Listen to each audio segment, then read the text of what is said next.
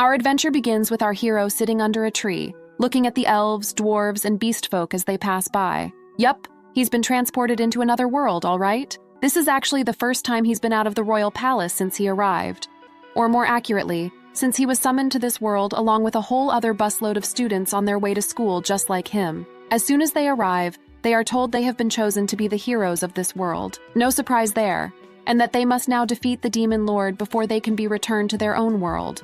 Of course, they will be paid as well. Our main character wants nothing to do with this. Why does he have to risk his life for people he doesn't know, or a world that has nothing to do with him? He tries to leave, so the guard gives him a hand, but another student stops them. Apparently, this student wearing glasses is Yamazo, the student council president at the school, while the girl beside him wearing a ponytail is the vice president, Takimoto. Now it's the turn for our hero to say his name, Nagisuma, probably not related to a certain cooking genius. Let's just call him Nagi from now on. Yamazo tries to convince Nagi to accept the king's proposal to become a hero and protector of this world, starting a long speech which only has Nagi grinning sheepishly and scratching his head. What is this? Some kind of recruitment for a job opening? Only black companies sound this desperate. Yamazo even grabs his hand and tells him there is nothing to fear. They have special skills, also known as cheat skills after all. However, Nagi's mind is already made up. He doesn't think he has any remarkable skills, and even if he does, he doesn't want to fight. Takimoto, who has been listening quietly, butts in with a karate chop to Nagi's neck, though she stops before actually hitting him, simply wanting to scold him for being rude to the student council president. Still, Nagi is sufficiently scared. Now he really doesn't want to team up with these other students. For a moment, it looks like Takimoto is going to punch him, but she doesn't, turning to Yamazo and telling him to just let Nagi go. Maybe she isn't so bad after all, saying that some people just can't see things your way, even if you're just trying to look out for them. Yamazo looks dejected, but he knows Takimoto is right. At least most of the students agree. They agree to become heroes. Now that Nagi has opted not to take the tedious hero route, he tries to think of what else he can do. Spend his days cooking outdoors, start a farm, build his own kingdom. He pulls up his inventory to see what the king has given him, which isn't much. If he wants to survive, he has to find his own way. Luckily, this city, the capital of the Linyadar kingdom, seems peaceful enough. With all the talk of the demon lord, he thought everything would be chaotic outside the palace. But that's not the case at all. Also, he's played a lot of video games with a fantasy setting, so he is not that surprised, but he's surprised by his surroundings. All he has to do is make the most of his skills, and he'll be fine. Checking his stats, he finds swordsmanship, hand-to-hand combat, analysis, language, smite, and cleaning on his skill list. Okay, maybe our hero can be a professional house cleaner and publish a book on how to clean in another world. As for his special skill, it simply says skill structure, which is something he's never heard of before. What exactly does it mean? Suddenly, he hears a voice calling his skill pretty interesting, and he quickly looks over his shoulder to see who took a peek at his screen without his permission. But there's no one there. The voice says it has no physical body, and Nagi notices that he's the only one who can hear it. So maybe it's a ghost using some kind of telepathy? At any rate, it seems polite, apologizing for startling Nagi. It seems to have been watching Nagi for quite a while now too, knowing that he came from the palace. It even knows that Nagi is an outsider, one of those people summoned from other worlds to fight the demon lord. Nagi tries to ignore the voice as he takes a walk around town, sampling the local food, asking how much lodgings cost, and even cheering up the crying daughter of a rather well-endowed demon lord. Nagi is a beast woman, but it follows him, offering unsolicited advice. It tells him that the pendant he is wearing around his neck, which is a gift from the king, is more than an accessory. Rather, it has something to do with his contract. To help Nagi better understand this, the voice tells him to take a peek inside a shop which sells skills. Apart from giving money, the customer has to seal the deal with the shopkeeper by making some sort of agreement, which is then recorded by a special medallion. Nagi's pendant is the same as this medallion. It makes sure that a contract is fulfilled by both sides. After all, contracts are apparently very important in this world, with the god of contracts punishing anyone who fails to uphold their end of a contract, cursing them with insomnia that gradually worsens and can even lead to death.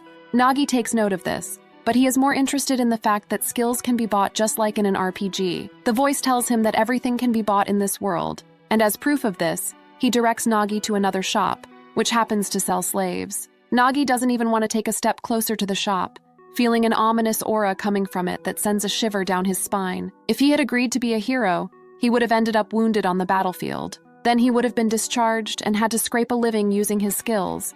And if he failed at that and ended up losing everything, he would have had no choice but to become a slave. Who knew a hero's life could be so grim? Then again, even if he bailed out of being a hero, he is still bound to the king in a contract, which means he cannot go home until the demon lord has been defeated. The voice speaks again, this time giving its name. Oh, so it has a name, which is Astarte, the collective consciousness of demon kind, and offering Nagi another contract. There is a girl it wants to save from the slave shop, a dark elf girl. Nagi, who doesn't seem at all bothered that he's been talking to demons all this time. Well, he didn't choose to be a hero after all. Asks why Astarte chose him, and Astarte answers that it has been watching him since he arrived, and after seeing how he helped the crying girl and confidently mingled with the locals regardless of their race, it has deemed him worthy. Of course, he will be compensated if he agrees. In exchange for saving the girl named Cecil, it will teach him everything about the world, serving as its guide, similar to that voiceover in a video game. Nagi enters the slave shop, and as soon as he sees Cecil, he is stunned. What a beautiful girl with mesmerizing eyes. He can see the sadness in those eyes, though, and judging by the state of her clothes, he can tell she has not been treated well. Why does Astarte want to save her again? Astarte explains that Cecil Farrat is actually the last surviving member of the demon race, disguised as a dark elf for her own safety, the future of demon kind. While she is not good in combat, which is how she ended up getting caught, she has a high aptitude for magic, which can make her an excellent companion. Furthermore, Astarte believes she and Nagi will make a good team because they are both outsiders in a sense. Besides, he is probably the only person in this world who doesn't discriminate against demons. Nagi does want to help Cecil. He can see how frightened she is as he approaches her, but as soon as he whispers in her ear that Astarte has told him to save her, her eyes grow wide. He doesn't know how he is supposed to save her, though. He doesn't have any money. Astarte doesn't have any either, and he has no means of acquiring money. No body, no possessions. But he says Nagi has. Maybe he can sell something, like one of his skills. Nagi looks at his skill set once more, studying the skills more closely. Can he sell any of these? Just on a whim, he activates his special skill. But like before, nothing happens. Or at least it looks like nothing is happening. But there is actually a new drop-down menu on his screen now, and when he taps it, he sees a list of his skills and their specific stats, which he can actually swap with the stats of the other skills to make a brand new skill. For example, he can turn his Smite skill, which only originally works on destroying buildings, to Monster Sweep, which can kill low-level monsters with any cleaning tool. It's just like cooking, where you can swap ingredients in order to make a whole new dish. Now, he understands what his special skill means. He has the power to rewrite skills, and he even discovered it without Astarte's help. So maybe he doesn't need Astarte after all. Then again, there is still much for him to learn about this world, so having something like his own AI assistant should help. Besides, he does think it will be interesting to team up with a demon. He returns to the room, to the slave shop, and tries to negotiate with the shopkeeper, offering to purchase Cecil with a skill instead of money. The shopkeeper hesitates, but he is intrigued by what Nagi has to offer, so he has the owner of the skill shop come over. The man places the skill Nagi made into a crystal ball and analyzes it, saying it is not only genuine, but quite interesting. In fact, he'd like to see Nagi demonstrate it. Luckily, the slave trader seems to have some slimes lying around, so using the skill, Nagi just picks up a broom and easily gets rid of them, something which seems to impress Cecil, but not the slave trader. It seems a demonstration is not enough. Nagi has to do a marketing speech too. He tells the slave trader that with this skill, he can save time and money, which is something everyone likes to hear. He can easily ward monsters off the road, which means his slaves will arrive at their destination in perfect condition, which in turn means he will get better prices for them. The trips will also be shorter, because not a second will be wasted on petty fights. He won't even have to hire a handful of guards to protect his wagons each time, or spend money on repairing weapons and treating wounds. After enumerating all of his product's good points, Nagi has one thing left to do. Tell the slave trader that if he doesn't buy this skill, he will sell it to someone else, and that helps him make up his mind. The contract is made, the deal is done. Cecil is now free, and as Nagi offers her his hand, she can't stop the tears of relief and gratitude from flowing down her cheeks. She can't believe she really has been saved. Now that Nagi has bought Cecil, the next order of business is to find a place for them both to stay. So, Nagi goes to the local inn to book 2 rooms. It seems against the rules for a slave to stay in a cellar, or a separate room though. In fact, most slaves stay in the stables while their owners are lodged at the inn. Nagi does not think of Cecil as his property, and he definitely cannot imagine leaving her at the stables. Maybe that's how slaves are treated in this world, but he just can't be that cruel. He asks for one large corner room instead, so that there is enough space for him and Cecil to sleep comfortably. The room booked, he continues to walk around town, this time with Cecil in tow. She has never been to this city before, so her gaze keeps wandering, her eyes growing wide at this and that. Indeed, she's filled with wonder, but at the same time she feels sad, wondering if she will ever belong with all these people. Nagi notices this and asks Cecil if she's okay. Maybe she is sad that Astarte left. Cecil says she is fine, having known for a while that Astarte would not be with her forever, and she tries to cheer up, gazing up at the lovely blue sky, which she hasn't seen in a while. Suddenly someone bumps into her, nearly knocking her off her feet. Nagi steadies her, placing an arm around her, which catches Cecil by surprise more than being bumped into. Then Nagi lets her go, apologizing with a grin for grabbing her suddenly.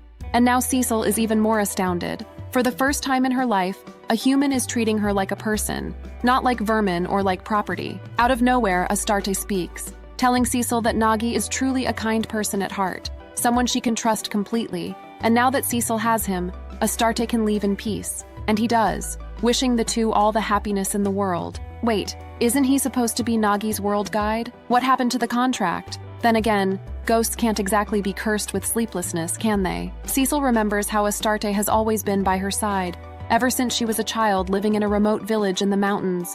Life was peaceful then, and it stayed that way for a while, up until the humans waged war against demonkind when her village was attacked. Everyone perished in the attack, all except her. Captured by soldiers, she was sold to a slave merchant, who brought her to this city in chains, and kept her in a dark cellar, where every day she dreaded being sold to a cruel master. Only Astarte's voice comforted her then, promising that he would find someone to free her and take care of her, and Cecil hoped, but she didn't really believe anyone would come to save her, which was why she was so surprised and happy when Nagi showed up. Even until now, Cecil still feels so grateful that she prostrates herself before Nagi, calling him master and promising to serve him well. But Nagi doesn't intend to treat Cecil as a slave, so he prefers it if she will not treat him as a master either. Finding a place to eat, he invites her to share a meal with him, but she refuses, still feeling uncomfortable in spite of Nagi's words. If he does not want her to treat him as her master, how should she treat him then? Suddenly her stomach growls, seemingly not caring about her troubles. Well, she is starving after all. Again, Nagi invites her to pull up a chair and eat with him, and this time she accepts. They enjoy the meal together, after which Nagi tells Cecil his simple goal, to earn some money and enjoy a peaceful, happy life, which is everyone's dream, really. To achieve this, Nagi wants to look for a high-paying job, or a job where he can earn money easily with his skills, or both.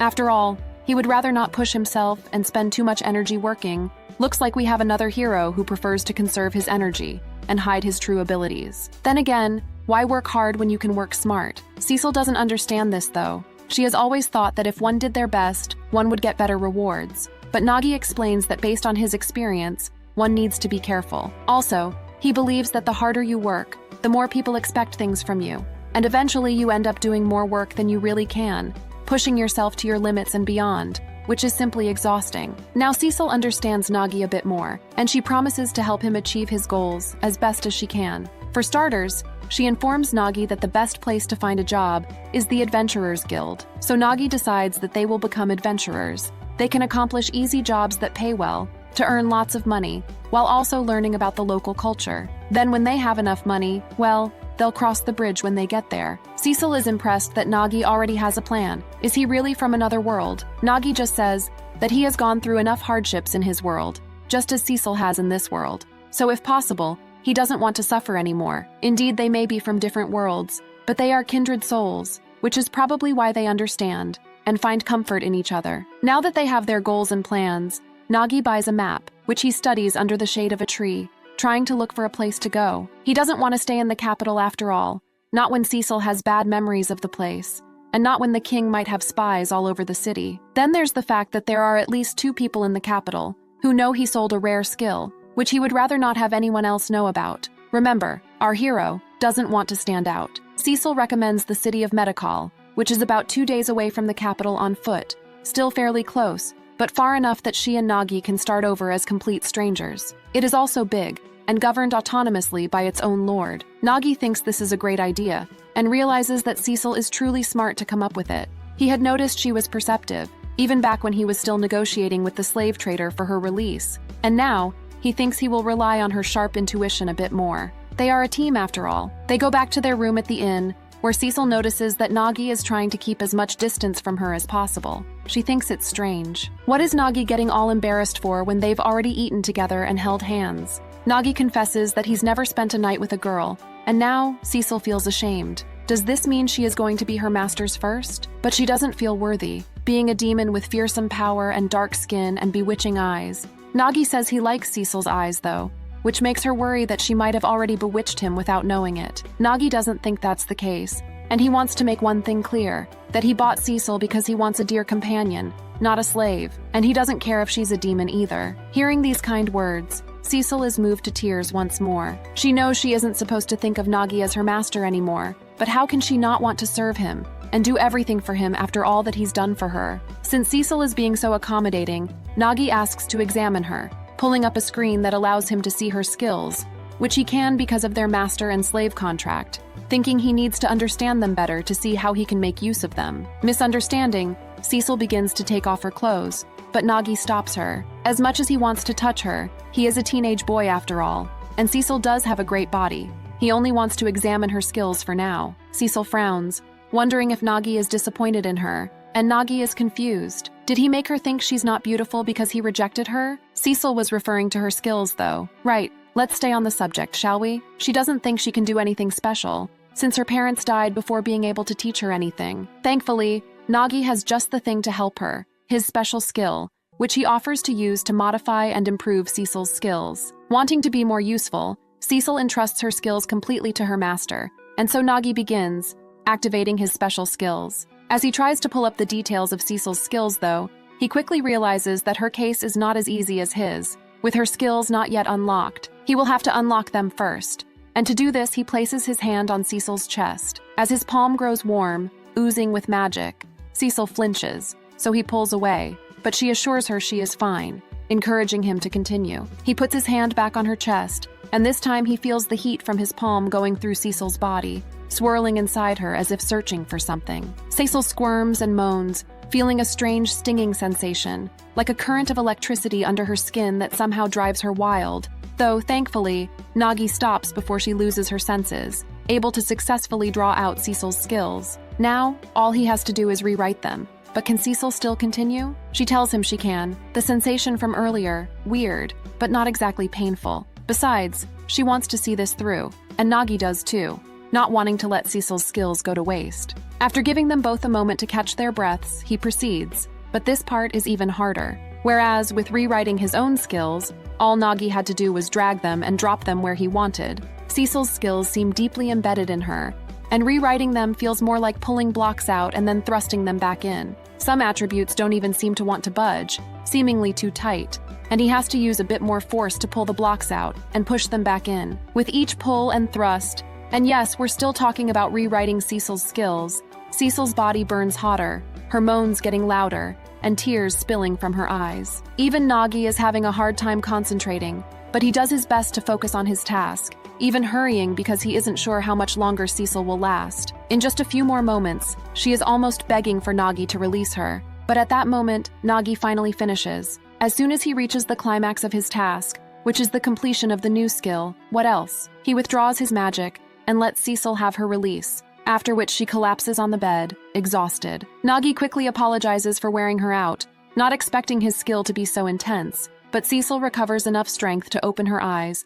and send him a smile, telling him she is all right, tired maybe, but happy. How about Nagi? Was he able to do what he wanted to? Looking at Cecil's skills, Nagi can see that he was able to create not just one, but two new skills. And not just rare skills, but ultra-rare skills at that. One of them allowing Cecil to use her ancient language to perform magic. Cecil is glad to hear this. As the last survivor of the demon race, she is happy that she can use her ancestors' language and their magic, which she had inside her all along. She is so happy, in fact, that she hugs Nagi tight, wrapping her arms around him from behind and taking him by surprise. He goes still, blushing as Cecil's breath tickles his skin. Wait, is she maybe telling him she's ready for even more excitement? In the next moment, Cecil collapses again though, and this time, it seems she has fallen asleep for good. Nagi can feel his exhaustion creeping in as well, and he lies down beside Cecil, too tired to still be embarrassed. Within seconds, he falls asleep, completely unaware of the danger that is coming. Indeed, hours later, at the break of dawn, a group of shady characters gather outside the inn, intent on nabbing Nagi while he is still asleep. Will our hero wake up just in time? Our hero is actually lost in a nightmare, dreaming of his parents who wanted nothing to do with him, and the employers at his part-time jobs who didn't care one whit about him. All of their words ringing in his head until a voice shouts for them to, which is when he wakes up. As he sits up with eyes barely open, the first thing he notices is the noise he hears outside the door, like rustling or muffled voices. Is someone out there in the hall? Is that where the voice in his dream came from, or from somewhere else? Upstairs? In the next room? It's not like he expected his room to be soundproofed after all. He's too sleepy to care, so he lies back down beside Cecil, who is still sleeping like a log, and he is about to fall back asleep when he hears a voice out in the hall again, clearer this time, urging the others to break down the door and rush in before Nagi has the chance to use a secret rare skill. What's our hero to do? Well, he certainly doesn't seem to panic like most people do in this situation. Rather, after letting out a deep sigh and placing a single chair against the door,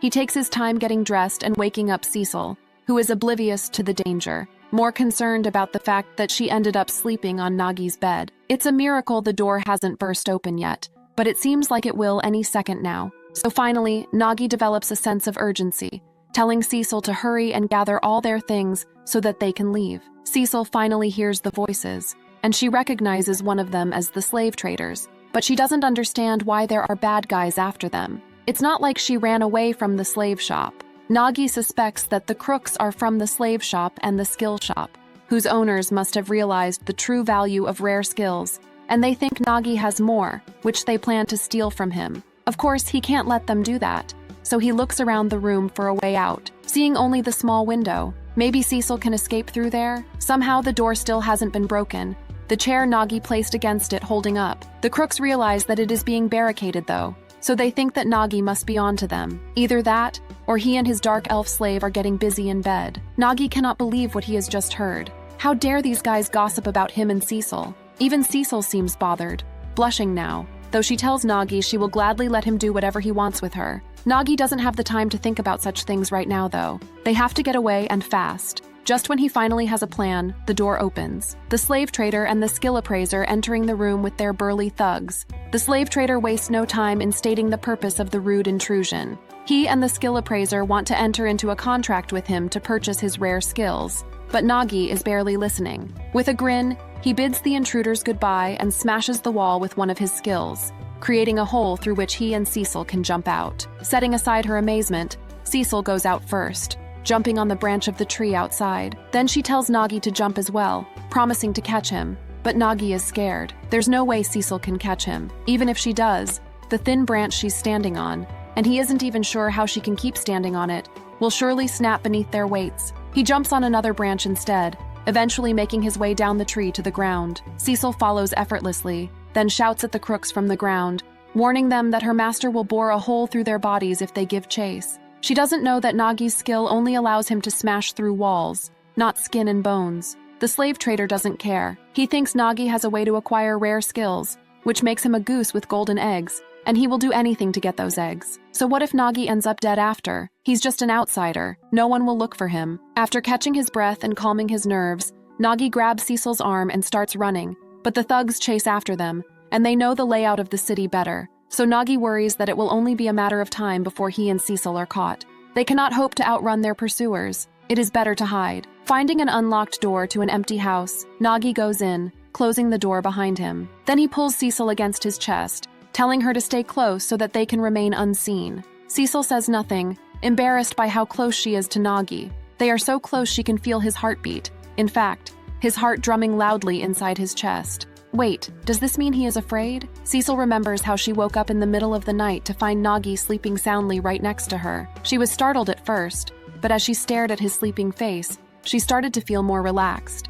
And when he started mumbling as if having a nightmare, she couldn't help but feel concerned. Maybe her master acts so cool in front of her, but she knows he has his own troubles. Astarta told her so. Still, he agreed to save her, and he has been taking care of her even if he knows she's a demon, even calling her his dear companion. She had given up on living, yet he gave her new hope, which is why she was so happy she could not help but kiss him. And now, she realizes she wants to give him everything. Pushing Nagi down on the floor, Cecil asks him if he finds her pleasing. And if so, if he doesn't mind doing things in bed with her like those crooks talked about. She herself doesn't. She thought she was fine with demonkind dying with her. But now, ever since meeting Nagi, she has been filled with hope for the future. So if possible, she would like to entrust that future and her demon bloodline to Nagi. Looking into his eyes, she strokes his cheek, her skin warm and her gaze filled with longing. Nagi can feel her curves pressed against him too, making him want to give in to her. But he suddenly hears the voices of the crooks coming closer, interrupting an intimate moment to their list of crimes,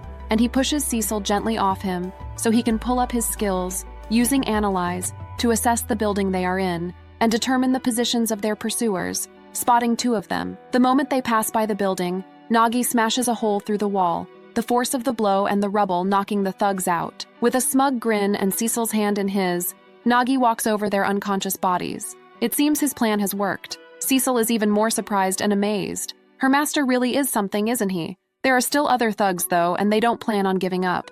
Well, the slave trader won't let them, so Nagi has to come up with another plan to shake them off. But what else can he do? This time, Cecil offers to get rid of the crooks with her magic. And though Nagi is reluctant because he doesn't want to stand out, he gives her permission to get them out of this mess. He tells her to only use a low-level spell, though, nothing fancy, and preferably with a short incantation. Cecil nods and starts chanting in the ancient demon language, going on and on. As the slave trader and his thugs come closer, Nagi starts to panic, carrying Cecil in his arms as he runs off. Didn't he say a short incantation? By that, he meant 1 or 2 lines, not an essay. It's too late for Cecil to stop now, though. With each line, she can feel the power of her ancestors growing inside, until finally she releases it, summoning the power of the sun to cast the spell of light, which covers nearly the entire neighborhood and blinds everyone but them. What a powerful flash indeed. And this is supposed to be a weak, low-level spell? Cecil smiles, thinking that it is all thanks to Nagi. By rewriting her skill and allowing her to use the ancient language, he made her spells more powerful. All they have to do now is wait for the city gates to open, and they're off to Medicall to start a new life together. Nagi and Cecil begin their journey to the next city on foot, but Nagi is still worried about their pursuers. Plus, he still isn't used to traveling in this new world. So when they see a caravan, he wonders if they can join in. Cecil thinks any caravan would be glad to have a capable fighter like Nagi in their company. Of course, that description applies to herself as well. Still, our hero wants to be cautious. First, he wants to know what kind of people are in the caravan. From the look of the crest on the first carriage, Cecil discerns that it belongs to the merchants backing the Adventurers Guild, which means the men guarding it must be adventurers. As for the second carriage, it is surrounded by priests, so Cecil says it must be from the Church of Atolma. For some reason, Nagi doesn't really have a good opinion of religion, but if the church is traveling with the Adventurers Guild, maybe it's an associate of the guild, so maybe it's not that bad. He asks Cecil if she knows more about the church, and Cecil answers that only humans are allowed in. However, the church has many healers, and those healers are allowed, even encouraged, to treat the sick and injured regardless of their race, since it is their goddess's commandment to help the weak. Nagi is impressed. He didn't think Cecil would know a lot because she lived most of her life in the mountains, but it seems he has underestimated her once again. Cecil doesn't think she's all that knowledgeable, though. She just knows what she overheard during her supply runs to towns and what Astarte taught her. Yup, thank Astarte again. Maybe this is what Astarte meant when he said Nagi would have a guide in exchange for saving Cecil, since he has already taught her everything he knows.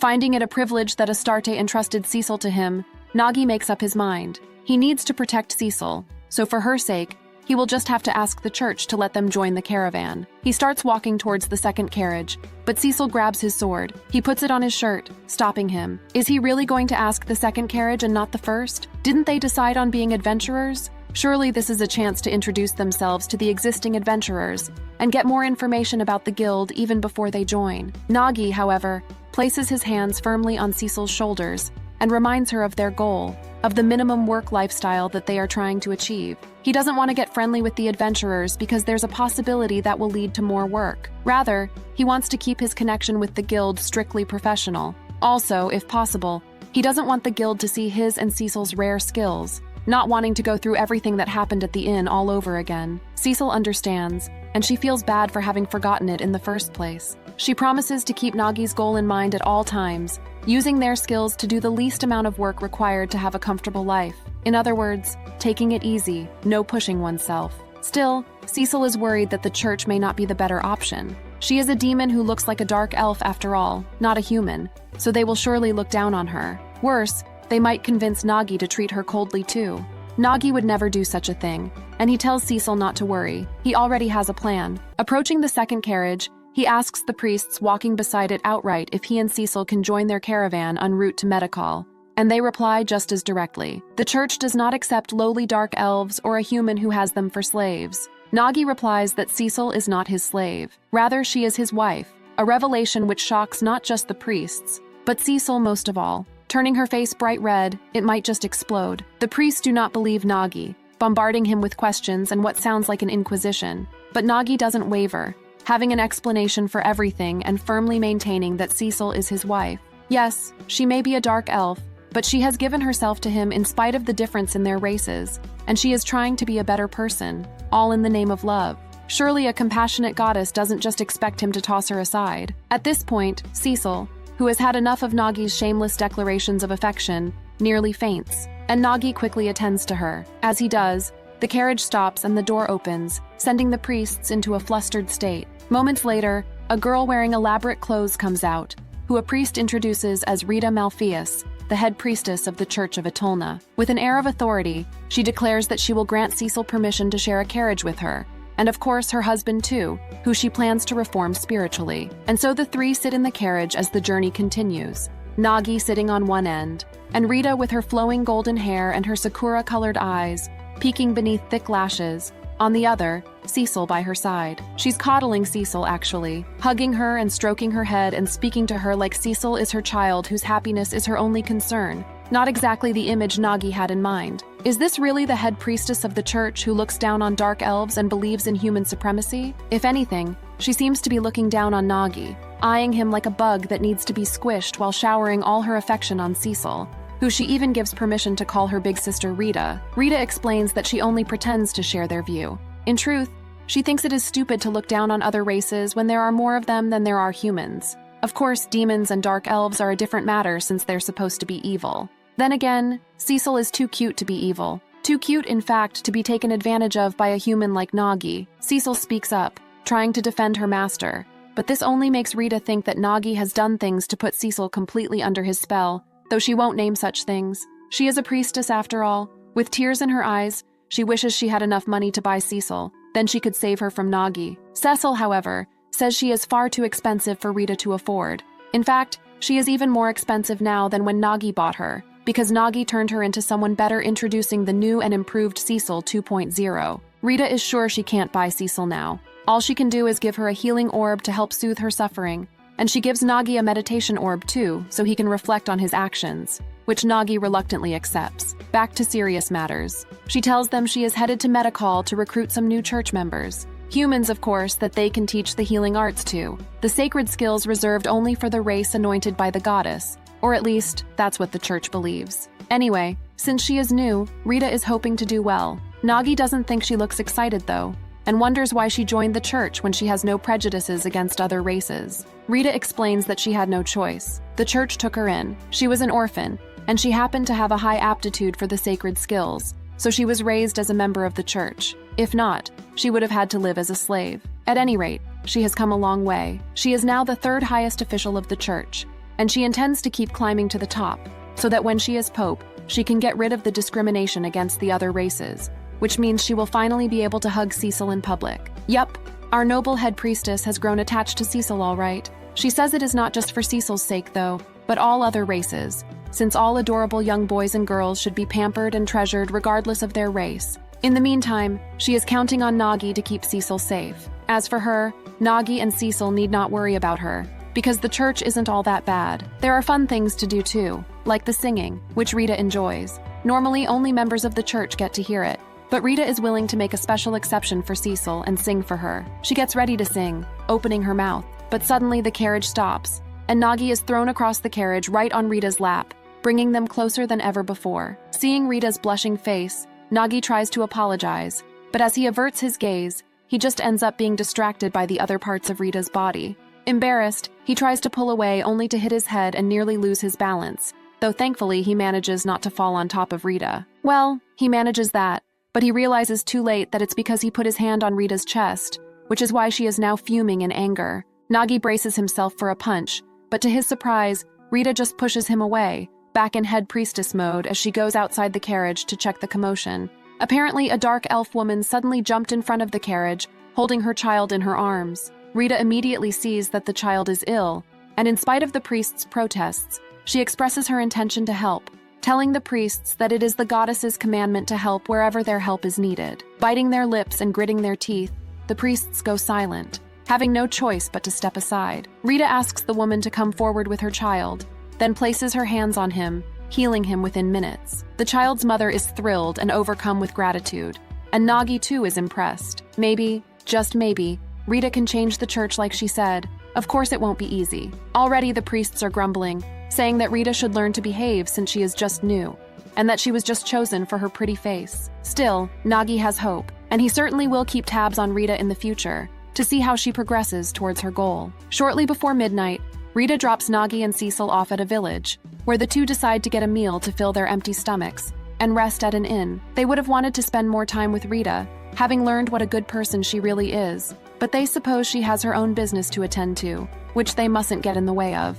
At least they were able to meet her, and they still have her gifts, such as the healing orb that Cecil is holding in her hands. She gives it to Nagi, telling him everything that belongs to her belongs to him too, the two of them sharing one mind and one body. In spite of everything, she still thinks of herself as Nagi's slave. Well, she is still wearing her collar after all. Speaking of slaves, Nagi wonders why Cecil quoted a higher price to Rita when Rita was proposing buying her. Doesn't she know that it is also the price of her freedom, which means if she gives a higher number, she will have to work longer to pay it off. Cecil explains that she factored in everything that Nagi has given her, including his kindness towards her, the fact that he has never discriminated against her, the new skills he gave her, and even the fact that he called her his wife. Remembering that last one, Nagi's face grows red. Maybe he was so brave earlier, but he is really embarrassed now, so he would rather forget about it. Besides, he only said that because he thought there was no other way they would be allowed in the carriage. Cecil doesn't mind it at all. Taking her master's hand, she talks to him about resonance,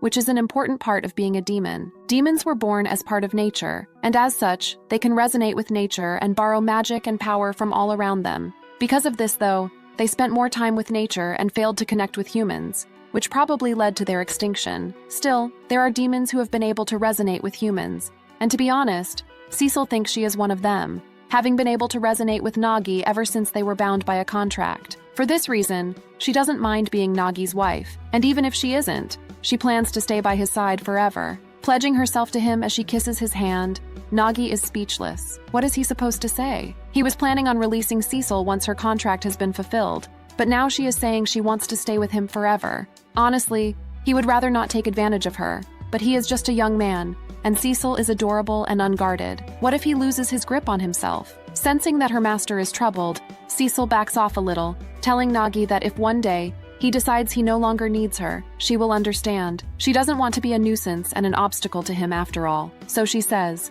but her eyes are brimming with tears, letting Nagi know that she would get extremely hurt if that ever happened, and he doesn't want to put her through that. He tells her he could never throw her away. How can he when she is his dearest companion who is now like family to him? Besides, she has been so helpful that he doesn't know what he would do without her. Hearing these words, Cecil's tears stop flowing, and she wipes them away before throwing herself at Nagi, hugging him with a joyous expression. Nagi strokes her head. Oh well, he'll just have to keep Cecil and hope he doesn't lose his mind around her. Good luck with that. The next day, after getting some sleep, they go down to eat, hoping that they can finally get a taste of the delicious fish from the lake that they have heard so much about. There doesn't seem to be any fish though, which sets some of the customers in a bad mood. The waitress explaining that the villagers have not been able to go near the lake to catch fish, so Nagi and Cecil have to settle for some meat, bread, and soup.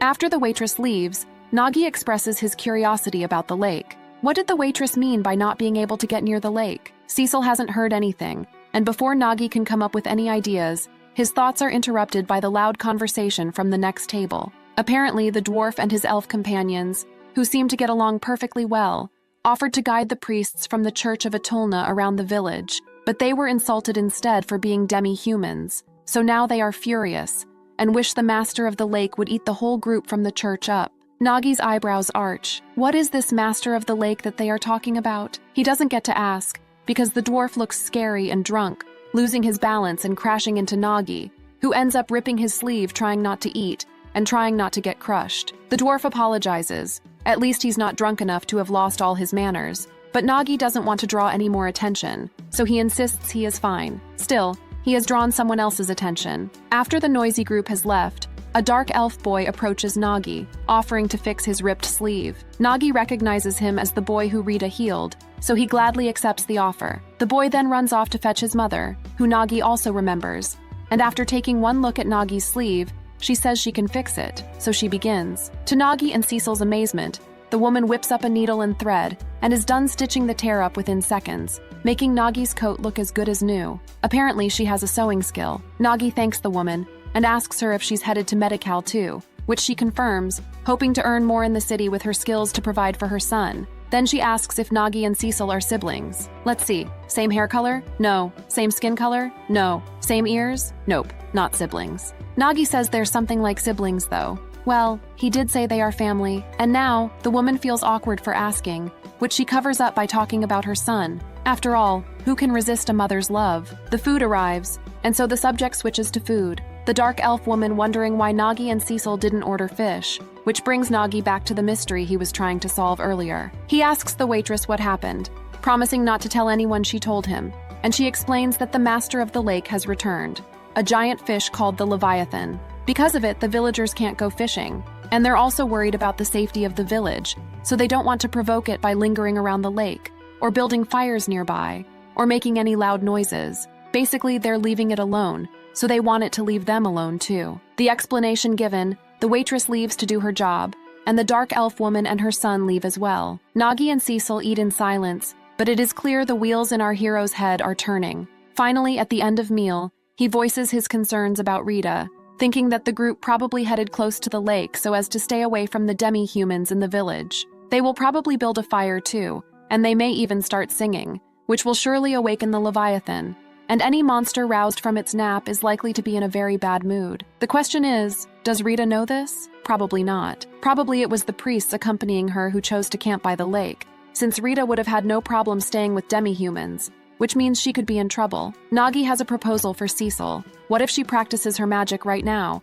preferably in a quiet place far from the village like the lake? Cecil can tell exactly what her master is planning, though he denies it. He's absolutely not trying to make sure Rita is all right, okay? If they run into her, it will just be a coincidence. Fine, but Cecil is still proud of him. How can anyone not want to serve such a kind master? By the time they get to the lake, though, they are too late. The monster has already awakened, trying to grip Rita with its slimy tentacles, which she is somehow managing to fight off with her magic, her fists, and even her feet, though she clearly has no chance of defeating the monster alone. So this is the Leviathan, an aquatic creature the size of a small whale with a very bad temper and a head full of regenerating tentacles, each one with a stinger on its head. It has a slimy tip that can inject a paralyzing venom, making its prey easier to catch and swallow whole. Cecil can't believe what she's seeing. Both the horrifying sight of the monster and Rita's brave efforts to keep it from sinking a stinger into her, both impressive in their own right, but now is not the time to be staring. After saying hi to Rita to let her know they are there, and she would have said hi back if she wasn't so busy trying to dodge 100 slime-covered tentacles, the very stuff of a young woman's nightmares, Nagi tells Cecil to begin practicing her magic, maybe a spell that can allow Rita to escape. Rita, however, hears this, and says she isn't going anywhere without her subordinates who are lying on the ground and in the carriage, stung while trying to get away. What kind of a head priestess would she be if she left the priest under her to be devoured by a monster? Saving a whole group of people sounds like too much work for our hero, but since Rita is asking, and relatively nicely, he can't exactly say no. He doesn't just want to go through with it, though. Our hero is cautious, remember? But not overly cautious and just slightly overpowered. So he asks Cecil to give him some time to talk to Rita by restraining the monster for a bit. Cecil understands and obeys. As she tries to hold the Leviathan back with a rain of fire arrows,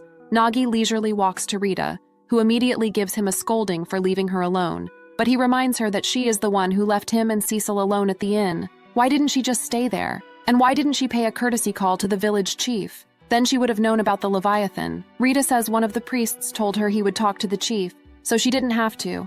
And she just assumed that he did. She didn't have to. She didn't want to cause any more trouble after all. Nagi sighs. It seems he has no choice but to help out, but he isn't going to do it for free. He tells Rita he will do it for 20,000 arsha, which is already a fairly low price. And Rita agrees, saying that if she fails to pay, he can just take her as his slave. Then she takes out her medallion to seal the contract. Done. Nagi turns to Cecil, telling her to release her next spell when he gives the signal. In the meantime, he has to come up with a new spell to defeat the Leviathan. As Cecil chants, he pulls up his screen and gets to work, thinking it should be fine since only Rita is around to see what he's doing. Quickly, he writes a new spell. Then he gets into action, drawing his sword and telling Rita to stand aside. Seeing the tentacle that she has just cut lying on the ground, he stabs it with his sword, which Rita finds strange. What exactly is Nagi doing? Nagi just tells Rita to watch, and as she does, her eyes grow wide. The tentacle that she just cut off has come back to life and is now growing more tentacles of its own? How is this going to help?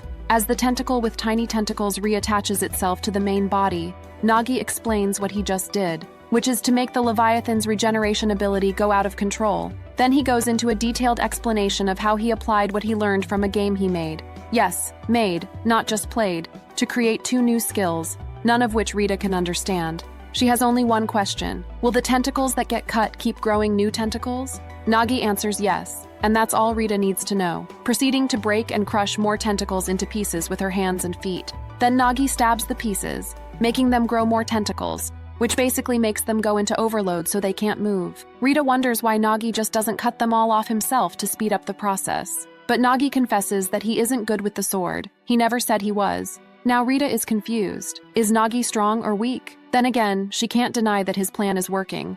And she can see that Cecil is busy getting ready to do something, so she will just have to trust Nagi. Well, she doesn't have a choice really, since she already made a contract with him. She continues what she was doing, breaking down the tentacles so Nagi can stab them. One of the tentacles aims for Nagi though, creeping up on him from behind. Thankfully, Rita is able to cut it before it stings Nagi. But Nagi is still startled, falling off his feet and making Rita frown. Seriously? Is he some kind of newbie? Nagi is more worried about Rita. Didn't the monster stinger get her? But then, he notices that Rita is enveloped in a golden glow, which Rita says is the skill of divine protection she worked hard to level up. A skill that protects her from injury and even status effects like poison and paralysis. That's one amazing shield, all right. No wonder Rita managed to stay safe until now. And here, Nagi thought the church only had boring people. Like many girls in manga, Rita doesn't know how to take compliments. So she grabs the front of Nagi's shirt instead, glaring at him, only to have her annoyance dissipate as she gets a closer look at his face. So she lets him go and walks away,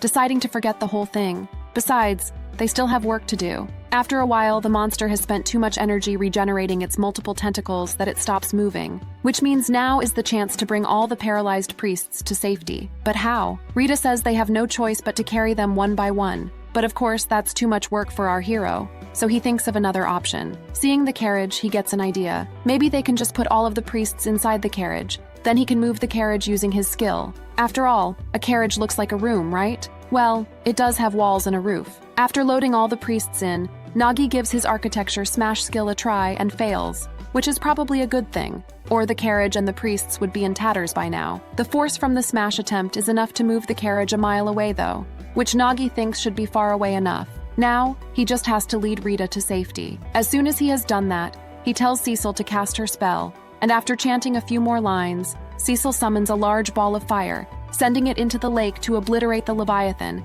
and create a huge splash literally and figuratively. As the drops of water from the lake fall like rain, soaking Nagi and Rita, Rita complains, but Nagi just stares at the lake in awe. Well, he is more amazed by Cecil really, thinking that her magic is truly incredible. No wonder demons are feared. As he looks at the ground, a shiny scale catches his eye, and he picks it up, wondering what he can use it for. Just as he puts it away, Cecil appears, walking, well, more like wobbling towards him like a zombie having used too much magic. As soon as she reaches Nagi, she collapses in fact, and Nagi carries her in his arms. It's okay, she can rest now. Their job here is done after all. At least he thinks so until he hears Rita's voice. Right, he still has her to take care of. Rita lets out a chunk of scolding, almost as long as Cecil's chanting, basically reprimanding Nagi for using her magic, for using weird skills, and for letting Cecil use a massive amount of magic to cast a dangerous spell. Who are they really? Nagi just says he is from a strange, distant country, which is actually true, then quickly changes the subject to Rita, suggesting that she leave the church. Yes, she made it out alive and unharmed this time, but what about next time when her subordinates still refuse to listen to her? Why not just use her excellent fighting skills to be an adventurer and live a more carefree life? Rita isn't really open to this idea though, having lived as a member of the church for so long and finally becoming head priest. Suddenly remembering her position, She thanks Nagi for saving her subordinates, promising to pay the promised reward so she doesn't end up as his slave. Though it seems being his slave isn't all that bad seeing how much he cares for Cecil.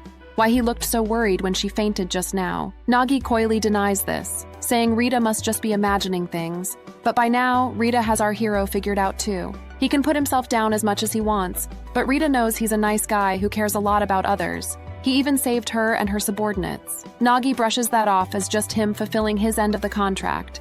And as for being here near the lake, it's just a coincidence. Nothing more. Yeah, right. Rita doesn't believe it either, but she lets the matter go. It's enough that she knows Nagi is a good person. Good enough to be her subordinate in case she becomes Pope, actually. She asks him if he would like to work for her then, and he agrees. Who knows, maybe together they can make this world just a little bit better. But he'll let Rita take all the credit, of course. They part ways, Nagi and Cecil returning to the inn, where no grand welcome or lively chatter awaits them. Apparently no one has heard of what happened at the lake just yet. Maybe the village is farther from the lake than we thought.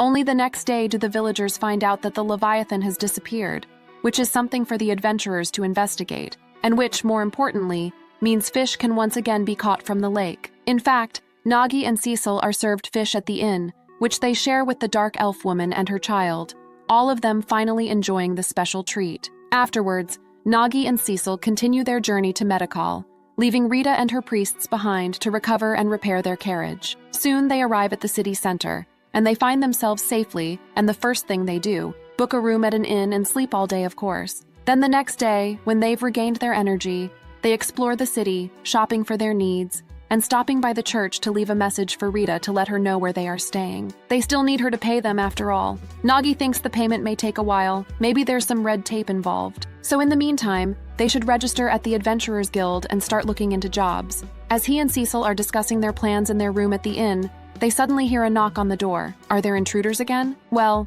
intruders don't really knock, do they? Nope, this time it's a friendly face, though a troubled one. Rita, who tells them she just got expelled from the church. Our hero's eyes grow wide. A head priestess expelled from the church? He wants to know why, and so do we, but he gets distracted by the glimpse of leather around Rita's neck.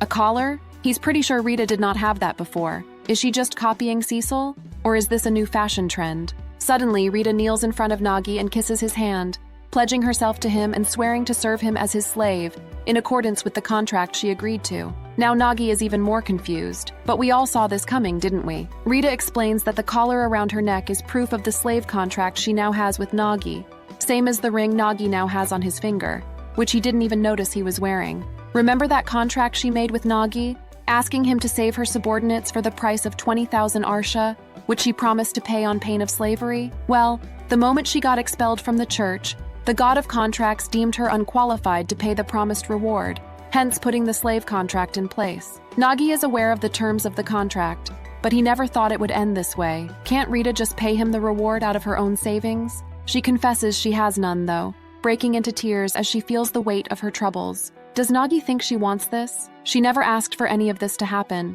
She told the church everything that happened and tried her best to convince them that if not for Nagi and Cecil, she and her subordinates would not be alive. So it is only right that they pay the reward, but they refused, blaming the whole incident on her, which they say is a punishment for her. She says she is a punishment from the goddess because she let a dark elf ride in the carriage with her. Nagi sighs. He was right in thinking the church was bad after all. How could they blame everything on Rita and even expel her? Rita says that isn't the only reason, but before she can tell Nagi the whole story, he interrupts, pointing out that Rita didn't actually tell the church everything. Because if she had told them about the slavery clause of the contract, wouldn't they have paid rather than see their head priestess become a slave? He also says he isn't rich enough to take care of 2 slaves, which maybe isn't the nicest thing to say, but she is stupid and leaves, the sound of her angry footsteps gradually diminishing out in the hall. Now that they are alone again, Nagi decides to continue making plans for tomorrow, acting as if nothing happened. But Cecil doesn't think it's right. Shouldn't he go after Rita? Doesn't he care about her? He knows how hard her situation was as the head priestess.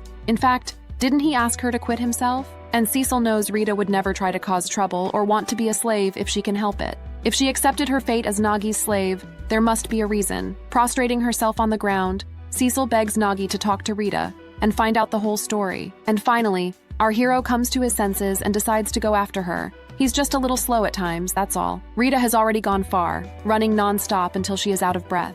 Sitting under a tree, she laments her circumstances. She had hoped Nagi would be able to help her, but maybe she shouldn't have hoped too much. This is all her fault, really, so she should just try to get by on her own. But how? She is too deep in her thoughts. She doesn't notice that someone is about to grab her. Will Nagi be able to save her before it is too late? Nagi and Cecil are still running in the streets, Cecil leading the way. As Nagi follows her, he reflects on his actions, realizing he was too harsh with Rita. He does care about her. He just honestly wasn't sure he could take care of 2 slaves. But if he did the right thing, why does he feel so guilty now? Finally, they catch up to Rita, but they realize that someone is with her, so they keep quiet and listen. That someone looks like a bishop, and right now, he has Rita's wrist in his hand, refusing to let go, even though she clearly wants him to, telling her he is still worried about her, even though she has been expelled from the church. Rita doesn't believe it, and when she hears this, and when he tries to touch her face, she slaps his hand away. How dare he act like he cares about her when he was the one who sealed her holy powers?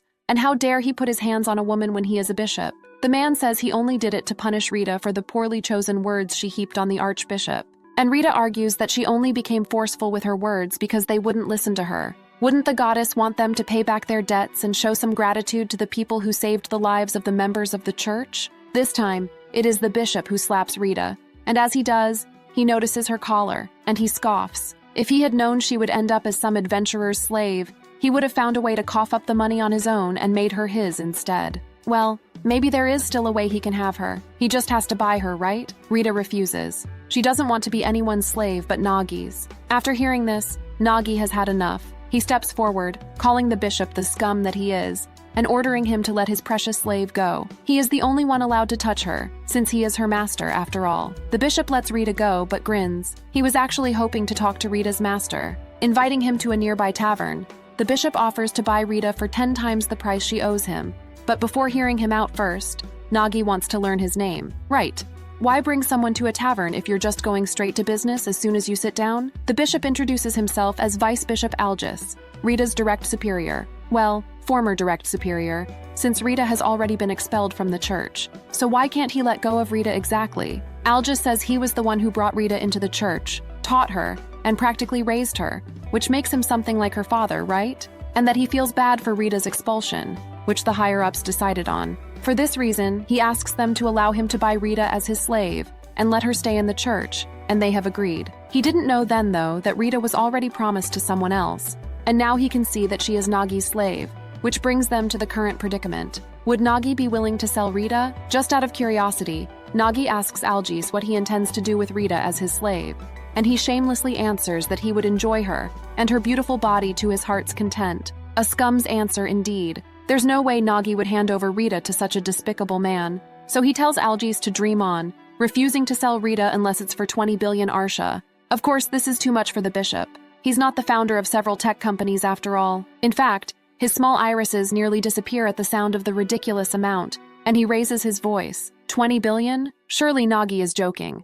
There's no slave worth that much. Nagi tells him, however, that Rita is at least that valuable, and that he will make her even better and stronger, surpassing his imagination, so that next time he can't even lay a finger on her. Then he turns to Rita, placing his hand on her shoulder, and she kneels before him, a sign that she is trusting him to whatever he wants with her. The bishop tries to interrupt, but Cecil keeps him at bay. There is no way she, a slave who is worth much more than Rita, will let anyone disrupt a sacred ritual between her master and his new slave. In fact, Algis should not dare to take a step forward, for she is a dark elf who will punish everyone who dares go against her master. Now Cecil really looks at Rita, and looks and sounds like a demon. In front of everyone in the tavern, Nagi asks Rita if she acknowledges her worth of 20 billion arsha, and if she would gladly give herself to him until this amount has been paid, then says a bunch of things that sound like wedding vows, to which Rita answers, "I do much to the bishop's despair. The new contract is made, the deal done. There's nothing the church can do about it now, for what the god of contracts has bound together,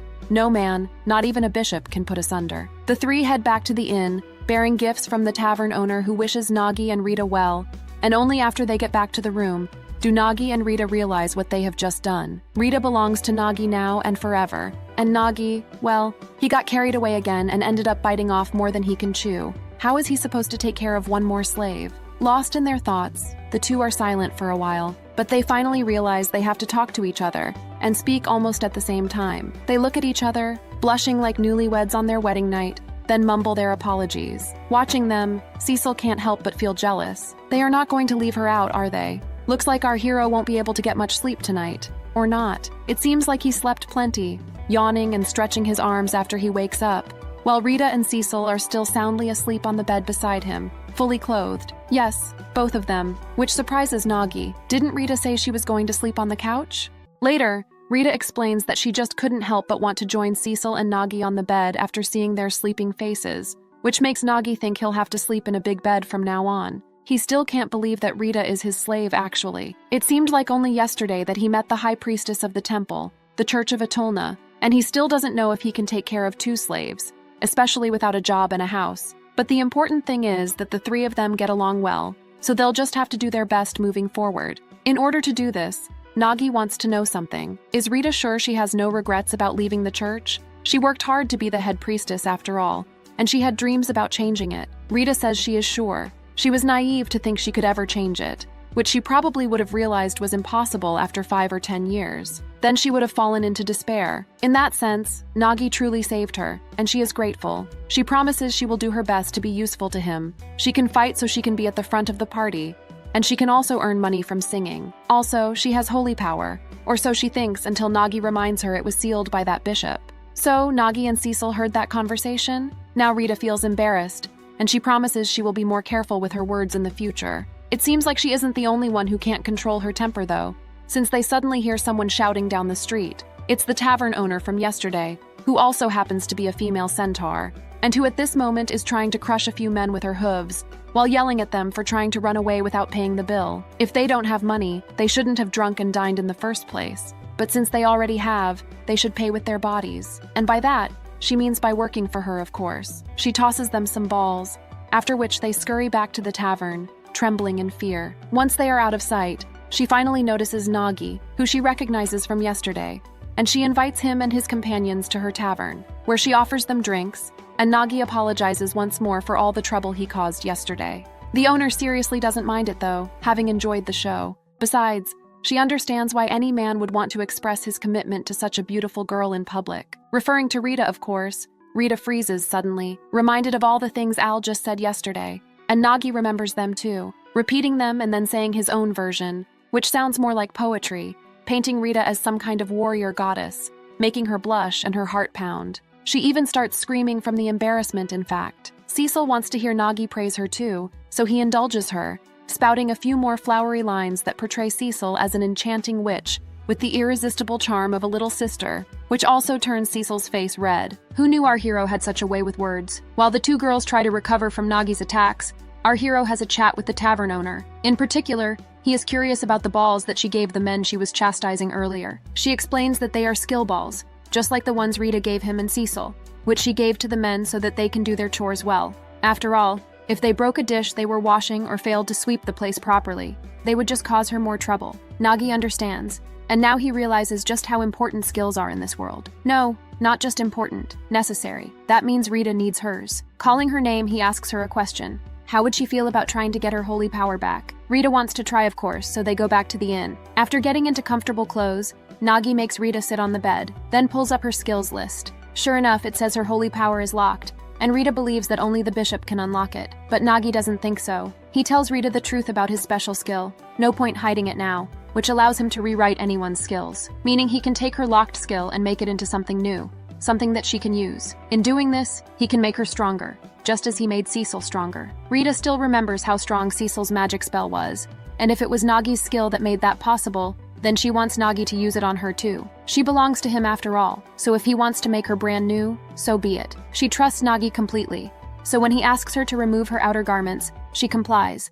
But it is Nagi who starts to feel embarrassed and reluctant. He's not taking advantage of Rita, right? Rita senses his hesitation and moves closer to him, telling him he can do whatever he wants. And drawing a deep breath, he begins, placing his hand on Rita's chest and activating his skill. Yup, here we go again. As soon as he does, Rita feels a jolt of warmth inside her, taking her by surprise, but she tells Nagi to keep going, and he does, pouring his magic into her as he tries to get a firm grasp on her skills. Once he does, he starts swapping the attributes around, remaking her sealed skill completely. And while he is doing this, Rita starts trembling and squirming, feeling Nagi's power flowing through her veins and heating up every part of her. It almost feels like she's going to explode.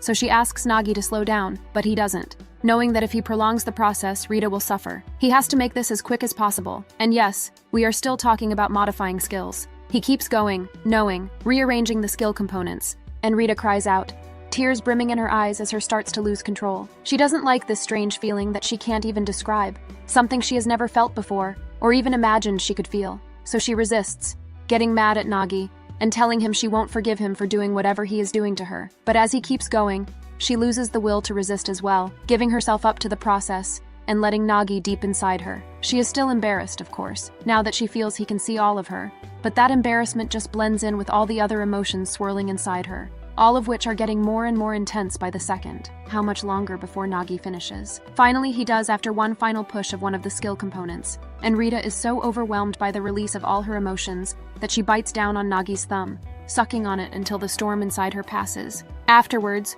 she passes out, and Nagi examines the new skills he's made as if nothing just happened. Maybe he's used to it by now since it's his second time. He takes a look at his own skills too, and notices that his special skill has leveled up. Well, he has acquired more XP after all. Does this mean he can do more things with skills now? His thoughts are disrupted by the sound of Rita groaning in pain as she sits on the bed, which alarms him and Cecil. What is going on? Rita doesn't know either. All she knows is that something is changing inside her, moving inside her, and soon it comes out, which leaves Cecil and Nagi dumbfounded. Rita has fox ears and a fox tail now? That's a brand new Rita, all right. Well, actually, it's Rita's true form that she was hoping Nagi and Cecil wouldn't have to see. They don't seem to mind, though. Surprised, definitely, but not at all disappointed. Cecil is even curious to find out how a fox girl's ears feel like, seemingly softer than her own pointed ones. Still, Rita is embarrassed and hides under a blanket, somehow convinced that she looks like some kind of anomaly. Otherwise, why would her parents abandon her? It sounds like Rita has a story to tell. So, Nagi sends Cecil to fetch 3 cups of tea. By the time Cecil returns, Rita has calmed down a bit, and he offers her some tea, the 3 of them sipping from their cups in silence, until Rita is ready to drink. The 2 of them are about to share her tale. Rita says that she grew up with her family and her tribe of beast folk in the mountains, but one day she woke up and her whole family was gone. She looked everywhere for them, but they were nowhere to be found, which led her to only one conclusion. They must have left her, probably because of her holy powers, which made her different from all the other beast folk. Normally, only humans possess holy powers, but Rita had them so she could shift between a human form and the form of a beast girl with fox ears and a tail. Unfortunately, among beast folk, hierarchy is usually determined by the size and shape of one's ears and tail, so since Rita could make hers disappear, she was not only deemed odd, but an omen of misfortune shunned by everyone in the tribe, and her family must have eventually grown tired of trying to protect her too. Now, Nagi understands why Rita seems to detest her fox form, but he actually thinks it's amazing that Rita is a hybrid,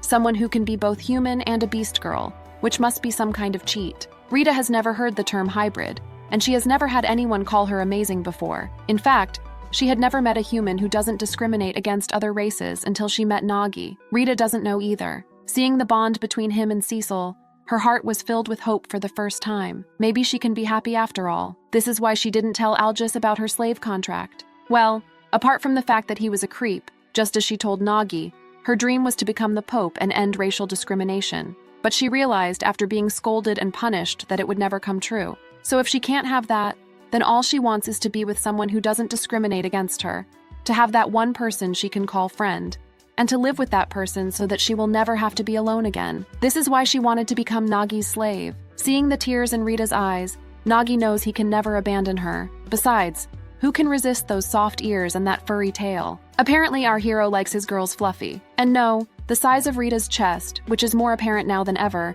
has nothing to do with his preference. Anyway, he has a secret to tell Rita too. Cecil is actually a demon. Yup, one of those powerful creatures humanity fears so much. And he's an outsider, someone who was summoned from another world, which makes them all essentially in the same boat of people who don't fit into society. Rita is so glad she has found others like her that she can't help but cry tears of joy. But she still thinks Nagi should punish her for hiding her true identity from him, so she wants him to do whatever he wants with her. Anything. Nagi doesn't really feel a need to punish Rita, but since she is insisting, there is something he wants to do, something he can't hold back any longer. He wants to touch Rita's ears and tail. Yup, our hero has a weakness for fluff, all right.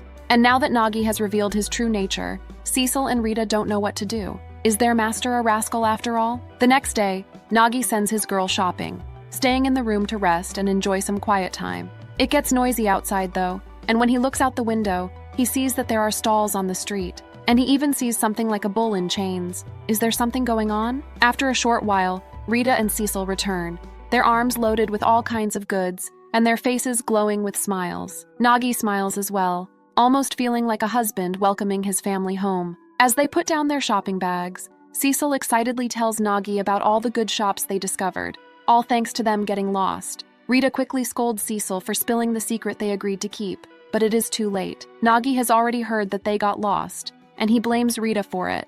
After all, aren't beast folk supposed to have a good sense of direction? Blushing in embarrassment, Rita says it isn't her fault. How is she supposed to use her sense of smell when there are too many scents in the air? Or use her keen ears when the city is so noisy? Even if she's been to this city before, she doesn't remember where everything is. Nagi lets it go, asking instead what's going on outside. Is there some kind of festival? Rita replies that she heard there's going to be a parade. Apparently, the king's alchemist successfully tamed a monster who then sold it to a noble to help him clear dungeons. And that noble is showing off his latest pet. It's a Minotauros, a creature with the body of a human, and the hooves, head, and horns of a bull. Well, this one only has one horn, the other probably having gotten lost in a fight. Nagi is more concerned about the taming process than the monster. Can a monster really be tamed? Is there some kind of skill involved? Neither Rita nor Cecil know. But Cecil is sure of one thing. Right now, she's getting a bad feeling. Indeed, she's sensing some dark magic coming from the Minotauro's collar, and it can't be good. As Nagi looks out the window, the monster suddenly goes into a rage, roaring as he takes off his collar. As the people run away, the soldiers do their best to subdue the monster, but to no avail. This raging bull is on a rampage. At least Nagi, Cecil, and Rita are inside a building, so Nagi thinks they should be safe. That is, until he hears footsteps outside, getting louder and louder. And when he looks out the window again, he sees the monster headed straight for the inn. Is this monster targeting them somehow? Cecil says it must be her fault, thinking that whoever put a collar on the Minotauros must have strong magic. And since she has strong magic too, it must have mistaken her for its worst enemy. So now it's after her. She offers to draw the monster away so that Nagi and Rita can escape, but the two are already making a plan of their own. They'll try to stop the monster, and in the meantime, Cecil should run away and hide somewhere where it won't find her. After all, she is precious to them, and they don't want some Minotauros getting its hands on her. Besides, how can they forgive this monster for daring to ruin their precious time together, just when they thought they could finally relax? Of course, there's no way Cecil will leave her master and Rita behind, so the three decide to work together. First, they get out of the inn, and as soon as they get the monster's attention, they draw it into an alley, then into another. This way they can lead it away from the crowd, and also buy time until the guards and the adventurers arrive. After a few minutes, they run into a problem though, into a cart blocking their way to be precise. Worried that the monster will catch up to them while they are jumping over the cart, Nagi asks Rita if she can stall the monster. Just stall, not kill, and he doesn't have to ask twice. Ready to protect her master at all costs, Rita activates the new skill Nagi made for her, landing a powerful punch right in the Minotauros' stomach. In the meantime, Nagi uses his skill to not just jump over the cart, but to propel himself and Cecil up the sides of the two buildings. Noticing this, the monster who has now recovered from Rita's punch looks up, but Rita doesn't even let it have any thoughts about getting its hands on Cecil, quickly unleashing a series of kicks and punches that leave it lying on the ground. Is it even still alive? Who would have thought Rita would get this much stronger from just a few skill tweaks? Nagi and Cecil rejoin Rita, Cecil giving Rita a big hug. Nagi is glad that she is fine as well, but they can celebrate later. For now, they should get away before anyone sees them and realizes what they really are. A trio of insanely broken characters. For the next few days, the three lie low at the inn, taking the time to rest as they wait for things to calm down. They've been so busy after all, fighting the Leviathan, dealing with the Vice Bishop, and then having to fight another monster. That last battle still fresh in Nagi's mind. He really didn't expect Rita to be that strong. If he had tweaked her skills before, maybe she would have even managed to kill the Leviathan on her own. Anyway, now the storm has passed, and they have finally applied to the Adventurers Guild like they planned. Maybe now they can get their first job. They need it. They need the funds after all.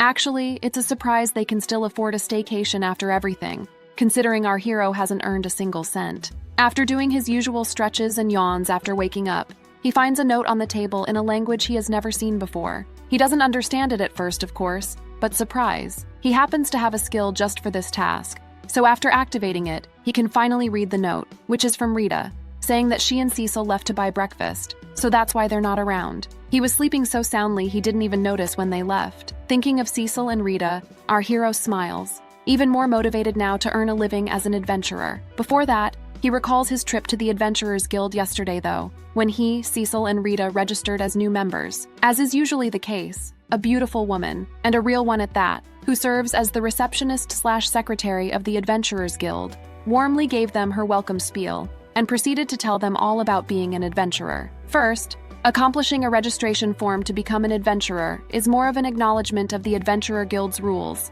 and a pledge to comply, not a contract. So there are no severe penalties. This way, adventurers can be free to complete their jobs in the best way they can. Even so, violation of the guild rules can still lead to prosecution, and in the worst case, expulsion. Second, the Adventurer Guild respects data privacy, which means they do not ask for or record any personal information, or even an adventurer's skills. Thanks to this, Nagi is able to register Cecil as a dark elf, and Rita as a human, both individually and not as his slaves. Third, registering as an adventurer means you can now get good deals from business establishments connected to the guild. Finally, there are actually 2 adventurers' guilds in Metacall, which our pretty receptionist should probably have led with. The Nobles Guild and the Commoners Guild. Pretty self-explanatory, really. Jobs that the nobles cannot handle are usually passed down to the commoners. After all, the guild's main goal is to make sure every job is completed by the right adventurer, without dying, of course. This, she said with a smile on her face and Nagi's hand in hers, her face so close to his that he had to step back. What's this? Did our guild receptionist fall in love with our hero at first sight? Nagi finds himself thinking of her, wondering if she's okay, but his thoughts are interrupted by Cecil and Rita's return, carrying bags of food as usual. Nagi welcomes them home and suggests that they review their skills after they eat before going back to the guild to find their first job. Nagi goes first, Rita's ears popping off and perking up as she pays close attention. It seems he is now level 2, though his skills are still level 1. His special skill is now level 2 as well, as mentioned previously, which means he can exchange skill attributes with his slaves to create even stronger and rarer skills. He doesn't really feel much of a difference though, and he even tested out some things on Rita apparently, but didn't discover anything. Well, our hero is ordinary but overpowered in his own way, which sounds like a potential title for another isekai. Next, it's Cecil's turn. She is also level 2, and apparently has been downgraded from wife to a little sister after Rita's appearance. Most of her skills are still level 1 as well, but one of them, animal empathy, is at level 3. Maybe that explains her closeness to Rita. Her special skill, magical aptitude, is also now level 3, which means she can cast stronger spells, something that Cecil is very happy to hear. Rita has a question. Where exactly does Cecil's magic come from? Is it part of her skill, or does she gather it from somewhere else? Cecil is the one who answers, believing both to be true. Using her skill, she can draw out her own magic, and also the magic around her to cast her spell. But if there's not enough, she can faint, which can make her vulnerable in battle. It's a good thing Nagi and Rita are there to protect her then. Finally, we come to Rita. Not surprisingly, she is level 3 with most of her skills at level 4, including her special skill, which is martial arts aptitude. No wonder she was able to defeat that Minotauros with just a few blows. Rita gives all the credit back to Nagi though. It was he who gave her the skill to concentrate her holy power in certain parts of her body, so all she did was concentrate it in her hands and in her legs, which made her faster and stronger. Nagi's eyes grow wide. It's all because of him? Well, we already know our hero is slow to get a grasp on some things. Anyway, it seems that he has created not just 1 but 2 overpowered characters, so this party of 3 is ready to go on their first adventure. They head to the guild, but to their surprise, there's only 1 job on the board, all the rest having been taken down. A quest for a magic sword. It seems a famed magic sword has appeared in a dungeon, and the adventurers, the commoners that is, are being asked to clear it, probably so that the nobles can go in and take the sword for themselves. But who knows? Nagi, Cecil, and Rita might be able to get it before them, if they accept the quest. That is, should they? Before we find out the answer, we're taking a break from the story to enjoy the White Knot Festival, which is held every 5 years, and, incidentally, was being held the day after Nagi and Cecil arrived at Metacall, which is where we travel back to. Supposedly, the festival celebrates the bond between a master and a slave, so naturally, Nagi and Cecil become interested. Nagi asks the innkeeper, a robust woman with goat ears and horns, for more details, and she tells him that the festival is related to the god of contracts and is designed to show appreciation for one's slaves. Since he is interested, she gives him the instructions for the ritual he must follow, which should strengthen his bond with his slave. First, He must promise not to use his ring the entire day,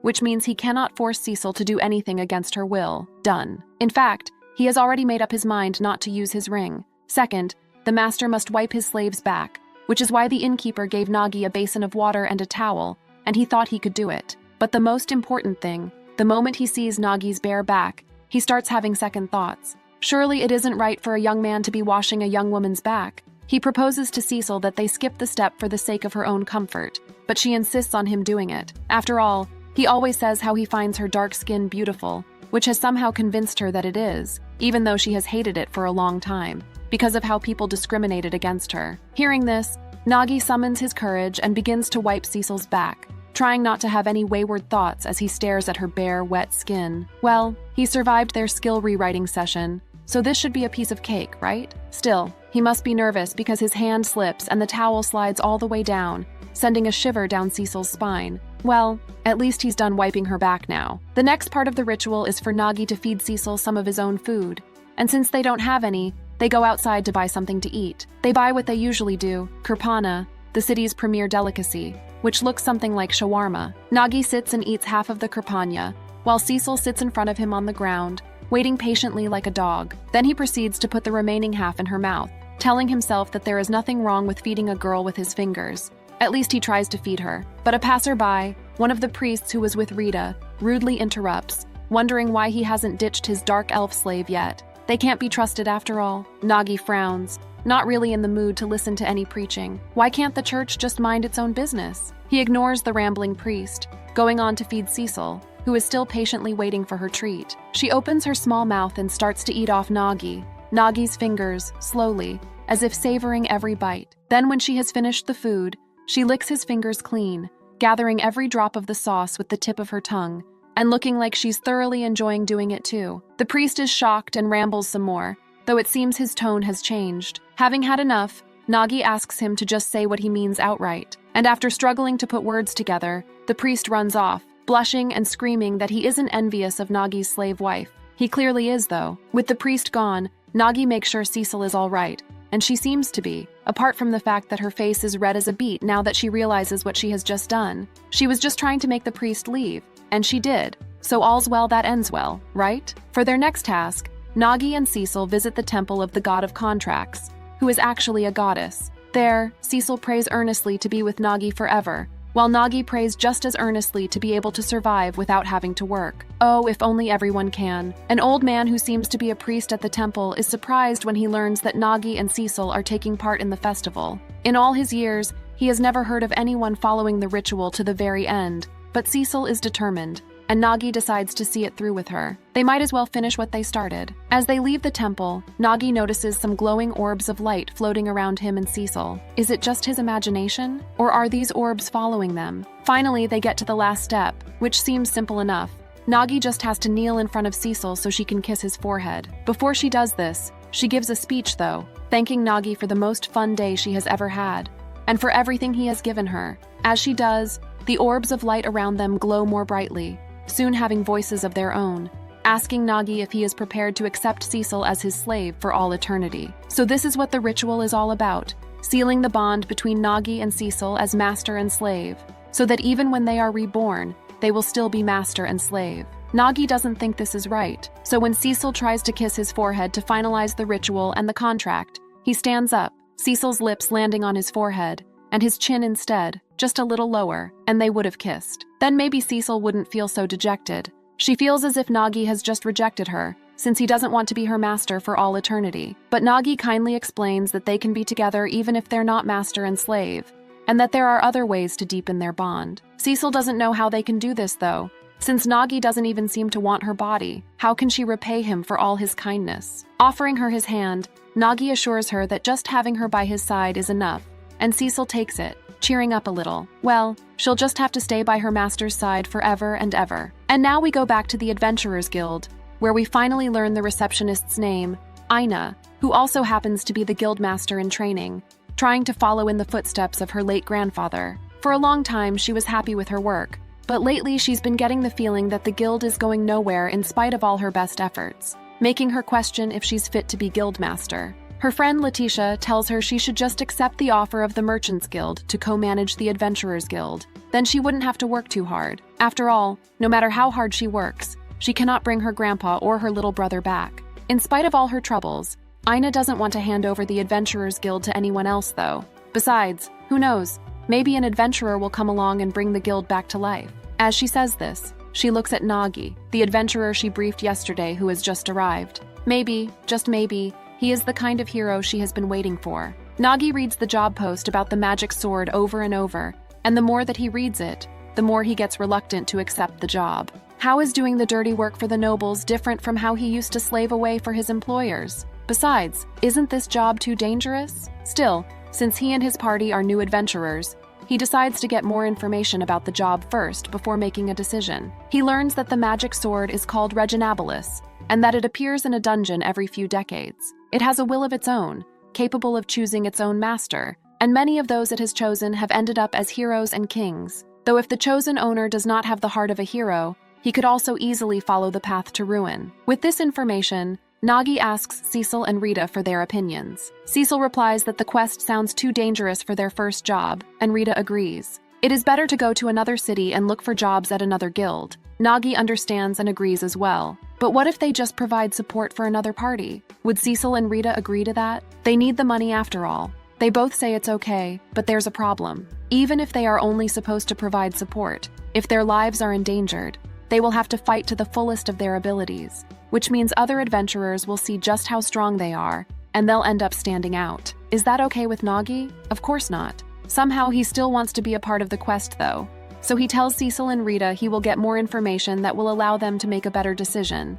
In the meantime, they can go to the next city and see what jobs are available there. Cecil and Rita seem happy to take the trip, leaving their master behind, not sure if that's the best decision. Nagi stays at the guild, waiting for a chance to talk to the receptionist again. A dwarf, who also happens to be a more experienced adventurer, notices him and starts chatting, which is good because now Nagi can get more information. The dwarf tells him all about the relationship between the Nobles Guild and the Commoners Guild, which has turned sour and exploitative in the past 4 years. Before, the two guilds got along just fine, but after the previous guild master, Ain's grandfather died, and Ina took over. The Nobles Guild started taking advantage of the Commoners Guild. They knew Ina wouldn't be able to do anything. This is why the Commoners Guild has to do something instead. If they can get the magic sword and prove that they are strong, then Ina would be in a better position to negotiate with the Nobles Guild. Then maybe the two would get along and be able to work together again. Now, Nagi has a clearer picture of what's going on, and he understands why the magic sword quest is a big deal. But does he really want to get involved? The receptionist is finally free, so Nagi approaches her, asking her if she has any more details about the magic sword quest. Ina recognizes Ina. Nagi, of course, she does, and invites him to her office. There, she properly introduces herself with a smile and tells him he can ask her anything. But after learning about who she really is, Nagi has an urge to leave. Surely he shouldn't waste the time of someone so important. To his surprise, Ina pulls him into her arms, which is precisely why Rita and Cecil shouldn't have left him. Then she pats him on the head, telling him not to worry about his first quest since she, his big sister, is here to help. In fact, he should just rest easy. Nagi can't, though, tensing up now that his face has been buried in a woman's chest, which Ina eventually realizes. She lets him go, apologizing profusely. Then they decide to set the whole incident aside and have a serious chat. Nagi expresses his concerns about the quest being too dangerous, wondering if there are any other quests he can take on. And Ina tells him there are, taking out the list from the drawer of her desk. It's just that everyone seems to be interested in the magic sword, that's all. In fact, most of the adventurers are already in the dungeon, which means the guild doesn't have enough people for the other jobs. If Nagi and his party could handle them, Ina would greatly appreciate it. Nagi goes over the list, mumbling in amazement. He really can pick which jobs he wants to do, and he even gets paid in advance, plus all the expenses are covered? Surely there must be some kind of catch. Ina assures him there isn't, considering it her duty to provide accurate information to all the adventurers so that they can safely do their jobs. And somehow, Nagi believes her. He is impressed by her, actually, thinking she is the reason why adventurers like the dwarf he spoke to are willing to do their best for the guild. He still can't think of her as an older sister, though. He is ready to leave, but Ina is still too worried about him to let him go, making Nagi wonder if he looks so unreliable. Well, he can't say he isn't, since he can't do anything by himself, having to rely on his slaves. Maybe he really is no good. Sensing his troubled mind, Aina offers Nagi her lap for him to put his head on, thinking maybe a nap will help put him at ease. She can clean his ears too. Much to her disappointment, though, Nagi refuses. The only thing he is willing to accept from her is the map she offers him, as well as records of the local monsters and certain folklore, which he can make copies of. Oh, and one more thing, a skill orb for cleaning the gutter around the building, which apparently guild members do weekly. Now, Nagi is all set for his life as an adventurer, and Aina has to go do her other tasks too. Being a guild master, even if it is only in training, is hard work after all. For their first quest, Nagi, Rita, and Cecil choose to exterminate giant bats living in an abandoned mansion. There is estimated to be a dozen of them, their appearance similar to the bats Nagi has seen before, but each one the size of a dog. As soon as they arrive at the mansion, they put their plan into action, Nagi using his skill first to break the window, then Cecil casting a spell of light to wake the bats up and flush them out. Afterwards, Rita can just take them out one by one, which she can do even with her eyes closed. Only one bat comes out though, so the three of them go inside, only to find the dead bats on the floor. It seems Cecil's magic was strong enough to take them all out. Nagi feels sorry for the bats, and in line with his old habits, says a prayer for them. He's glad the job is done though. Instead of just leaving, they decide to search the mansion, remembering that they are allowed to keep anything they want, but everything is just covered in dust. And after an hour of searching, they still don't find anything of value. Rita is starting to feel tired too, but Cecil doesn't want to give up just yet. She can sense some magic in this house, so there must be something. Using her magic detection skill, Cecil scans the mansion, then leads the way to the spot where she feels the magic is coming from, the wall under the staircase. Nagi gives it a push, but it doesn't budge like it does in games or movies, so maybe they should try another way. Remembering that the mansion is very old, Nagi wonders if the wall or door may be voice-activated, but in the ancient language. He asks Cecil if she knows how to speak the language outside of chanting a spell, and she says she's learned a few words. She goes on to say them, describing how wonderful Nagi's hands are, which he doesn't understand, of course, then stops when suddenly a magical circle appears on the wall. Just as Nagi thought, there is a seal on the wall, one made with magic in the ancient language that only demons speak, which means the previous owner of this mansion was a demon just like Cecil. Rita asked how he knew it was sealed, and he explained that they hadn't found this until now, which means that the seal itself should react to something other than magic power. When they went inside, it was a whole demon secret room. Rita then asked why did he think of ancient language. He thought it had to be something that other parties didn't have, and they did. First, there was the possibility that it was because he was a visitor from another world, the possibility that Rita was a beast girl who could use holy power, and the possibility that Cecil was a demon who could use magic through ancient language and chanting. If they exclude him and Rita because they were too unique, the theory about Cecil remained the most likely. The girls thought he was a strange person while he was thinking about how amazing the demonkind's skill was. He asked if she could read the writing on the wall, but she could only understand a few words. Suddenly, Cecil wanted to leave there. Nagi stated that they had finally found some clues about demonkind, and if there was anything she should receive it. Cecil explained that she was scared because she didn't know any demons other than her parents and Astarte, and the mage that lived there scared her to find out about what a demon was thinking. Her parents believed in the demonkind teachings passed down from the times of old, for example. Demonkind does not bear a grudge toward the race of men that have driven it to extinction.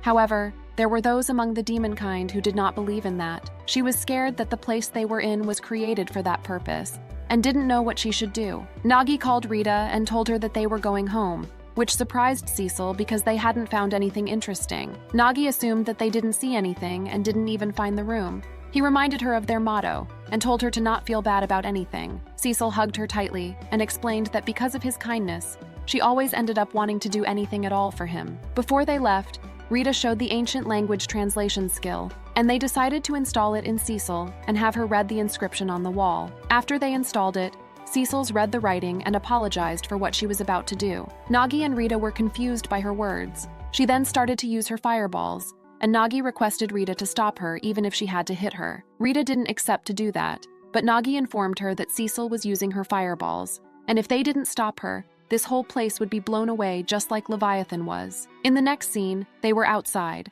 and Cecil explained that the demon who lived there wrote that he had summoned the magic sword to the dungeon. She then asked him to command her. As a demon, her transmitted memory was very strong. Once she knew that other demons think in this way, it wouldn't be strange for her to one day unconsciously bare her fangs as a demon. A command under the master-slave contract was absolute. she wouldn't be able to hide anything. Nagi hesitated to do what she wanted because it was something that he never wanted to use. Rita interrupted and told him to give his command even though she hates commands or whatnot. If she awakens to Demonkind's mission and wants to seize the magic sword and rule the world, he can do something about it. And that was how much Cecil trusted him. Nagi eventually accepted and gave his command to Cecil and told her to speak about her true desires. Unlike something dangerous, all she wanted was Nagi's babies. She wanted 2 boy babies from him. Nagi and Rita agreed to act like they didn't hear any of this. When Cecil woke up, she asked what she said, and Nagi told her that she wanted to have a family, and there wasn't anything about humans. They then entered the sealed room in order to verify the demon's inheritance. They had to fight a defense statue called Guardian, but because Cecil's magic and Rita's strikes had no effect, it was too bothersome, so they decided to leave it alone. Thus, their first quest was completed. They went against 13 giant bats and came away without a scratch,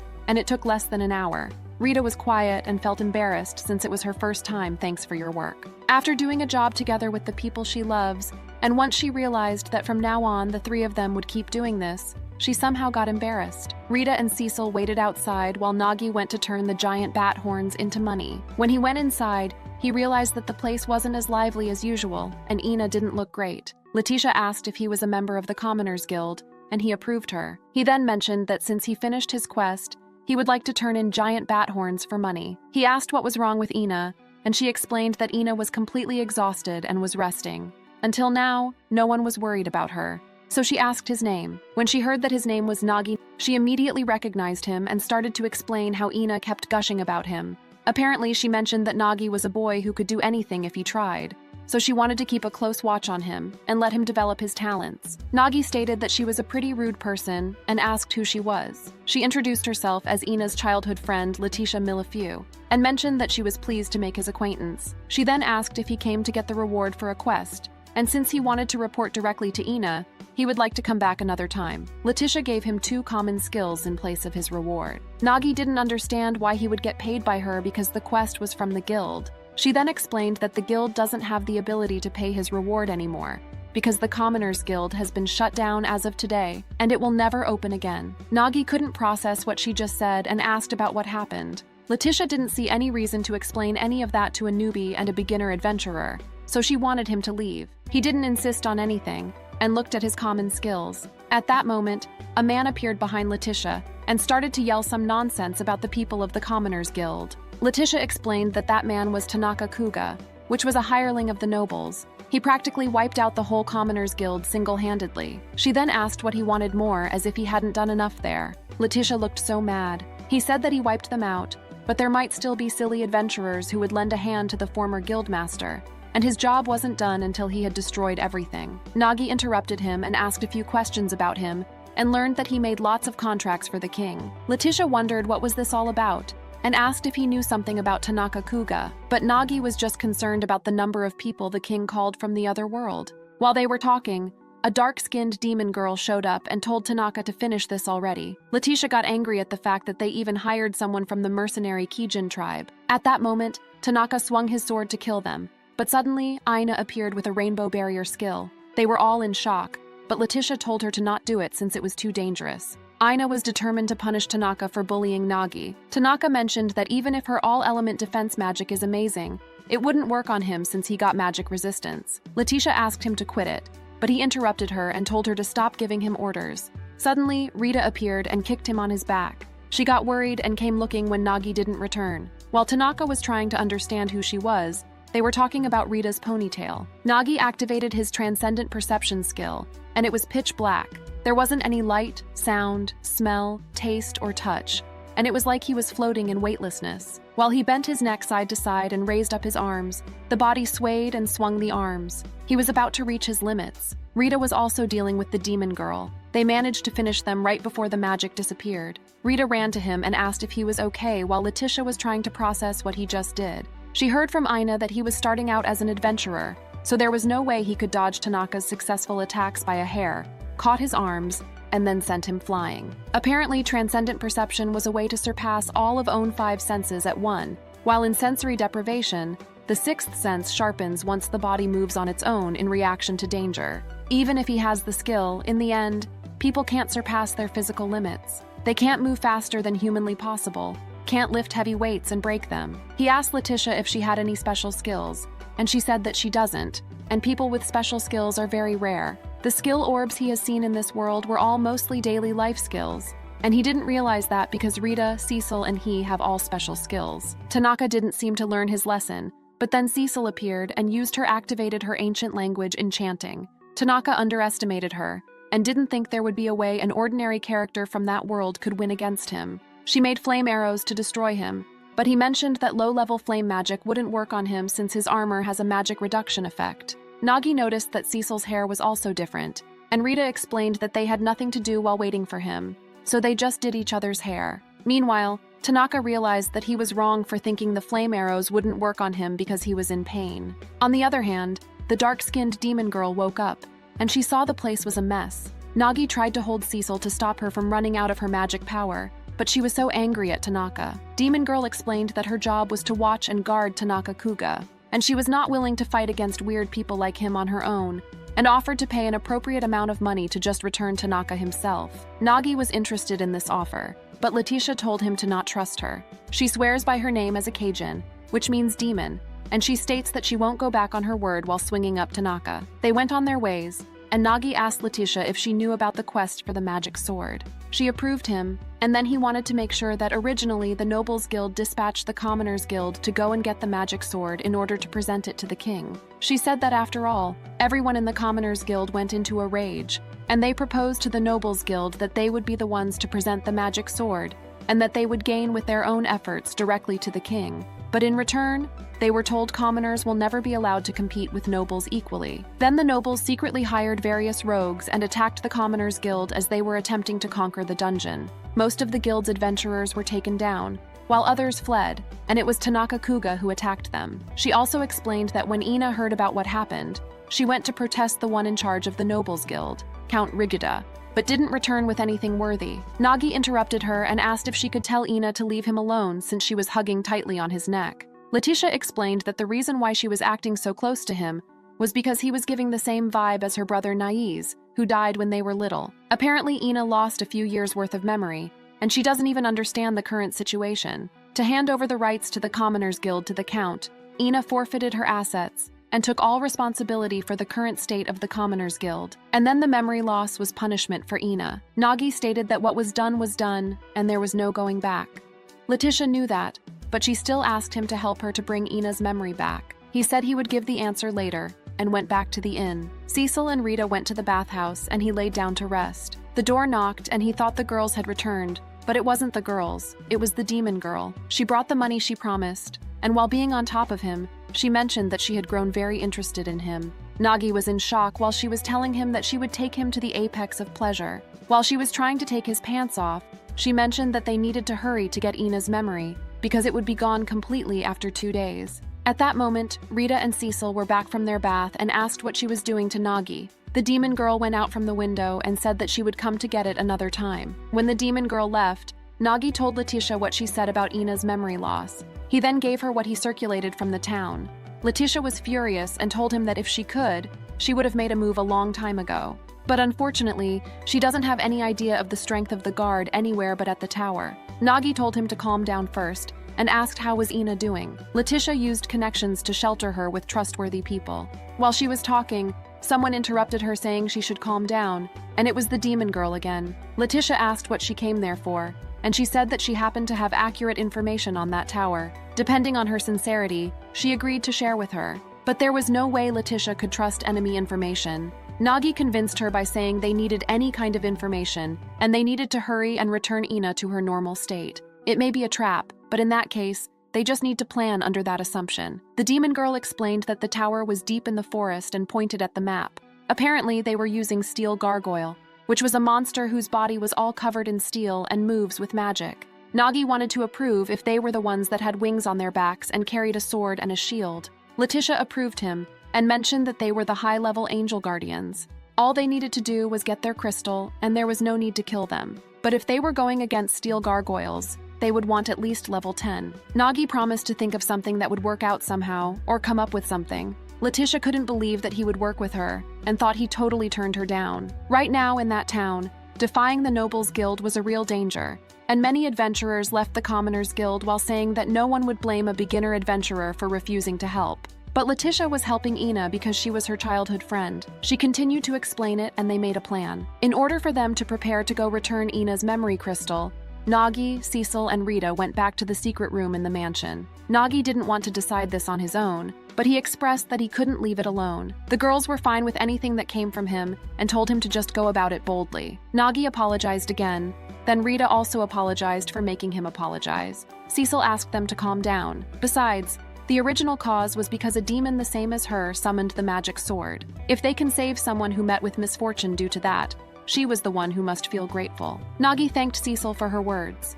Cecil then explained that in order for them to defeat steel gargoyles, they needed to create skills to match the job, which was why they were there. That place was abundant in magic power, so even if Nagi used his skill structure, there wouldn't be much expenditure of magic. They can also test the skills they created. When Rita asked who would start first, Nagi mentioned that previously he messed around with Rita using his skill structure. Rita was definitely traumatized by that incident. Nagi explained that when he used the level 2 skill structure on Rita, after both skills were displayed, there was still an empty space to display one more skill. He offered to try it with the 3 of them, and if it doesn't work out, he would just do each of them separately. Cecil knew more than any of them about the magic power, so he left it to her to decide how the 3 of them would be connected, and she decided to get into the stream. While the room was filled with magic power, it was most concentrated in that stream, so since they will be doing it there, they can completely eliminate magic power consumption. Nagi asked about what the blindfold was for, and she explained that in order to transmit more magic power,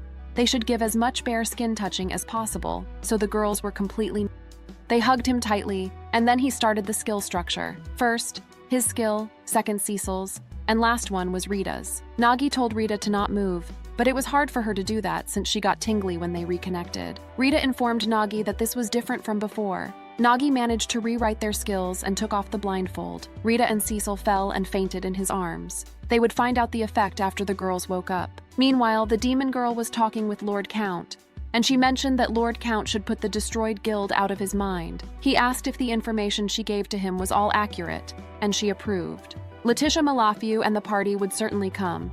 Lord Count stated that they had to teach Letitia that even if she was of noble blood, she would face punishment. The only thing Lord Count wanted was to make all of them his slaves and get entertainment from them. The demon girl knew that the enemy wasn't just gargoyles and wondered how Lord Count would cut through that. In the meantime, Nagi was waiting for the girls to wake up. Nagi and the girls slept there until morning and then hurried back in order to meet up with Letitia. They gave their belongings to her, and she noticed that Nagi's sword was broken, so she lent him her spare one. When she asked if he would be okay, he said that he had got a really good anti-gargoyle plan, so they would be fine. The demon girl appeared and told them to hurry up. She made a contract with Nagi to show the way to the tower. From Nagi's point of view, it was to keep an eye on someone she has to be cautious of, but from her point of view, it might be super naive, but she doesn't dislike it. Her main problem was Letitia. She didn't seem to think she could be able to fight while struggling with so many issues. They once again confirmed the map, checked their equipment and skills, and set out. They were able to reach their destination a little before sunset. Rita listened to the guardians through the bushes. She mentioned that the Commoners Guild fellows were fine either way. If they got the magic sword, they would be the saviors of the Commoners Guild. If they failed, they would tag along with the Nobles Guild and, in the worst case, run away. In the end, it was the Commoners Guild trainee guildmaster who instigated them. She was pretty eloquent, and she used guild's funds to get all brand new equipment. Letitia recalled a memory of Ina telling her how she wanted to do the best job she could as the guildmaster in order to protect their memories with Grandpa, Nias, and everyone. They got ready to attack. The demon girl was the one who would guard them, and she reminded Nagi to don't forget about the other contract. Rita asked what was it, but he avoided her. Rita and Letitia took the lead, and Cecil and Nagi brought up the rear. The rest of the plan was the same as they did when they defeated the Angel Guardian. The moment Letitia heard the Angel Guardian, she stopped them and asked if they really defeated the highest class of guardians. But Nagi ignored her question. The entrance was closed, and he needed to prioritize breaking through that place. He called Rita when he saw one of the gargoyles. Rita started singing to increase reaction speed with a song. The singing voice penetrated deep within her, and her body kept getting hot. She had gotten so fast that the gargoyle's movement seemed so slow. While Rita was fighting, Cecil backed her up with her arrow of inertia and defeated the monster. They moved to the next floor. The plan was to use Rita's unequaled singing to accelerate their movements to ensure their safety from being attacked. while Cecil prepared for her ancient language enchantment.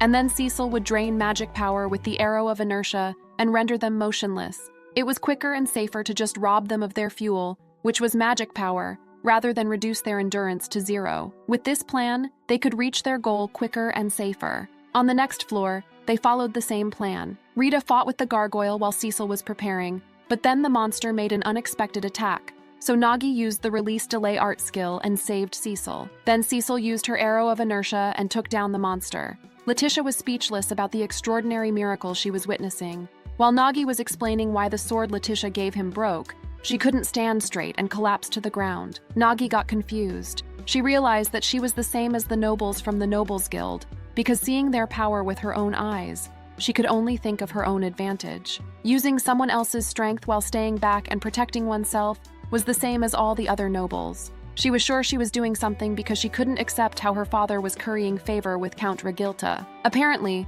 Ina's grandfather and her brother accepted her and convinced everyone to let her join the Commoners Guild. She wanted to protect them, but she didn't have that strength. Nagi explained that being powerless is not a bad thing, and even he gets saved by Cecil and Rita all the time. He thinks it is okay to seek out strength you can use and assistance you can get. He mentioned that Ina wanted to place this burden on her too. After comforting Letitia, they moved to the top floor to retrieve Aina's memory crystal. But suddenly, Tanaka appeared. Nagi didn't remember him and asked who he was, which made him even angrier than he was. Tanaka was holding the memory crystal and threatened to crush it. Cecil stepped aside and gave him a determined look. Tanaka stated that he wasn't scared of her while also trying to hide from her. Nagi tried to talk nicely to him and complimented his armor. Tanaka seemed to buy his compliment and showed him what his armor could do. He informed that the armor has been coated in magic power by a top mage, and it can take any number of flame arrows from Cecil. Nagi asked Tanaka if there was anything that bothered him here. However, since he came to this world, he finally felt appreciated for the first time, and there was nothing he felt bothered. And for him to remain as he was, they all had to die. Nagi interrupted him and told him that he was bothered by how there were no hairdryers in that world. He started to nag about how it was difficult for the girls to dry their hair. Tanaka asked if he was coming from the same world as he was, and he ignored his question and continued to talk about the charm of washing a girl's hair. Tanaka didn't seem to understand why he was talking about the girls, but all he was doing was to buy some time for Letitia to steal the memory crystal. Rita and Cecil were fighting with Tanaka while Nagi asked Letitia if she was okay. She was okay, and the crystal was also safe. Letitia offered to create the strongest party ever. He rendered steel gargoyles powerless, and he defeated Tanaka Kuga twice so no one would complain. They would be a real threat to the Nobles Guild. That seemed dangerous to Nagi. He didn't expect this offer from her, as she was the one saying she didn't want to depend on others' strength. Letitia then reminded him of his own words, and explained that she was just putting that into practice. While they were talking, Rita and Cecil thought that they looked like they were best friends from way back. Nagi complained that he didn't want any difficult thing like that, as his goal was to just earn money and live a lazy, slow life. Letitia asked the girls to say something too, but Cecil's race has abandoned that path long ago, and Rita prefers to lead a carefree life with Nagi and Cecil. Meanwhile, the demon girl recalled a memory of Nagi telling her in case they failed to retrieve the crystal. He wanted to commission her to steal it back, name her price, as long as it is something in his power. She then realized that Tanaka was lying on the floor unconsciously. Her contract with the Count was over, and she had no use for Tanaka anymore. She noticed the note on his head and read it. It was from Nagi saying that he left Tanaka in her care. The news of the memory crystal reached the Lord Count. He thought the forces he deployed were more than enough because there was no way Letitia could deal with all of them. But the most important thing that mattered was how he could report this news to the Count. While he was panicking,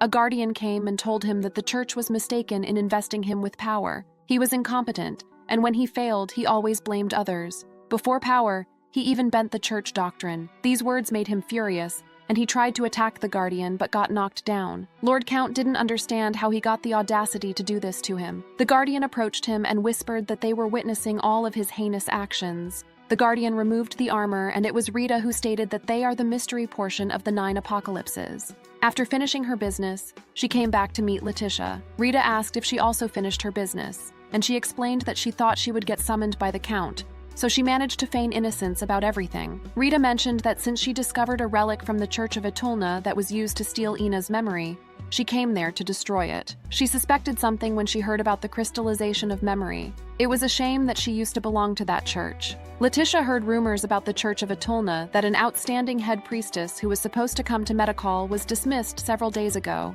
and that she was a beautiful maiden with splendid golden hair and eyes like cherry blossoms. Rita smiled at her, and she realized that it was Rita who was dismissed from the church. She explained that she did this on her own and asked her to not tell Ina about it. Meanwhile, Ina woke up from her long sleep. When Rita and Letitia came back, they saw Nagi half-dressed trying to escape from Ina. Letitia scolded them, especially Nagi, because when she said Ina needed watching and left her in his care, that wasn't what she meant. Ina explained that it wasn't Nagi's fault and she was the one who wanted it. She heard from Nagi and Cecil that they helped Letitia to get back her memory, so even if it was a little, she wanted to repay their kindness with anything she could do. Letitia asked Nagi what happened, and he explained that she made him strip, took him to the bathroom to wash him, and threatened him that if he resisted, she would tie him up with a rope, so he ran away. Ina said that Nagi was so bashful, which made him surprised. The girls took Ina to help them to make some dinner while Letitia and Nagi were talking. Letitia asked what were he going to do from now on, and he responded by saying that they didn't have anything left in Medicall, so they would move on to Ilgafa next and look for work. Nagi mentioned that rather than looking for work, he would like to have a house that they can move into permanently, and he would love for it to have an actual bathroom for the girls to wash the sweat off easily. Letitia thought it was just idle talk to distract Tanaka, but it was actually a serious conversation. Nagi then asked what Letitia would do about next, since she got in the Count's way. She told him to not worry about that. The Count didn't have the provincial governor's permission to start with.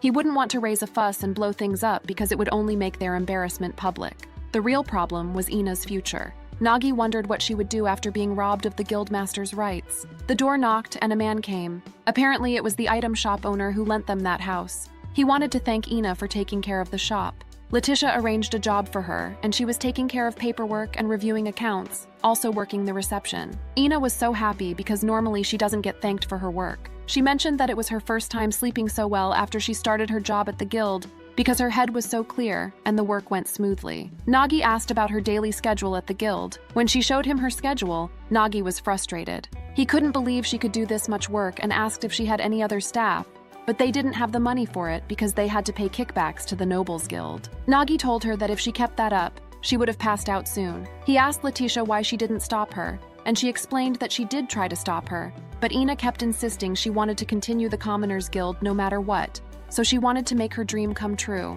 All this time, Nagi thought it was all the Nobles Guild fault, but there was a problem in the Commoners Guild too. After eating dinner, Nagi thanked Ina for her work. Ina expressed that she was feeling strange because the Commoners Guild was gone, and she should feel bad, but instead she felt relieved. Nagi explained that he experienced something like that too when he quit his part-time job. Ever since Ina's little brother died, she was protecting the place that held memories of him, and she was thinking only of inheriting the management of the guild. She felt that if she did, then she would always be with her grandfather and brother. Nagi said that she was at her limit, and he thought that it was long past time she was released from the Commoners Guild. Nagi held her hand and told her that she had done everything possible. Everyone from the Commoners Guild will keep going on their own somehow, and from now on, she should live for herself. Ina wasn't sure if it was okay, but he comforted her and told her that if anyone complains, he would kick their ass. Ina couldn't hold her tears and started crying. She knew that Commoners Guild had changed, but she couldn't end it on her own. Nagi told her that even if the Commoners Guild was finished, she should search for what she wanted to do from now on, and he was sure Letitia could help her too. Letitia appeared in the room and approved him. She went back home, but she had some business there, so she returned. Letitia told Ina that she had done everything possible for the guild's sake and used up everything she had. Now it was time to listen to her advice. Letitia wanted to talk to Nagi. She thanked him for returning Ina's memory, and as a token of her gratitude, she transferred all rights to a house located in Ilgafa to Nagi. Nagi couldn't believe what he just heard, but it was real. She said that what he had done was worth at least that much, and she wanted to give him what he wished for as a reward for that. Before they made a contract, Letitia asked Ina what she would do after Nagi and the girls leave there, and she probably won't ever see them again. She was giving her house to someone else, but that person doesn't strike her as a good housekeeper, so she was worried if he would even clean it. The house was from Letitia's mother, so she wanted it to be kept clean, and Ina was good at housework, so she wondered if she could take care of her mother's keepsake. Nagi interrupted them and asked if she was nonchalantly talking about something that relates to him. He refused to make a contract because it was like Ina would become his slave. Letitia didn't see any problem with that, since it was only one more slave for him. Letitia asked if he understood that right now it was dangerous to take your eyes off Ina, and even if she wanted to be her guardian, she would be too soft on her, so she would rather Nagi take her on. Nagi tried to object to her again, but Ina interrupted and told him that she had the will. The last few days were filled with fun, and after being with Nagi and the girls, she wanted to become one of them. Nagi held her hand and accepted to have her as his slave, and they made a contract. The morning after he signed the contract with Ina and Letitia, he explained the details of the situation to Cecil and Rita. Letitia would be the one who guided them to the house in Ilgafa, so she told them to get ready by the time she got back. Nagi then told Ina and Cecil to take care of packing, and Cecil asked what they should do with the scroll they had found at the mage's mansion. While Nagi was thinking about what to do with the scroll, Rita informed him that they were selling something delicious at the stall and asked him to come with her. While they were on their way to shopping, Nagi asked why she said, "I knew it," when she heard Ina becoming his slave. Rita explained that Nagi was a dense person who wouldn't abandon someone who lost her place. Nagi thought she was giving him too much credit, but she reminded him that he chased after her and rescued her from the vice bishop. And then she explained that in this world you can't draw up a contract document so easily. And yet after signing the contract with him, Letitia then signed the contract with Ina. She pointed out the sentence that says once they exit the building, all property rights pass from Letitia to Nagi, which means that she planned to leave Ina to Nagi's care from the start. Nagi was a smart person, but also kind. He probably didn't feel any doubt toward Letitia, who had faith in him. Nagi realized that he was no match for the girls and stated that he would do his best to rise to the expectations. They arrived at a tailor shop, and Nagi told Rita that he brought her there as compensation since her hood got dirty during the fighting in the tower. A demon woman welcomed them and told Nagi that she had been waiting for him. The woman bowed and thanked Rita for helping her son on the way to Medicall. It was the woman who she saved. Rita explained that she got expelled from the church, so she shouldn't call her high priestess. Rita was glad that Nagi brought her there. While Rita was being measured, Nagi asked why the town was livelier than usual. Apparently, the Count's parade would take place soon, so everyone was in a festive mood. Supposedly, the Nobles Guild had taken over the search for the magic sword quest. Under the Lord Count's leadership, it will be carried out by the Nobles Guild, the Church of Atulna, and the former Commoners Guild. There was just one problem. He was forcing all of them to donate to organize the parade. Nagi and Rita seemed annoyed by this information. Suddenly, a guardian came into the store and asked the woman to prepare a room for the vice bishop. The boy tried to hide Nagi and Rita until they left, and Nagi fell on top of Rita while being under a desk. Nagi asked Rita to bear with it even though she might not enjoy it. Lord Count came into the shop yelling about the fact that there were people who could get into even the Count's palace. Then Nagi heard him mention the 9 apocalypses. After they all left, the boy told Nagi and Rita about it, and they came out. When Rita and Nagi came back from shopping, Nagi told everyone that they should go snatch the magic sword. They were all surprised, and Letitia asked why he was saying this all of a sudden. He wanted to tell that Count to pay for his parade out of his own pocket. He was furious, and told them that he wanted to prepare a nice surprise for that noble guild and the Count, and asked for the girls' help. After hearing that the Count has taken over the scramble for the magic sword quest that had been carried out by the Commoners Guild, and having taken charge of the remnants of the former Commoners Guild, adding support from the Nobles Guild and the Church of Atulna to them, headed to the bottom floor of dungeon in order to capture the magic sword. They came to that dungeon entrance on the side of a mountain with the purpose of beating the Count to the acquisition of the magic sword. They all looked around, and Nagi noticed that they didn't post any lookouts. They were probably thinking no one would come there. Letitia wanted to ask Nagi just in case if he failed to get the magic sword. What did he plan to do? Nagi told her they could do nothing but go back. After checking their weapons and bags, Nagi asked everyone if they were ready and told them he'd like to leave the Count and his cronies foaming at the mouth. While Nagi agreed that they should send a message to the Count, they were planning to go to the bottom floor to get the magic sword. Cecil asked Nagi if he was going to use the magic sword summon scroll, and he indeed was planning to use it. They found something they found at the mage's mansion during their giant bat extermination quest, which was a magic sword summon scroll for calling the magic sword.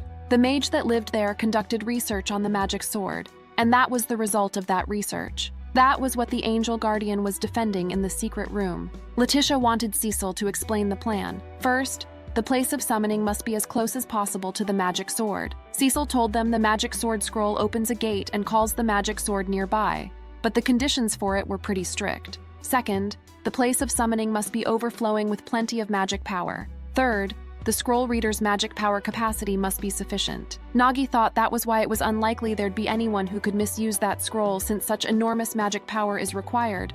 Only demon kind would be able to use that. Besides, he thought at that time, the only survivor of the demon race was Cecil. They should have left that alone, but given this occasion, they might as well acquire that. Ina found it surprising to think there was still something so valuable at that mansion, because Nagi, after his quest, reported that there was nothing left. After Ina, Letitia asked her if that scroll was genuine and what was his basis for saying nothing left. Nagi said that since it was written in a peculiar language, maybe it got overlooked. After him, Cecil told them it was something that they wouldn't understand unless they were a specialized mage. Letitia told them she just happened to have that specialty, so she was able to discover it. However, Cecil had confirmed the spell that was written in the scroll, and it was genuine. Then they all stared at each other. Nagi told the mage was actually a demon, the same race as Cecil, so she could read it, and they couldn't tell them that magic sword was summoned for demon kind. Now it was time to talk about conquering the dungeon. Letitia said that it was a place abundant in magic power that was near the coordinates of the magic sword.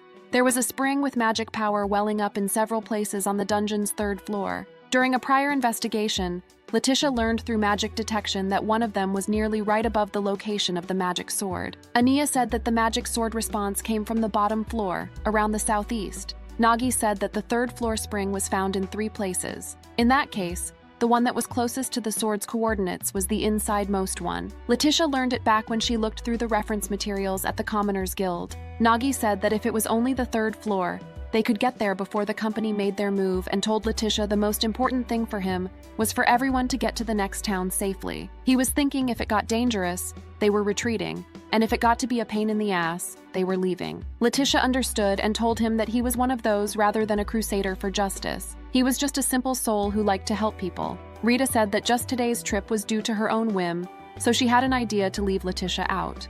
However, Letitia thought she owed her a lot, so she had to help at least that much. Letitia thought of them as comrades in arms who fought beside her as friends. As a friend, it was only natural for her to try to help a friend. Nagi agreed, and they shook hands and got to work. Ina was in the vanguard, Rita and Letitia in support, and Cecil and Nagi would bring up the rear. They would proceed through the 1st and 2nd floors in that formation. After everybody understood everything, Nagi said that the monsters on the 1st and 2nd floors were relatively weak. He thought they should have broken through there quickly to converse their fighting strength for the 3rd floor. He sent Ina and told them that they would support them in taking care of any enemies that slipped through them. They encountered lots of giant toad, but Ina took a broom and sent the monsters flying with one sweep of the broom. Ina said that because Nagi let her see a task over from the Commoners Guild through to the end, she was the one who asked him to let her do the work. Cecil said that Nagi gave her a chance to resolve a doubt left behind by someone of Cecil's race, so Cecil would do her best. Letitia said that she came there just because she was pissed at the Count,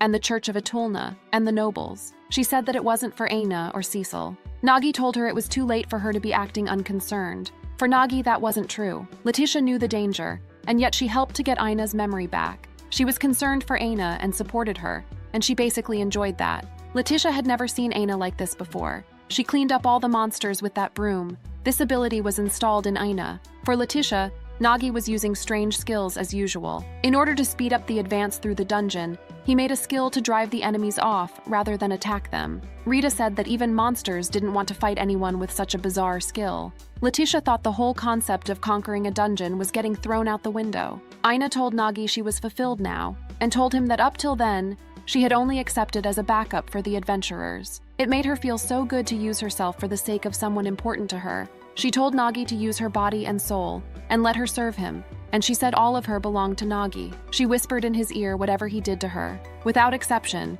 she would think of it as a reward. It was as if some kind of a dangerous switch got flipped in her. It felt as if Aina's eyes were glowing mysteriously. Later on, they made it to the 3rd floor of the ancient ruins. The monsters that dwell on that floor are goblins. They weren't strong, but there were many of them. Rita tried to take care of them, but apparently it doesn't work on goblins. That was a patrol, and once they realized their comrades had been defeated, they formed a swarm and came to attack. Nagi told Cecil to get ready and picked her up. Nagi activated his skill structure to not make a new skill in order to join his and Cecil's magic power together. Monster Sweep didn't work on goblins, and in that case, Cecil's magic was very much suited for clearing out an area infested with numerous goblins. However, ancient magic consumes a ridiculous amount of mana, and it is pointless to consume it all now, so that none will be left for the magic sword summon. In order for that not to happen, he will serve as Cecil's external battery and raise Cecil's mana supply. It was the ultimate technique connected with his unique skill structure skill that was only possible between him and his slaves. Nagi then informed the others that in time with Cecil's spell, they were going to rush out at once. Rita told him to leave the defense to them and concentrate on magic. They started attacking, and Nagi informed Rita and Letitia that they were released once they entered that large hall. Cecil used her flame arrows, and they started running to the hall. Once they passed the hall, there would be a passage to the magic power spring that they were ahead of, and once they entered it, the high concentration of magic power in it would not let the goblins come near. Before they entered it, he noticed that he was getting weaker. Cecil threw her one last flame arrow, and they closed the door. Nagi got super tired in just an instant. He asked Cecil if she was okay. She was fine and happy that she accepted mana from Nagi. He then asked Rita, and she told him that all she did was run, so she was fine with an attitude. Letitia told Nagi to wrap up the lovers' quarrel for now and get that magic sword. Letitia and Anna continued to keep watch while Cecil scanned her surroundings. There was even a pool of mana that Cecil found it amazing. She got a feeling that was just like the magic power she felt at the mage's mansion. They knew what they needed to do, which was using the magic sword summon scroll to summon the magic sword, Reginopolis. If they can summon it, they'll just put it in a bag and seal it under the mage's mansion, and if they can't, they will leave it alone and leave. Cecil started her ancient language chanting, and the magic sword slowly came up. Just in case, she cast an arrow of inertia. He put it in a bag, and while telling Cecil to put the sword away and head out, the sword magically appeared in his hand. Suddenly feeling out of control of his body, he fell on Cecil. Against his will, he began to touch her private parts. Cecil didn't know what to do and told him that he should give herself some time, but Nagi couldn't stop himself. Rita entered the room and saw their position. Nagi told Rita to grab him and push him away. Letitia and Anna also came, and he shouted at them to stay away from him since he couldn't control his movements. Suddenly, they heard a voice telling him they were the ones Master Nagi had chosen. A girl with ponytails appeared and introduced herself as the magic sword, Reginopolis, and acknowledged Nagi as her master. The girl told him that he had the ideal capacity to become a king, but he denied it and told her that he wasn't like that. She explained that all her masters up till now said the same words, all the ones that she guided to becoming kings. Even if he had no such intentions, it was said that heroes were lustful. There were many of those lustful fellows who were not heroes, but most of those who had outstanding talents also lusted. If he were a supreme hero, nothing bad would befall him from laying his hands on women, but those who aren't heroes end up branded as criminals. Nagi managed to ignore his shame and tried to explain that all he did was rip their clothes off and push them down, but that was merely the result of using the magic sword's power. She was a magic sword that came from another world, and she had been called in order to create a hero, and she chose Nagi. Nagi told him that it wasn't like she needed him specifically, and offered to choose some lecher from the Count and his posse. She told him that she had already chosen him, and it didn't matter what he wanted. Besides, there was one thing he misunderstood. She doesn't act indiscriminately without any need to who she chooses. As she said before, heroes were lustful, and on the flip side, those heroes were forgiven for their lustful ways.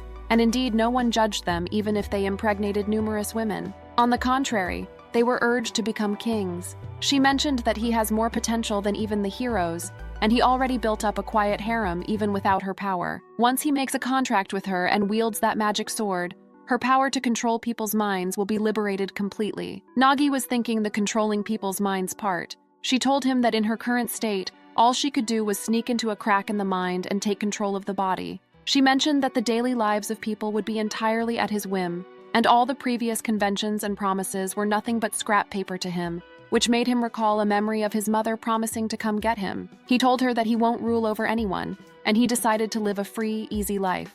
She didn't stop trying to convince him, but Ina stopped her by saying Nagi would not become that kind of a person. The girl asked Ina if she really thought that stripping in advance would stop her from ending up like those people. That has nothing to do with it because Ina was Nagi's big sister. She hugged Nagi and said that she would protect him just like he protected her. After Nagi was back to his usual self, he asked Reginopolis to become his slave. Reginopolis thought Nagi was a fool to think that because she had had plenty of masters who thought the same thing, and she simply used her mind control and made them forget that they had the ring of contract. However, when Nagi activated his skill structure and used Ina's skill, he didn't hold anything back and injected the magic power into Reginopolis' body. He told her that he remembered something unpleasant because of her, and he was angry. She apologized and asked for his forgiveness while trembling.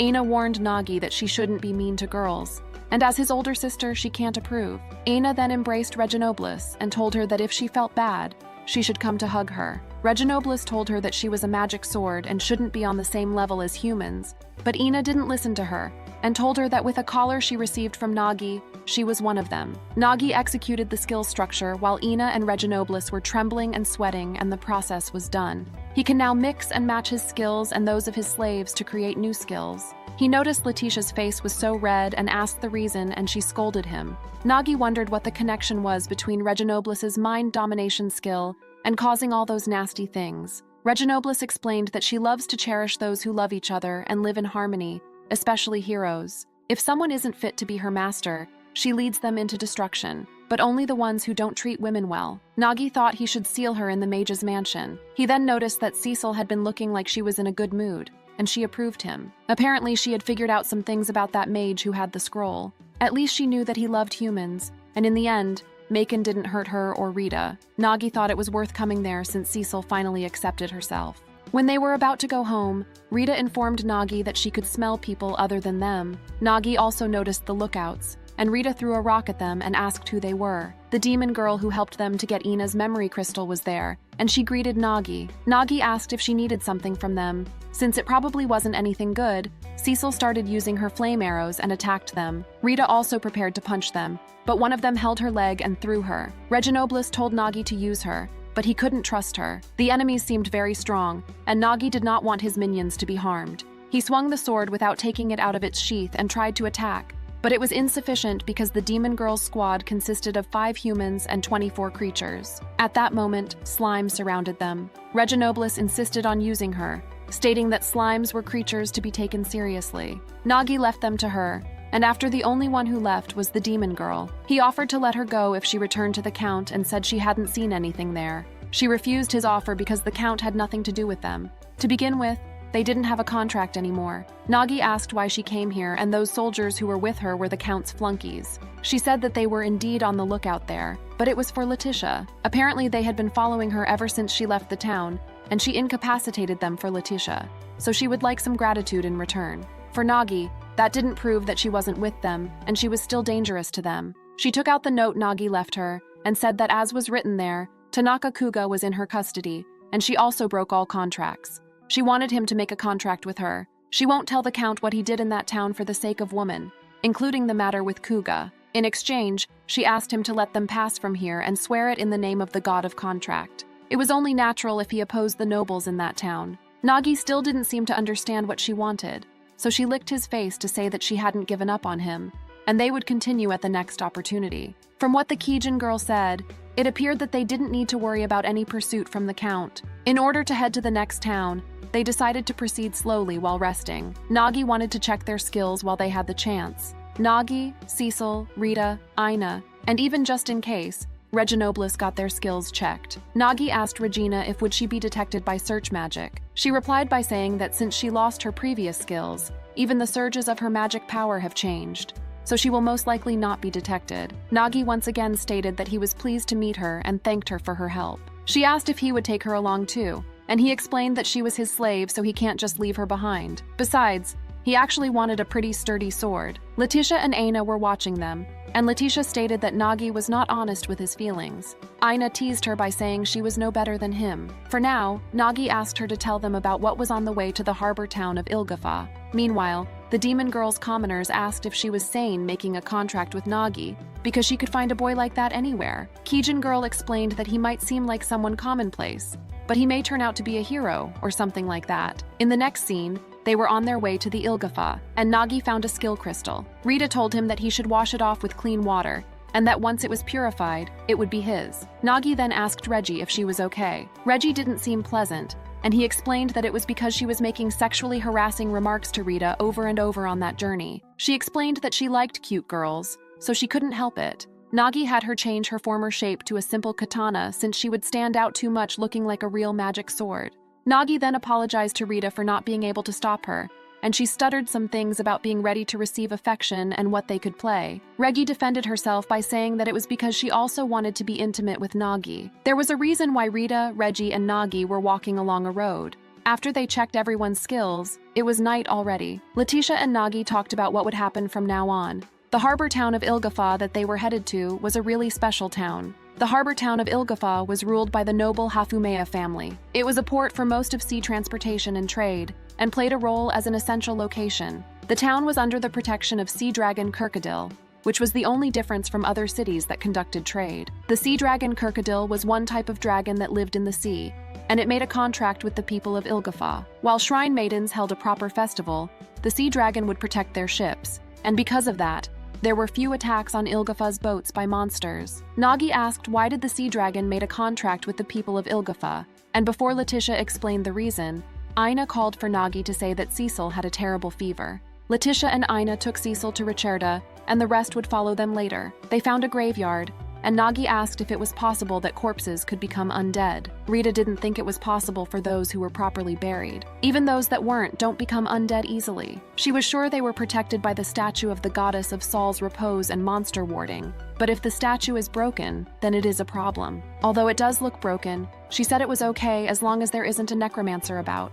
Nagi pointed at something and asked if it was something like that. Numerous ghosts appeared, and Rita told Nagi that if he got touched by them, his life energy would get drained. They noticed that the necromancer kidnapped a girl, and the girl's bodyguards were being attacked by the ghost. Nagi thought about what he should do, but Rita was already ready to attack. She wanted Nagi to allow her to rescue that girl, and he did. They underestimated Rita's power, but Rita expelled ghosts with one fist. A holy power punch from a former head priestess of the Church of Atolna was perfect against ghosts. Rita was pretty mad because for her, cute little girls were to be exalted just for existing. Reggie mentioned that Rita and she has matching taste. Necromancer explained that the creator had given him a mission to carry out, and he would make the delivery date. He asked who she was, and Rita said that they were just some cheat characters and their master passing by, while also attacking him. Nagi told Rita to work on exorcising the ghosts, and he would take care of that guy somehow. Nagi attacked with his sword, and noticed that the thing he wanted to try was working. He met sword with sword,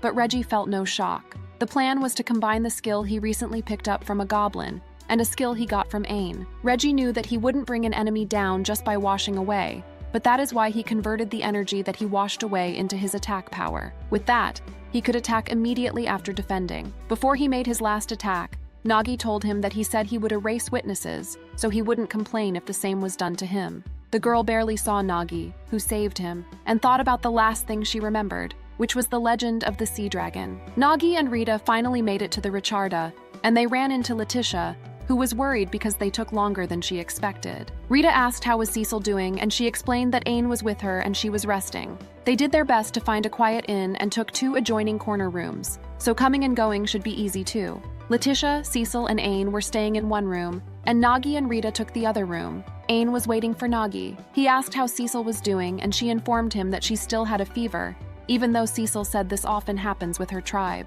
Nagi was sorry for not taking good care of Cecil, and felt a failure as her master. Meanwhile, Rita was in their room trying to stay calm about the fact that she was staying in the room with Nagi. She contemplated what to do if Nagi wanted to do something to her, knowing she couldn't refuse. Nagi walked in and asked what she couldn't refuse, but she didn't seem to notice that he was in the room. When she realized that Nagi was there, her face turned red and asked why he was there, and he mentioned that he was also staying in that room. Apparently that wasn't what Rita meant, but he ignored her and asked if she could go shopping with him. He explained that his people loved hot springs, and apparently this town they were staying in was famous for its hot springs, so he wanted to go do some shopping. Rita mentioned that he was so kind, but he said it was just a custom from his homeland, and besides, he can brag CCs who can't get into a bath. They went outside, and Nagi thought they could map out all the hot springs while they were shopping. Not so much later, a girl with a maid costume stopped them. The girl's name was Matilda, and she served the Hadumaya family that rules over Ilgafa, and she wanted to borrow some of Nagi's time. Apparently, the girl they happened to rescue was from the house of Hafumaya, and the maid came there to pick Nagi up. Before he left, Letitia gave him a letter, and he gave it to the Iris Hafumaya. She mentioned that there was a distant relation between their house and the house of the Viscount of Malafiu. Iris stated that she was deeply grateful for the rescue when she was in peril. Nagi explained that they just happened to be passing by, and they just helped her and her bodyguards. They heard they had been attacked by the undead, but all they saw was the wreckage of some armor lying on the road. Actually, they didn't know what it was because after it was defeated, everything other than the armor melted into slush, and Rita said it wasn't a ghost or a monster. Iris asked who defeated that thing if they weren't, and he said it must have been a Good Samaritan passing by. Iris thought an intrepid person like Nagi might have heard of the Good Samaritan hero, who held a sword that could expand and contract. But Nagi said he wouldn't know about anyone he hadn't met before, while thinking nobles fishing for answers were scary even if they were children. Iris wanted to meet that person to reward him quite handsomely. Nagi mentioned that if they save someone and then don't come forward about it, they must have a good reason. She was smart, so Nagi was told to be careful. Iris came closer to Rita and asked if she happened to see anything other than what Nagi said. Rita said that she saw nothing, but she insisted on her question.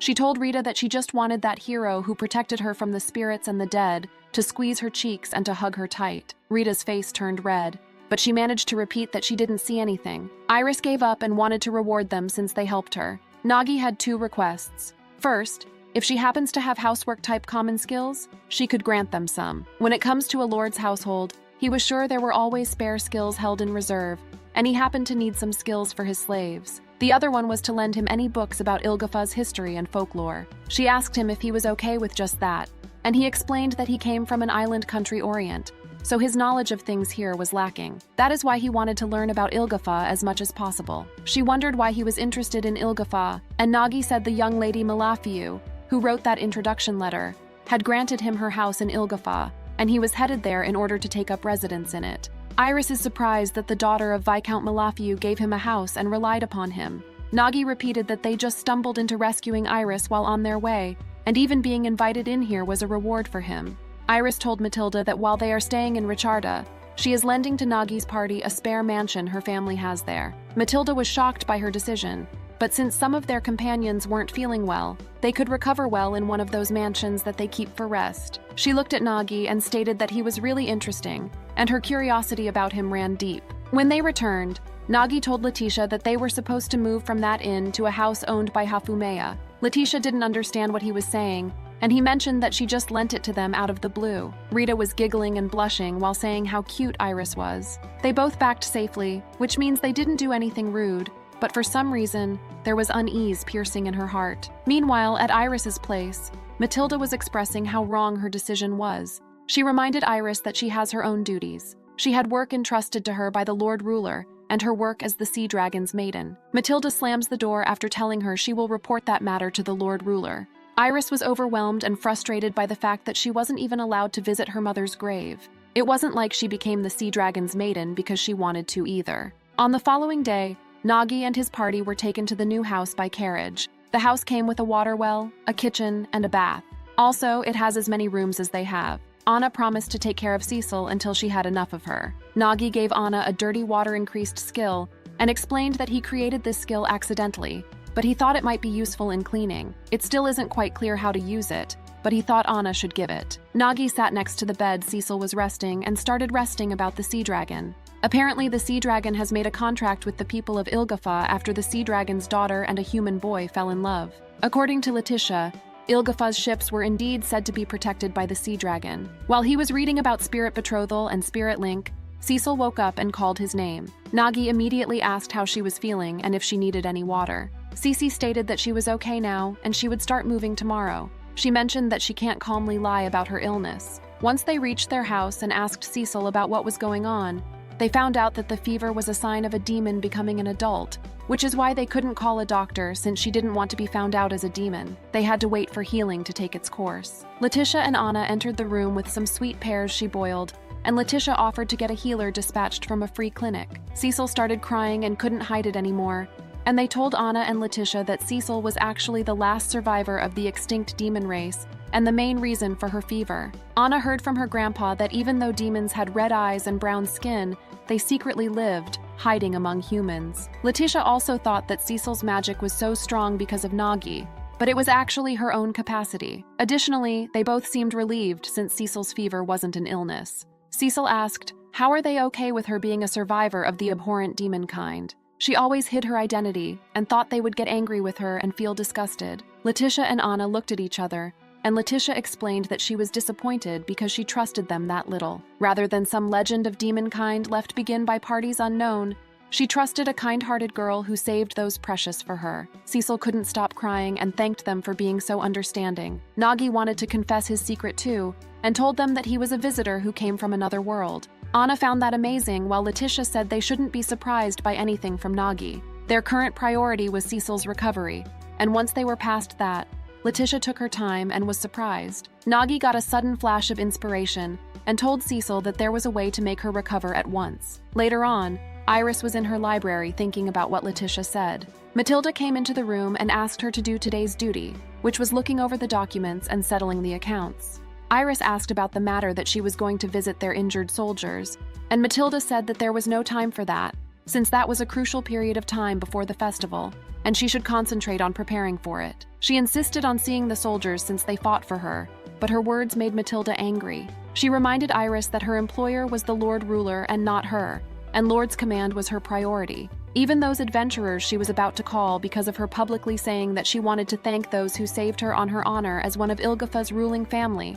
She had no choice but to permit it. Iris tried to defend herself, but it was pointless since Matilda thought her matters were petty. Iris told her to leave and that she would do the work she mentioned. After Matilda left, another maid came and brought the research materials she asked for. When she was getting some tea from another maid, she dropped the tray and told her that she would bring something to wipe that with at once. Iris rolled up her sleeves and her arm was scaly like a fish. She had to study for the festival, so she started looking up the books but couldn't focus on anything, and fell asleep on the couch while thinking if the ritual could have ended at just one, it wouldn't have turned into that giant mess. Meanwhile, a man was unsatisfied trying to create something stronger in an old lodge. The man intended to be known by a certain person and make his comeback as a hero, and apparently the sea dragon maiden Iris was the cornerstone of that. While at the Iris's mansion, Nagi asked Cecil to get married, which made everyone shocked. Cecil didn't understand the reason for his proposal. Nagi explained that even being engaged would be fine. Letitia and Anna seemed so confused and told him that he should wait for her to get better,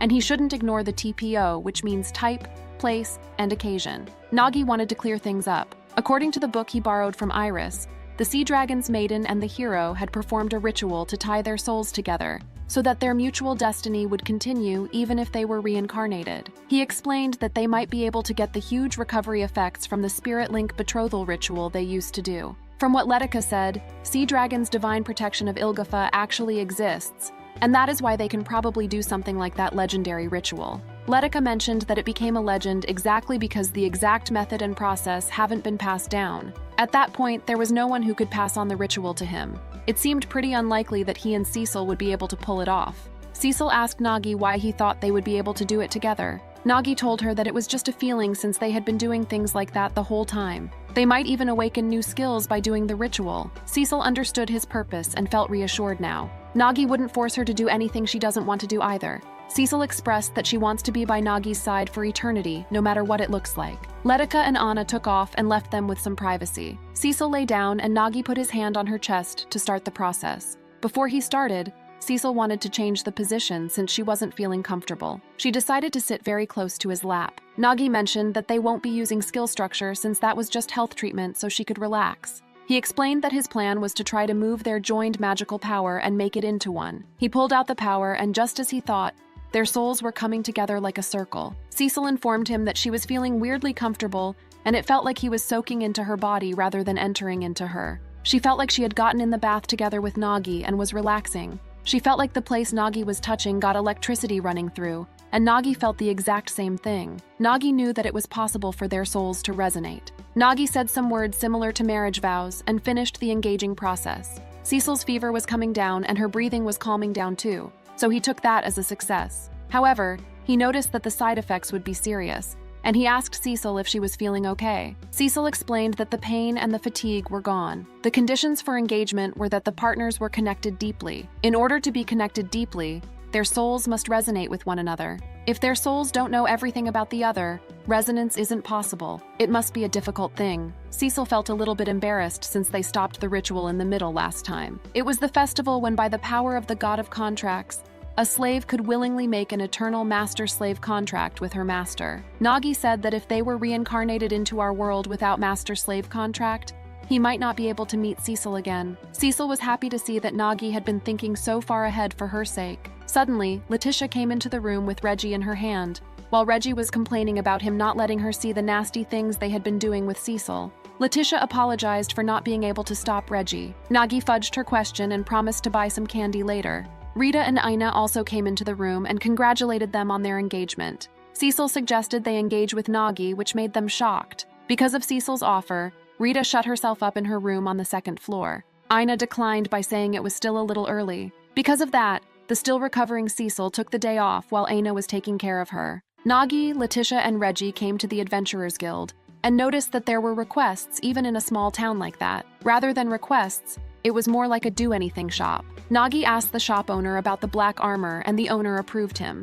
Apparently, it comes out of nowhere in the middle of the night and wanders around.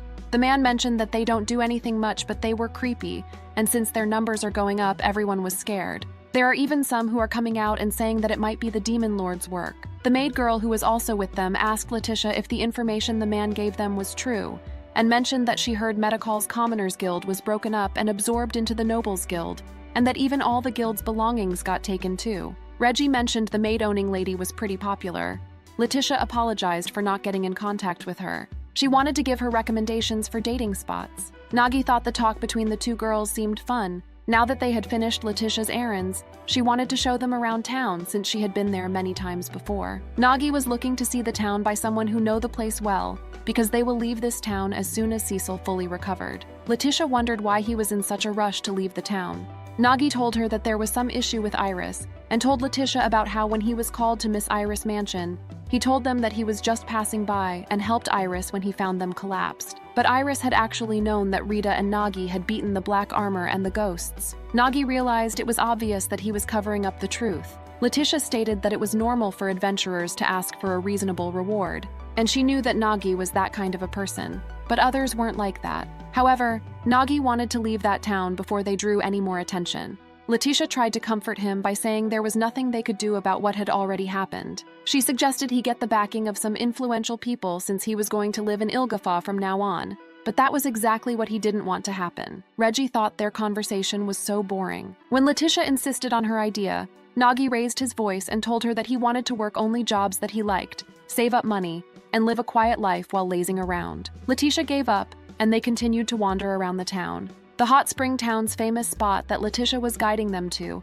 was apparently a part of the city walls on a rocky hill in the northeast corner. There was a big crack in the walls from which the hot springs poured out. Springs like that were all over the town, but since that one was found by a legendary sage, it became an important feature of the could use freely. They made it to the starting place of the hot spring city. Letitia explained that the sage who founded that hot spring city wished I want to prevent anyone from getting sick. To the heavenly dragon, what he found after that was this hot spring, while the good fountains were bought up by the nobles and merchants. That place became a public facility according to the sage's wishes. People who live in the town can use that for free, but they have come as tourists, so they can pay a fee, pick up wooden tags, and use it too. While Letitia was talking, Reggie interrupted her and asked about the food bath. Reggie found the bath very hot, and Letitia told her to just use it. Nagi then wanted to know more about the hot springs while they used the foot bath, and Letitia questioned his interest in that topic. Nagi found it very exciting about the stories of the legendary sage and heavenly dragon. Letitia agreed to tell him more, but before that, she advised him to not get carried away. But he knew that. Reggie was sick of them talking about serious things in their day off, and they all started to enjoy the foot bath. Foot bath felt like all the tiredness of their feet was being sucked out, and they all seemed very relaxed. Nagi asked if Reggie could feel it with that body. Reggie explained that she could feel the body even though she was from another world. Since it felt that good, she should have begged the kings of old for this, she thought. Nagi asked if she didn't know about this, and she explained that most of her time was spent stuck in a treasure chest. There was a king who liked to gather princesses in his bathtub. It felt pretty sluggish, and didn't make her feel noble at all, so she thought that going to bath was something tiring. Letitia started to tell them about the legend of the reconciliation sage that the foot bath has spread far and wide. Apparently, hundreds of years ago, the sage who founded that hot spring was tired of fighting as a hero in the long, unending war. However, the contract he made did not allow him to rest, so he thought that he would tell everyone that the hot spring is able to heal their fatigue, and in the end, he would be able to laze around. He wandered everywhere, and finally, by the time he finished digging this spring with magic, the sage was elderly and weak, and in no condition to soak his body in the baths. They made a foot bath to fulfill the sage's dreams, and apparently, while he was soaking his feet, he attained great peace. Sage's last words weren't figured by anyone even to this day. Apparently, his last words were about the thighs of women in uniform, which made Nagi realize that he was definitely from another world. Letitia told Nagi that right after that, she was going to have to catch a carriage back to Medicall. She wanted to tell him earlier, but time flew by and she kept delaying and delaying it. Nagi totally forgot the fact that Letitia was the lady of the Viscount's family, and she was a noble with responsibilities. He mentioned that if he had known that she was leaving, he would have tried to learn swordsmanship from her, even though he was an adventurer. He had no skill with the sword. Nagi then wanted to give her a good luck charm, which was a cheat skill. However, Letitia thinks that he is about to make her his slave, but he explains that not everyone who receives his cheat skills has to become a slave. Even though it was a cheat skill, they wouldn't have to restructure her, so he was thinking about giving her something he made specially, but he still wanted to give her a skill she could use as a good luck charm. It probably won't be as super rare as if he did restrict with a slave. Letitia didn't mind that. After all, to her, there was no good luck charm more powerful than the ones given to her by the friends she loved, so she would like to receive it with pleasure. She immediately thought the skills would not be useful when Nagi brought up an egg cooking skill. He also gave her a shield scramble skill and a counter-reg skill. Suddenly, a woman was being robbed and asked for help. Letitia couldn't ignore a noble who was in trouble, so she grabbed something to use it as a shield and activated her shield scramble skill. She defeated the thief with one move and headed to the road. Nagi and Reggie went back home and gave the news. Cecil was upset and Rita felt annoyed. She wondered why didn't she tell them and acted so distant lately. Anna was sure that they would definitely see each other again soon. Nagi informed them that she would come once she settled her errands. Since Cecil has recovered well, the only thing left is to go to their home in Ilgafa. They were all excited to go to their home, and Nagi wondered if that was what family felt like. He had been by himself ever since he was abandoned. They all lost their usual life and were alone, and the fact that people like them could be gathered together would make him think all over again that there was some destiny at work. They were only one more day's travel from Ilgafa, but Nagi told them to keep their guard up because monsters could still come out after all. Suddenly, Rita took out her sword and felt that there were many people in armor outside. Nagi didn't think the people were coming there for any good reason, but he stayed calm and told the girls that if they came, he would greet them. He told Rita to pick up Reggie from her room and the door knocked. It was the soldiers serving in Iris's personal command. Nagi smiled and asked them what would they want at this time of the night, and requested them to be quiet since one of his companions wasn't feeling well. The soldier told him that they had an urgent matter. Meanwhile, in Anna's room, Anna asked Cecil if she could prepare to use her magic just in case something happened. The soldiers told Nagi to leave the town immediately before dawn. Nagi asked if they could at least wait one day, but the soldier told him that that was an absolutely reasonable caution to take so that Arid would not be attacked again. He wondered if that was something Iris asked for, but apparently it wasn't. The Lord Ruler has left all things regarding Iris in the hands of Matilda, and Matilda decided that. Nagi wanted to get more information about them, so he stated that he found it strange that a maid made a decision instead of the daughter of the Lord Ruler's family. The soldier explained to him that before Iris was the daughter of the Lord Ruler's house, she was the protector of Ilgafa, the Sea Dragon's maiden, and she existed to complete her duties as the maiden. If she just stayed in her room like the previous generations of maidens, none of this would have happened. Nagi asked if she has any friends, and the soldier said it would only be an obstacle to her duties, so she doesn't. He then asked if she wished to take on these conditions herself. They explained that she gets to bear the Sea Dragon's maiden. She also has the trust of the Lord Ruler, and she doesn't need any more honor than that. Nagi now understands what Letitia is talking about. He was frustrated by the fact that she had no one by her side except those rude soldiers. Nagi thought it was just the fickle whims of a lady from a chosen family, but her inviting them was so that she might at least find some comfort. The soldier didn't like Nagi's attitude and accused him of being the master of the black armor. He thought Nagi's plan was to enter the mansion proudly by posing as the savior. Nagi noticed that they came to make them out to be the culprits. The soldiers wanted to take credit for discovering his true identity as the culprit and capturing him when he began to attack them. Nagi, with a straight face, refused everything the soldier just said. He asked him what is he even going to do if he captured them, because there were many contradictions in his plan. When Miss Iris was rescued, the black armor said that its goal was to kidnap Miss Iris. The security here in Richarda was thinner than it was in Ilgafa. Even if they hadn't made their motive clear, it was unthinkable that they wouldn't have made a second attack. The soldier told him that it was because they were trying to get Iris's trust. But Nagi then asked, why would they do something so troublesome? He explained that every move they made was to prove that they didn't have anything to do with the black armor. Nagi explained that the soldiers wanting to capture them means that even with the great number of Ilgafan guards watching them, they have been unable to catch them for any wrongdoing. He asked if they just wanted to prove their own incompetence, which made them lose their last straw and attack Nagi. The moment they tried to attack Nagi, Cecil used her flame arrow. Rita also came and saved him.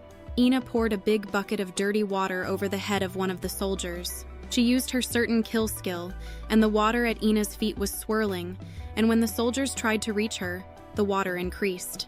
As everyone's older sister, Ina stated that she won't forgive anyone who brings danger close to them. Due to that reason, she had decided to use everything that could be used. After all, that was the promise she gave to Letitia. It wasn't that the rag increased the water it touched by 20%, but everything the water touched increased by forcefully absorbing that percent 20. Soldiers begged her to stop, but she wasn't doing anything other than increasing dirty water. Nagi told her to stop since they were suffering so much that they didn't have any power to fight.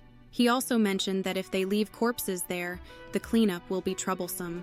Ina stopped and apologized to Nagi for using the skill, even though he told her to hold on to it. She saved Nagi, so in the end, the result was good. Nagi told soldiers that they didn't have any intention of making enemies out of them, and they would leave there in the morning. He stated that they also won't meet with Miss Iris anymore. Bad for them, he told them to not do these foolish things anymore. They were still nagging about how big the deal was having temporary hire adventurers there, so Nagi asked if he let Ina use her skill one more time. Rita told Nagi to be quiet for a moment since she felt something strange. It was people's confusion and fear, and it wasn't coming from the soldiers. It was coming from the town. That was the same presence as when they rescued Iris. Suddenly, Matilda appeared, and Nagi thought that was perfect timing since he had some questions. Matilda didn't care about his questions since there was an emergency. Apparently, they got a report from the soldiers in the town that a group of black armor and ghosts had attacked the town center. Cecil asked what she meant, and Matilda explained that there was more to report. The one who put the attack together was described as having 2 twisted horns and wings like a bat's, and referred to itself as demon kind. Nagi couldn't believe that a demon could look like that creature, and said demons were small, brave, and cute. He stated that he has a great interest in that field of study so he could make no mistake. Matilda told him that the problem wasn't just that the town was being attacked, or even the demon kind. According to the reports, the problem was that those things were heading towards the mansion, which means that their objective really was Miss Iris. If that was the case, Nagi wondered why she did. She ran away and abandoned the mansion. Matilda said that she was there because she had to bring a report to her lord. Nagi didn't want to listen to her anymore and told her to take her guys and leave. After she left, Rita asked if he thought the Ilgafan army and adventurers would be able to do something about it. Since they don't have a priest to fight against black armor and ghosts, it could be hard to defeat them. While Rita was planning to save Iris, Nagi had a different plan of filing a complaint. They all looked at Nagi in disbelief. Nagi defended himself by saying that the one aiming for Miss Iris was demon kind was defamation, and he wanted to make them take it back. That was true, but they thought the main goal was supposed to be saving Iris. Nagi wanted to file a complaint that there were people who were tricked by that demon kind. After all, he can't forgive anyone for hurting his family like that. When Iris met them, she wasn't repulsed and didn't look down on them. She repaid them when they saved her, and he will ask for one thing by way of apology, which was to get rid of those who tried to get in the way of them going back to Iris. They were going to file a complaint to Miss Iris, and while they were at it, tell her about these guys who messed with them. As those responsible, they will have to go through criminal re-education and give them a full apology. Nagi didn't care whether they were tricked by a demon or even if it was black armor. Rita thought the situation was so annoying, and in the end, they were still going to save Iris. Reggie wanted Nagi to confess that he just wanted to save the cute girl, but those stuff doesn't fit his personality. If that was what Nagi wanted, Cecil was ready to follow him anywhere he went. In the next scene, A girl named Laphelia was on her first quest as an adventurer, and even though the quest was only security for the vicinity of the manor where the Oju of Ilgafa was staying, they didn't have more than a few allies who could move. The regular soldiers of the Lord have locked themselves up in the mansion under the pretense of guarding her, and she was there alone with a few people. While she was praying for help, Rita came to save her. Laphelia was amazed by her while Rita was telling them to go carry the wounded and leave the guys to her. Laphelia took care of the attacks from the air. Rita told her that her friends would be there soon. While they were fighting, Cecil used her ancient language enchanting and created a flame wall. Laphelia couldn't believe what she was seeing. Then Anna's special skill appeared. It seemed like the more water she handled, the more magic power was taken away from her. Nagi appeared and was satisfied with the results. Laphelia's eyes were irritated because of that magic, and she couldn't see their faces clearly. Nagi thanked Laphelia for her support and left the rest to her. Letitia thought, if that is what it means to be a hero, then she can't be that creature. It was best for her to forget about everything she had seen and go back to her hometown, she thought. Meanwhile, at Iris's mansion, Black Armor and Demonkind came for Iris, and the soldiers told Iris to leave immediately. Iris was aware that they were coming for her and ordered her soldiers to retreat. The Demonkind was saying that she was his chosen sacrifice, and she has defeated the strongest soldier he had ever created, which is why, in honor of her strength and nobility, he came for her himself. Iris had no idea what was he talking about. She asked him what he wanted from her. He told her that he wanted the flesh and blood of the sea dragons Miko. It was the flesh and blood that carried the blood of old gods that was valuable to him, and therefore, he would take her body. There was no way she could negotiate with someone like that. Now that the demon was closer to his goal, he would take her flesh and blood to create a creature far more powerful than the Black Armor. She couldn't believe that this was the reason the blood of many soldiers had been spilled. It was worse than death for Iris, and she fell down in despair. That moment before the demon was about to take her, he encountered Rita's strong attack. Rita told Iris to stay back since it was dangerous there. Cecil appeared with her flame arrows and left the demon in flames, leaving him in pain. She comforted Iris that she was safe now and could be at ease because their master Nag was there. Nagi cut off the demon's arms using Reggie. When Iris tried to thank him for coming to save her, he cut her off by saying he came here to complain about her. He started nagging about how her soldiers came and woke them up. Moreover, they also falsely accused them of being the masterminds behind the attack on Iris and caused a big trauma. Even the maid libeled him, so he requested to receive a small gift from her boss as an apology. He also was certain about how that thing wasn't a demon since he was an expert in that field.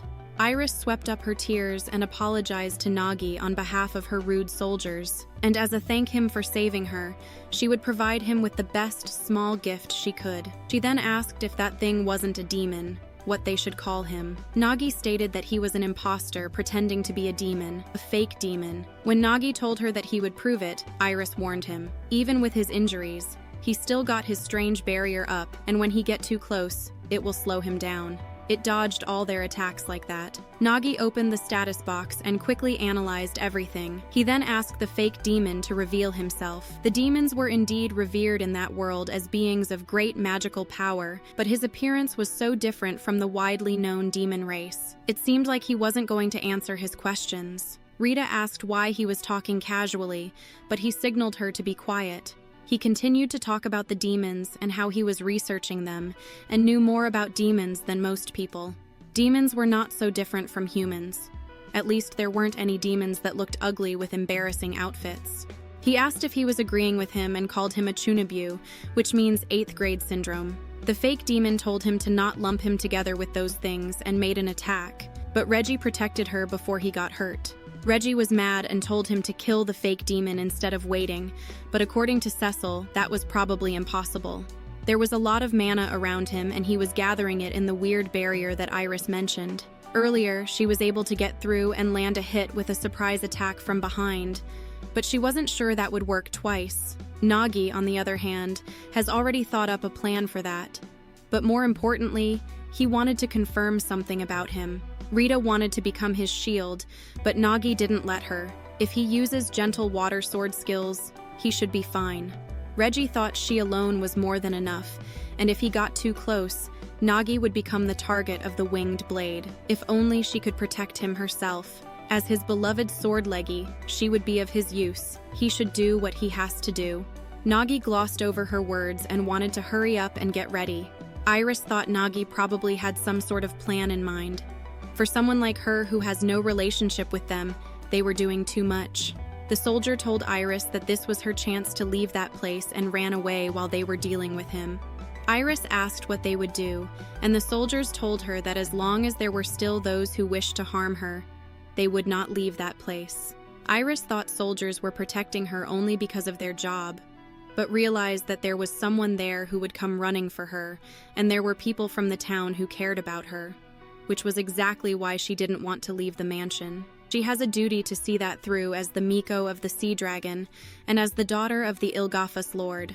Nagi started his plan. While Reggie was protecting him, he asked again why he was pretending to be a demon, and who was he in a contract with someone. When Nagi called the fake demon Chunabu again, the devil got angry and told him not to call him such cheap nicknames. When Nagi asked him how he knew the meaning of that word, he got confused. Nagi explained that there wasn't actually such a word in this world, and the only way he could know the meaning of this word was if he too came from another world. Demon didn't want him to lump him in together with him, and stated that he was summoned there as a hero by someone great, but he was cast away for not being competent, not being cooperative. Nagi asked how this was all related to Iris, and the fake demon explained that if he could create the strongest being while using the blood of the sea dragon's Miko as material, there was no mistake that the organization would provide him with a high position. Until then, he won't reveal his identity to anyone, but he must show the world that he was the one who achieved it. That is why he was borrowing the name of a demon. Nagi found his excuse very stupid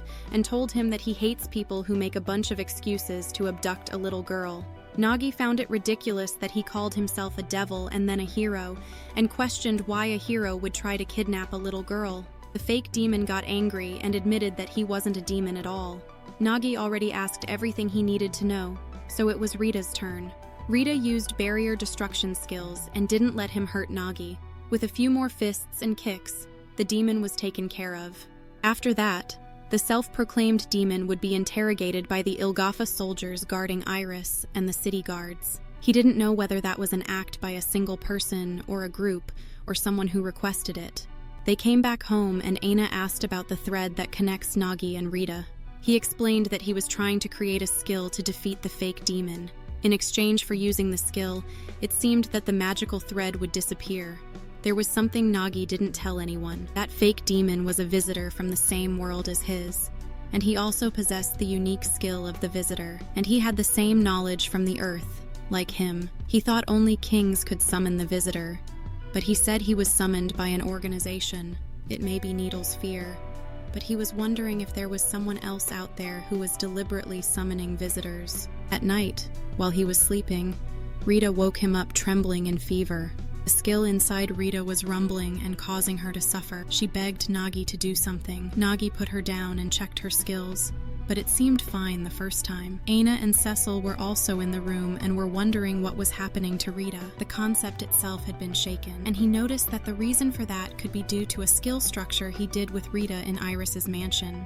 Back in the mansion, he wanted to do reconstruction right there in that moment. Apparently, he saw at the quick analysis that he could slow down the movement within a certain range with a slow field skill. Therefore, he could read their movement, and none of their hit would land. That was the reason why he wanted to create a skill that would destroy the field created by his skill. Rita had accepted his request, and he made a quick structure. Nagi thought there was a side effect to the quick structure, so he thought it was the magical thread that made it hard to move, but the only part he created in a hurry was unstable. Cecil, Aina, and Reggie left the room and left her to Nagi. Rita tried to stand and asked what was happening to her, and he explained that she was having side effect of quick structure, and he couldn't touch her to stabilize it. It was a skill he created, but Rita had to get her area breaker skill out of her body, and maybe that would fix it. Rita asked him if he was going to fix this, and he told her to give up because the skill would probably break apart if they got it out of her body. If it gets more unstable than that,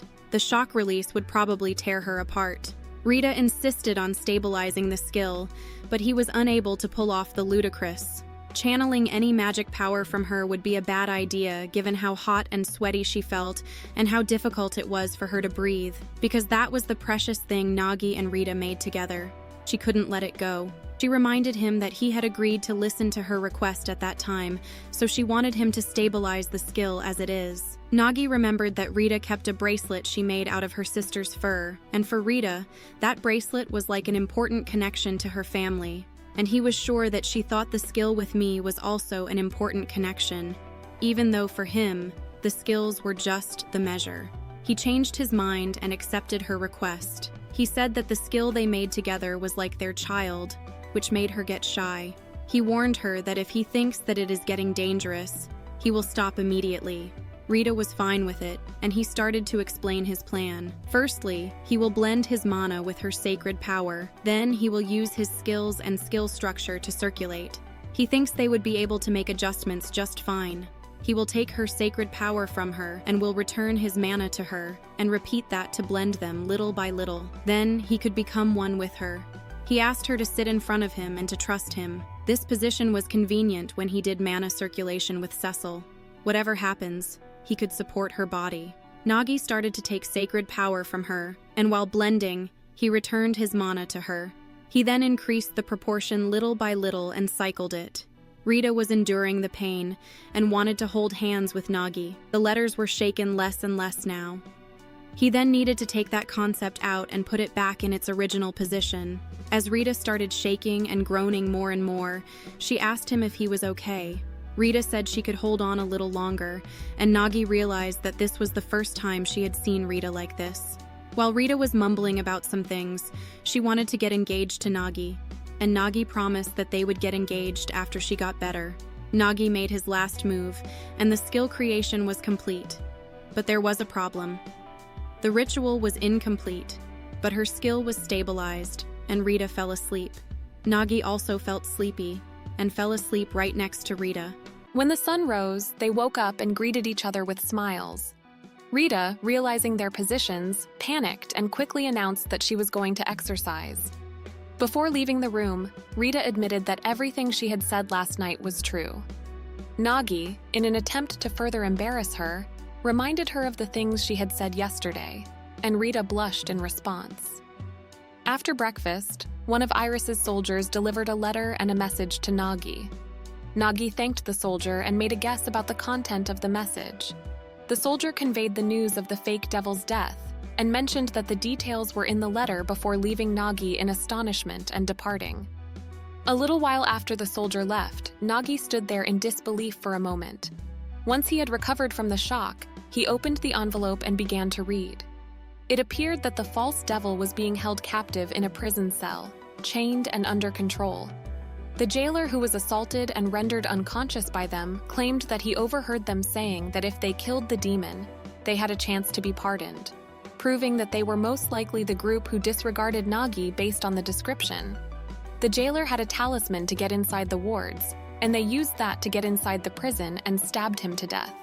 Nagi wondered why that soldier was so flustered if they knew the culprit. The letter said when they rushed in, all they found in the cell was a strange object of flesh and bone, and when Iris got to see it, she found him dead, mingling with soldiers and creatures with horns and wings. The fake demon had slow field and synthesis skills, so he probably mustered all his strength to use synthesis after slowing them down with slow shield skill. Nagi didn't think it was Iris's fault. She had no way of knowing this could happen after all. Iris believes that in order to execute a scheme like that, they must have been hiding in the town as part of a premeditated plan. As evidence, there have been reports of individuals in black armor loitering in the town just a few days ago. Their intention was likely to pose as demons, and then shift the blame onto the actual demons. Reflecting on it now, that's likely what the appeal was all about. Within the letter, Iris has asked for assistance in investigating the imposter demon, and she is willing to offer a reward in return. She acknowledges that it might seem impolite to seek help from individuals unrelated to the situation, but their hired adventurers were injured, and the regular soldiers were occupied with tasks such as guarding, post-battle cleanup, and managing the townsfolk. Given the gravity of the situation,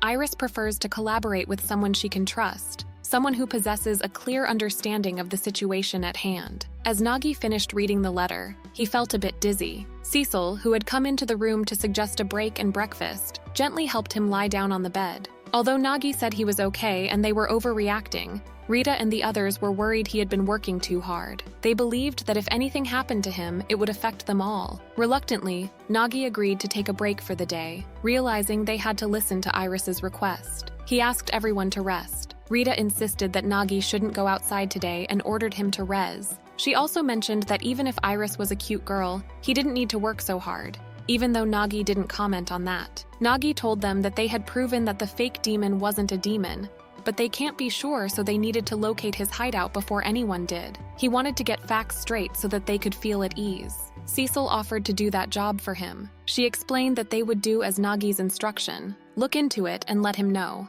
Nagi thought about it for a second and decided that the leader would be Ain. Nagi fell asleep after being convinced. Rita was glad that Cecil stood up and convinced him to allow them. He was supposed to be tired after doing reconstruction on her, and he was trying to get them to rest by saying all that stuff. Ain was thinking of asking the healer from the healer temple to help Nagi, and asked Rita if that was the right application form. Rita stared at the form and approved that it looked like the same paperwork she had seen from the order when they sent out healers. Ain left the paperwork to Rita because it was complicated depending on the order, so it was a hassle for her. Rita asked her if she knew she was from the Atulna order. Ain informed her that she used to be an apprentice guild master, so she indeed knew that fact about her. There was a time when she saw a record of someone who had entered Metacall, and it wasn't common to find a girl with Rita's level of sacred power, so she thought that must be her. Ain stated that they should do what they could, and since Rita has seen a lot of paperwork because of her job, she was sure there would be many things that only she could do in the future, like that paperwork. That is why she didn't want her to feel upset about Nagi. But still, if Nagi tries to push himself again, Ain would use her big sister privilege to punish him. Ain's plan was to ask the guilds she had been in contact with and see if they knew anyone who might want to hide their identities. Cecil would be chasing after the remnant of the fake demon's magic,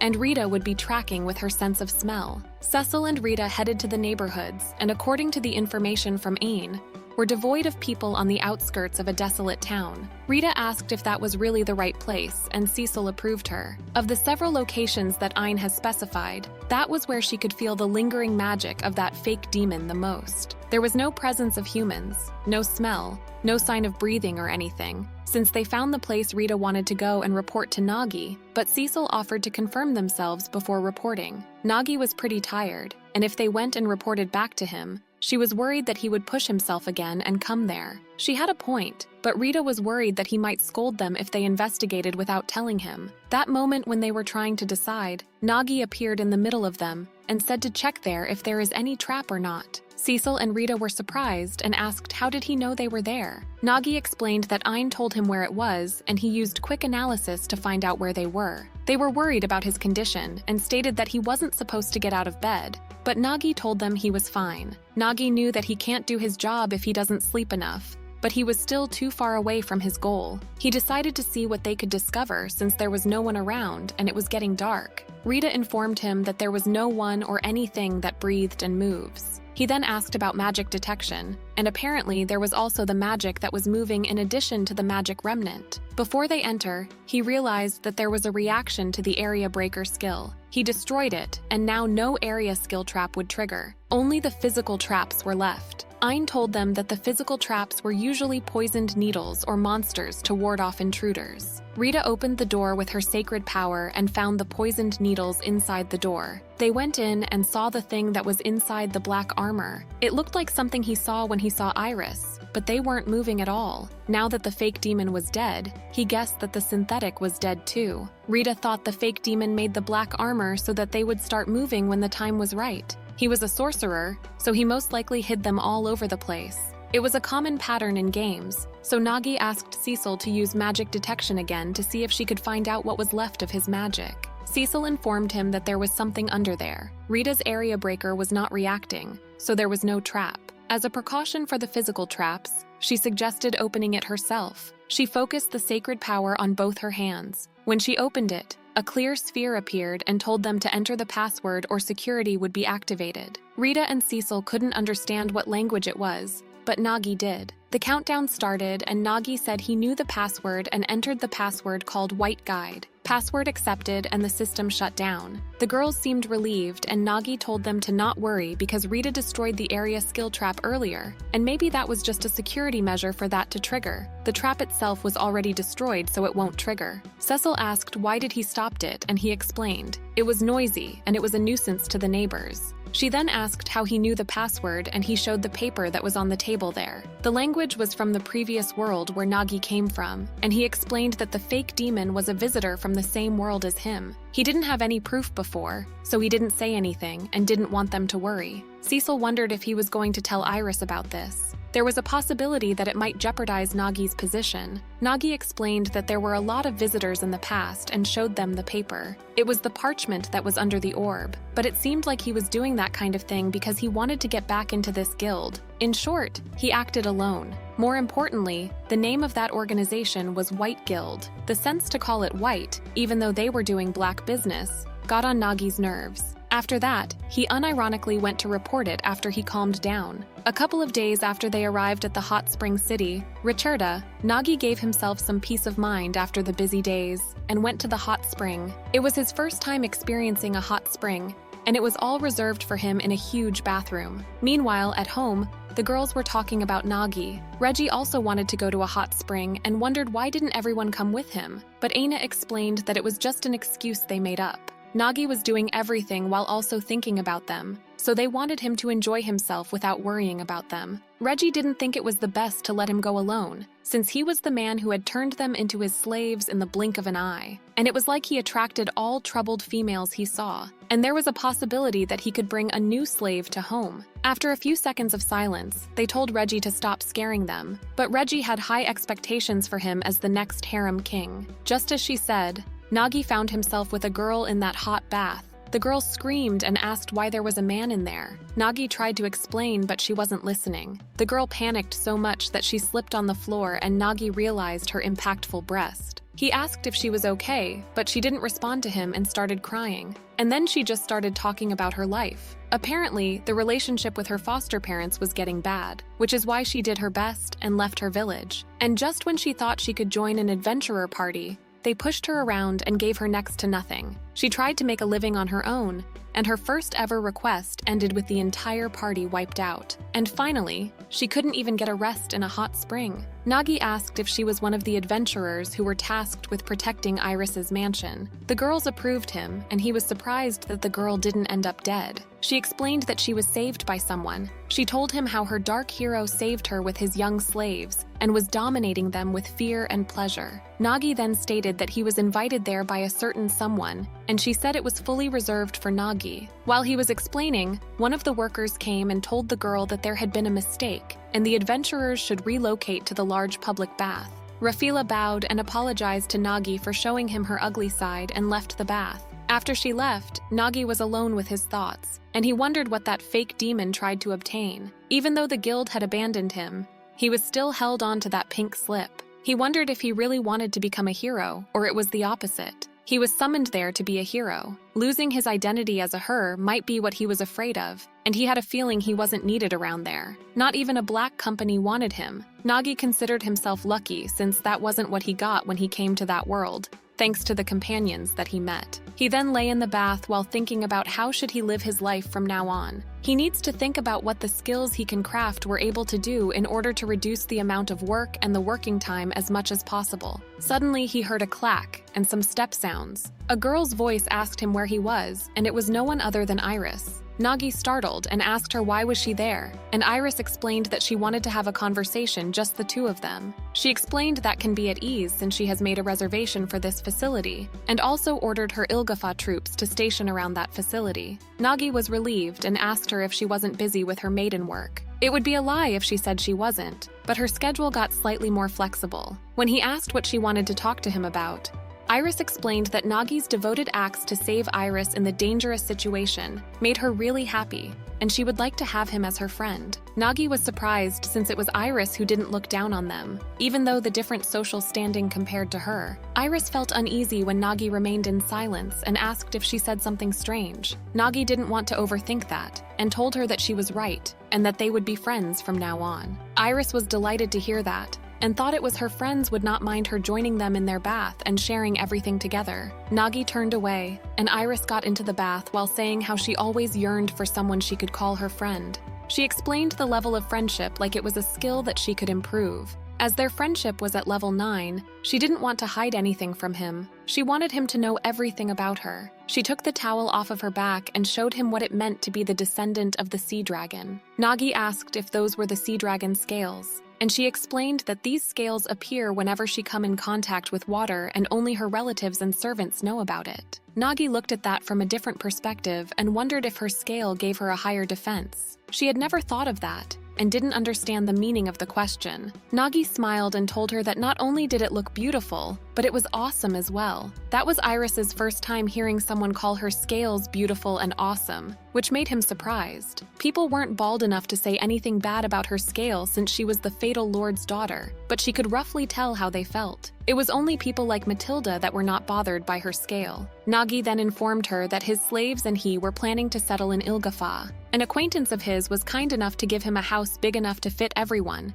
so she could come over and play with them whenever she needed a break from her duties. However, she would be treated like everyone else, and she would have to change and bathe in the same places as his slaves. She was fine with everything he said, and thanked him with gratitude. When Iris excused herself and left the bath, she thought about the one thing she hadn't told him yet. It was about the story of the maiden who inherited the blood of the sea dragon and the boy who became the sea dragon's hero. If Iris and the boy, who was deemed worthy by the sea dragon, were to come in contact, the maiden's scales would shine a bright pearl gray color, which was exactly what happened to her. Nagi and the girls left Richarda the next day. They also received permission to follow the troops that were tasked with Iris's protection. Nagi was excited to start that short trip to their first home in the harbor town of Ilgafa. Meanwhile, a masked knight approached a nobleman named Noel. Noel asked him if the preparations had gone smoothly, and he was glad to hear that there were no delays. However, as they needed to strengthen their golems, they were currently planning to procure some slave elves. Everything needed to be perfectly in order if they wanted to prevent the sea dragon's ceremony. In the worst-case scenario, they could simply capture Iris, so he wanted him to make sure they had enough personnel to do that. Knight kneeled and expressed that they, the divine chivalry,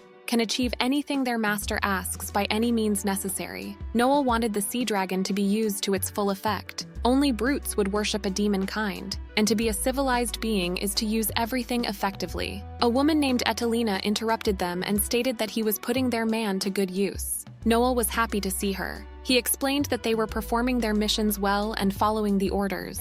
Etelina shared her thoughts about how his potentials were wasted as a harbor town's feudal lord, and how he deserved much more recognition and fame as the next head of the Hafumea. In the interim, Nagi and the girls were finally reached their destination of Ilgafa. While walking around the town, Nagi was impressed by how lively the town was. It looked like Cecil and Rita's first time visiting a seaside town, and they were both amazed by it. Cecil pointed to somewhere and told him that they were preparing for the festival. When Nagi saw what the sea dragon Carecoddle looked like, he was too stunned to speak. The economy there seemed to be fine, so he thought they would probably work efficiently here. Cecil promised to work hard for his goal of living without working, which sounded like putting the cart before the horse. The reward they got from Iris was enough to last for a while, but they should come up with something in the meantime. He thought it would be great if there were safe, easy, and non-exploitative jobs for them. They made it to the villa that they received from Letitia, and when they went inside the garden, Cecil found out that they could see the sea from there. Ina has heard that in the past, Letitia's ancestors had used money to buy the title of Viscount. Sometime after that, her family had used up all of their assets. There was a time when that mansion was all they had left. They then had their daughter marry a rich man and adopted him into the family, so they got back in power. Letitia's family seemed to be a matriarchal one. She was the one managing the family's housing after all. Nagi wondered if it was fine for him to be entrusted with such a valuable house. And Ina reminded him of the contract he had already made, so Letitia would be troubled if he didn't take care of it. Nagi then gathered everyone and told them to not go out alone until they were all used to living there. Ina wanted to have a look at the rooms first, and see how much cleaning needs to be done before Nagi goes in. While she was at it, Nagi and the girls decided to go do some errands. They were summoned by Iris, so the three of them would be heading there. Ina wished them to have a good visit, and they left. At the Iris's mansion, she was pleased to have them there and offered them to take a seat. Rita thought it was a quiet scene they were having. They thought they were there to talk about work.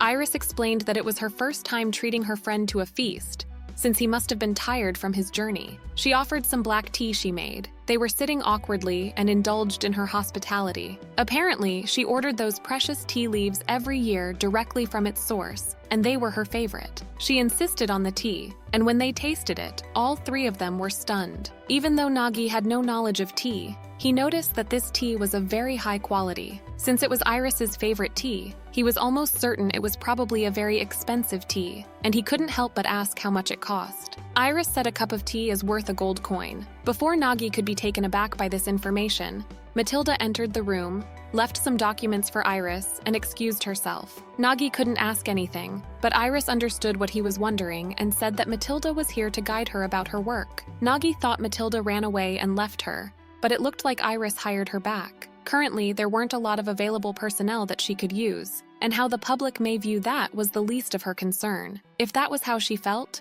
there was nothing Nagi could say about it. Nagi was impressed because for a girl younger than Cecil, to have to think about the things even most adults don't think about must be hard for her. Iris decided that it was time for them to talk about why she was having them here. Iris stated that she would like to formally request that he investigate the Sea Dragon's sanctum and asked if he was aware of the Sea Dragon's festival that will happen in a few days, and he said an acquaintance had told him about it before. Nagi remembered the purpose of the festival was to show that the Sea Dragon daughter's lineage was being inherited. Iris explained that the Sea Dragon's sanctum was where the maiden, with the Sea Dragon, performed the ceremony during the Sea Dragon festival. It was also where the Sea Dragon would manifest. Though it was rare, it seemed like the barrier around the sanctum had weakened. Their reason for that was that the sanctum where the ritual place was inside a cave at the end of a small dungeon. They have been reporting sightings of devils loitering around the entrance of that cave. The situation was just as he saw it. Normally, they would be sending soldiers for this, but it was almost time for the festival. In this case, Iris wanted to ask the one adventurer she could trust. On top of the investigation, she wanted him to drive away any devils he found on site. Nagi understood that they were the perfect people to ask. Iris mentioned that she has authority over everything that was concerned with the festival, but she asked him to treat this as a direct request from the Ilgafaz Lord. Therefore, they would be prepared with suitable rewards for their work. The amount was 4,000 arsha. It would given upon the request's completion, and the time limit would be 5 days. But if they can, 3 days would be more efficient. Once they have cleaned out the sanctum of any danger, Iris will go to the center of the dungeon and re-establish the barrier, so they need to hurry. Nagi knew that it was an important festival, and the quest needed to be completed as soon as possible. That was also a part of the reasoning. Once 3 days have passed, the Adventurers Guild will start putting up quests for the cave's clearance. Iris gave him the relevant documents as well as the map, and offered to accompany him on his trip to the cave. But they were going to clear out of the cave for the safety of the maiden, so there was no point if she came with them, and so they left the mansion. Nagi asked if Iris gave something to Rita, and apparently she gave the list that contained the goods that she wished for when she came to save her from the fake demon. However, on the list, there weren't any items written down. There was enough space at the bottom for him to sign the thing. Nagi thought she forgot to write an actual item, and remembered to ask her the next time they met. They set out to get everything they needed because they had a lot of work to accomplish. Nagi heard a girl's voice before they departed, and as he turned to look, he found the girl back in the bathtub with him, sobbing over something. Meanwhile, in Iris's mansion, Iris's big brother Noel Halfiumea asked her if her guests left. He wanted to consult something with her. It was rare for him to consult her for something, so Iris wondered how she could help him. It was something regarding the Sea Dragon. All of the authority was entrusted to the Sea Dragon's maiden, and he couldn't do anything. Iris thought he had no interest in the Sea Dragon, and he approved her. That was about the investigation of the sanctum. He asked her why didn't she put in a request with the Adventurers Guild. She let the Iris state that she had received permission from their father. Noel asked her if those visitors were reliable adventurers, since he didn't know where they were coming from. Iris explained that those people saved her twice in Richerita. The sanctum was a holy place to meet the Sea Dragon. To leave it to people Iris's trust was only natural for her as the Sea Dragon's maiden. But Noelle found the deal very expensive since she could make a deal with other adventurers with only 3,000 arsha. Iris smiled and informed her brother that the amount of money she presented was worth what was requested, and that there was no problem. She wanted to put in a request with the Adventurers Guild, but she heard some very unpleasant rumors. which is why she had to do this way. Apparently, the Adventurers Guild was under the thumb of a strong party now. They seemed to monopolize difficult quests for themselves. Noelle also heard that a high-ranking adventurers party was appearing, but if they were excellent, there would be no problem. However, their methods were a problem for Iris. For example, in order to kill monsters that are attacking a small hut, they continuously fired flame magic and reduced it to ashes along with the monsters. The way they do their job was absurd, and she could see them devastating the sanctum. As the Sea Dragon's maiden, she cannot overlook this. Iris was glad her brother was worried about her, but these were the circumstances. According to the report, they had a noble's introduction letter with them, and it was one from the Ilgafall Lord's family. Iris didn't think her father would be involved in something so petty. That means that the one who wrote the introduction letter was her brother. Iris thanked Noelle, but he was still insisting on using them. He thought they could have a huge effect with just a little effort. He also mentioned that they were truly efficient in making use of those things called people. Iris was surprised by the fact that this was the way he was seeing their subjects. For him, he was only thinking about the future of Ilgafa. The Ilgafa domain has been content with just being a small port town for a long time. Noelle also mentioned that he was also thinking about Iris's future. Being the Sea Dragon's maiden was nothing but a burden, and her authority was until the festival was over. When she asked what he actually meant by those words, he just wanted her to remember that he was thinking about her happiness, even if she was a being with dragon scales, a non-human. Iris held her anger until he left the room. She wondered if Nagi realized the true meaning of that. Meanwhile, the masked knight who was working for Noelle was trying to convince the girl Nagi saw at the bath to join them and do their quests. While he was trying to convince her, Nagi, Cecil, and Reggie came with a mask on their face. The man asked who they were, and he introduced himself as the people who revere the Sea Dragon's maiden. He then mentioned that he would like to request that the elven girl do some work for them, and he would let her decide if she accepted or not. A few seconds of silence followed his question. They whispered that Nagi and his allies were kind of freaking them out, but it can't be helped since the group of mask wearers had increased. Reggie energetically told them that the hero that saved the heroine always hid his true form, and meeting someone like him was a once-in-a-lifetime chance. Nagi pulled his mask away from his face to let the girl recognize him, and the girl immediately saw him and accepted the quest. The man tried to stop her by saying they were negotiating with her before Nagi, and how could she trust a guy who wears a mask in public?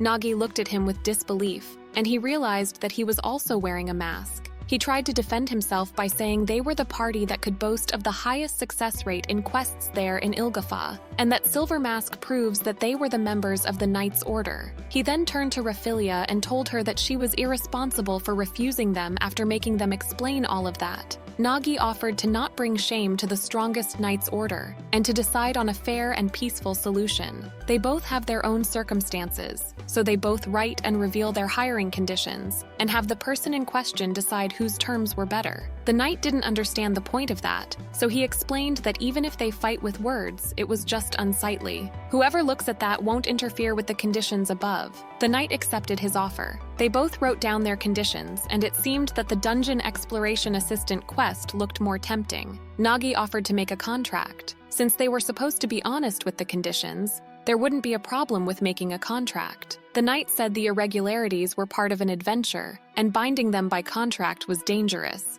But Nagi didn't mind that. He just wanted to give Raphilia a guarantee that she would reliably be paid. The Knight's Order's differences in reward and working conditions were plugged by certainly. He then asked if the Knight could at least guarantee the reward, but he said it could go up or down depending on how good the exploration goes. Nagi tried to guarantee at least something about his conditions, but he couldn't. He then raised his voice and asked by the honor of that town which received the protection of the Sea Dragon could really say it would be detrimental to her career. He couldn't say anything, and it seemed like everything was settled. Nagi offered to get out of there, and before they left, the Knight tried to stop them, but he fell when Rita tripped him. After they left, Raphilia thanked him for saving her. Nagi advised her to take a look at who she was dealing with before applying anything. Rapihila was thinking about how to earn money to go back home. Nagi asked if she didn't even have a penny, but apparently when that demon attacked Ricerta, she lost all her belongings, including her wallet. Nagi offered her to stay at their place today, and they would also introduce her to some work. When they went back home, they saw Ina sitting in front of the yard, and before he said anything, Ina told him that they had a problem. Nagi wondered what she meant by the problem, and she told him to take a look himself. He went inside and told everyone to wait for him outside. Rita didn't understand why he went there all by himself, but Cecil didn't seem surprised. Suddenly, Raphelia bowed and thanked them for saving her from a predicament. Rita said it was something that Nagi went ahead and did, and she just let that gut trip over her leg. Rita told her to raise her head, and since she would be their master's guest, it was better to introduce themselves. When Raphelia heard that Cecil and Rita were Nagi's slaves, she thought Nagi was a brute person to have the two of them, but they explained that he saved their lives by making a contract with them. Rescuing people in trouble was kind of Nagi's hobby, and it was nothing she needed to worry about that much. Raphelia was relieved. She told them that what happened really proved to her that she wasn't meant to be an adventurer, but Rita thought her assistance with the bow was amazing. They then sat, and Rita wanted to hear stories about Raphelia's adventurers. Apparently, ever since she set out on her adventure, only bad things kept happening to her, and before they reached the onsen town, only strong monsters came at them. Just when she thought they were about to beat them, they were unable to gather materials. The clinic they went to get their wounds treated burned down, and when they went to a restaurant to eat, everybody but her got food poisoning. Rita and Cecil tried to smile at her story. She then continued to talk about the inn where she had stayed and how she lost all her money. Cecil realized that those weren't adventure stories, and she was just so unlucky. Raphelia smiled and told them that when she came to that town before, everything at the guild worked out fine, and that was why she was feeling safe. Rather than saying she got bad fortunes, it's going from bad to worse. Cecil wanted her to go back home before anything happened. Raphelia was also thinking about going back home and just living off of some safe work. Cecil stated that that would definitely be better, and if it's in the direction of Medical, they know they have somebody they could ask. But Raphelia explained that it was a small village on a peninsula, and it would take 3 months by boat from here, which was the opposite direction. Raphelia then revealed more about herself, and explained that she lost her memories of everything more than 5 years ago. And it was when she had no memories and was just wandering around. Her parents took her in and raised her, which was why she left home to become an adventurer. The more Raphelia talks, the more the story gets heavy. Suddenly the door opened and Nagi was trying to restrain Reggie while she was telling him to let go. Cecil asked what he was doing and it was hard to explain, so he wanted them to take a quick look at the kitchen. When they opened the door, there was a slime spreading over every surface of the room, and that was the problem Anna was talking about. Nagi thought there was maybe something that needed repairs. Anna explained that Letitia felt the administration of that place to humans, and it seemed they regularly patrolled the area. If there was anything out of the ordinary, they would have noticed, which means this thing came in there recently. Rita wondered if Reggie's slime control would work out, and Nagi explained that he had Reggie use that skill, but it resisted. Reggie explained that it impudently resisted her control. Nagi checked its details, and it seemed an opponent with high intelligence could resist it somehow, which means that unlike the slimes he had seen so far, it had high intelligence. He asked what Reggie was thinking about him, and she said she had been thinking about it since before. But if it was on a level where it can resist skills, it must be an elder slime. Its body and intelligence were improved by elves and others skilled at magic. If they had an elf skilled in magic, they could exterminate it. Nagi came up with a plan. If it has high intellect, then perhaps they could talk to it and can be removed without damage. But in the first place, they can't talk to slimes, which is why he would use the food negotiation skill. It was a skill to negotiate with food instead of currency. The target can be anything, animal or demon, that is alive. He started to talk to the slime and told him that they were people that came to move into that mansion, and they didn't want to harm him, but he needed to leave. The slime started to scold him for trying to negotiate with him with one piece of dried meat, and questioned his knowledge about negotiating. The slime explained that they were slime inside a slime and were made by the elves of the Forest of the Wandering Moon, who have been here in Ilgafas since ancient times. Their position was different than the other slimes, therefore they have the right to live anywhere they want. They didn't need any permission from some lower life form like a human. They were sure to talk a lot for an illegal occupant. While the slime was scolding Nagi, Cecil interrupted, and even if she didn't know what was it saying, she could somehow grasp exactly what was saying. She knew that the slime was verbally abusing Nagi and insulting him. So for his sin of abusing Nagi, she decided to sentence him to certain death with her ancient language enchanting skill. Nagi immediately stopped her, and Raphelia appeared asking how long she should wait. The slime called her its master, and Nagi was shocked that Raphilia was the master of that big old slime. While Anna was cleaning out the slime, Nagi questioned Raphilia, but she explained that she doesn't know about anything, and she wouldn't be that careless to create a slime. Nagi turned to Slime and told him that he needed to explain. Slime didn't seem like he was going to explain anything, so he scared her off with Anna. He commented on how scary Anna was, and that she would show no mercy to anyone who tried to hurt them. The slime gave up, and explained that Raphilia looked very similar to the person who made them.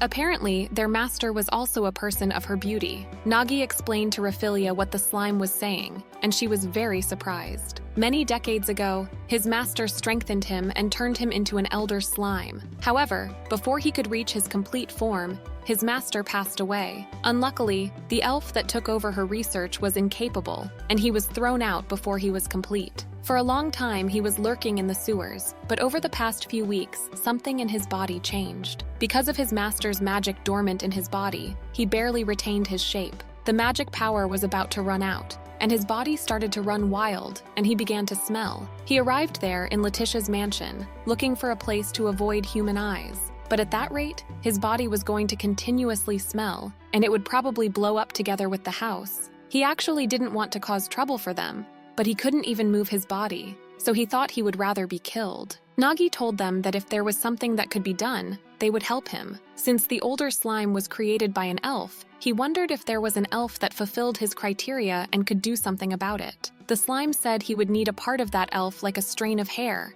a nail of some body fluid. Nagi then asked what would he do if he said he could introduce him to such an elf. The slime said that would make all his wishes come true, because if only he could get some elven magic, he could achieve his complete form and leave the house. Nagi agreed to ask Raphilia and told the slime that if she refused, he had to give up. He told her all about the circumstances of the slime, and also asked her to give the slime a part of her body like hair, nails, or body fluid. Raphilia immediately fell for it and started to sob, feeling sorry for the slime. Reggie implied that Raphilia was gifted, and Nagi asked if she meant gifted as a slave, which was inappropriate. She thought this kind of thing was about timing, but Nagi told her that Raphilia was a guest he invited to their house, and he didn't want to get involved in anything unnecessary. He simply wanted her to feel at home while she was there. But there was one thing that was true about what Reggie had said, which was the timing. Before at the Adventurers Guild, he tried to ask Raphilia for a quest, and it was related to a slime,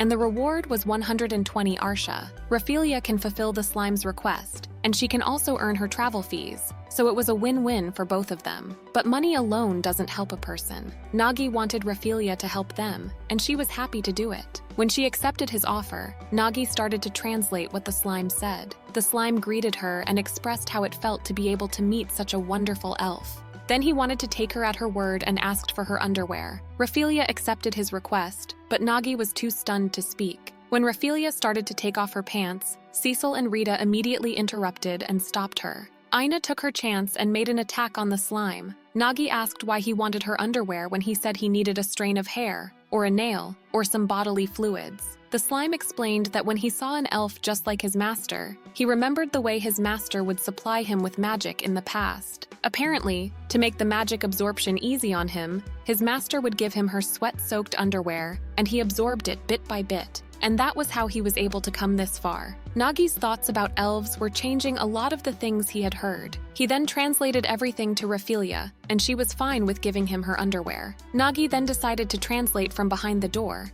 but she stopped him and wanted him to be there with her because she didn't want to be alone with the slime. While she was taking off her clothes, Reggie asked Nagi what he thought about her, and Nagi said he understood that she could be very dangerous. Reggie thought she would serve him well since she looked beautiful, and her skills seemed strong, but Nagi again stated that he wouldn't make her his slave. While Raphilia was taking off her underwear, they heard her scream and went into the room, and they saw the slime holding her and trying to absorb her. Nagi told the slime to let her go, but the slime said he wouldn't harm her. Her clothes dissolved within the slime. A few seconds later, he dropped her and thanked her for the meal. Raphilia was feeling dizzy, and Nagi held her. The slime thanked them and left the home without a second. Raphilia was very satisfied that she completed the quest while being completely naked. In the end, the slime thoroughly cleaned the kitchen it had occupied, and they again held their arrival in Ilgafa and welcomed their guest party. Since Raphelia's clothes were washed and were drying, she was wearing Ina's clothes. Ina seemed happy that there was one more person to take care of. Raphelia presented a beautiful poem as thanks for the food and lodging. The poem was about the attack on Iris in the Anson town of Richarda.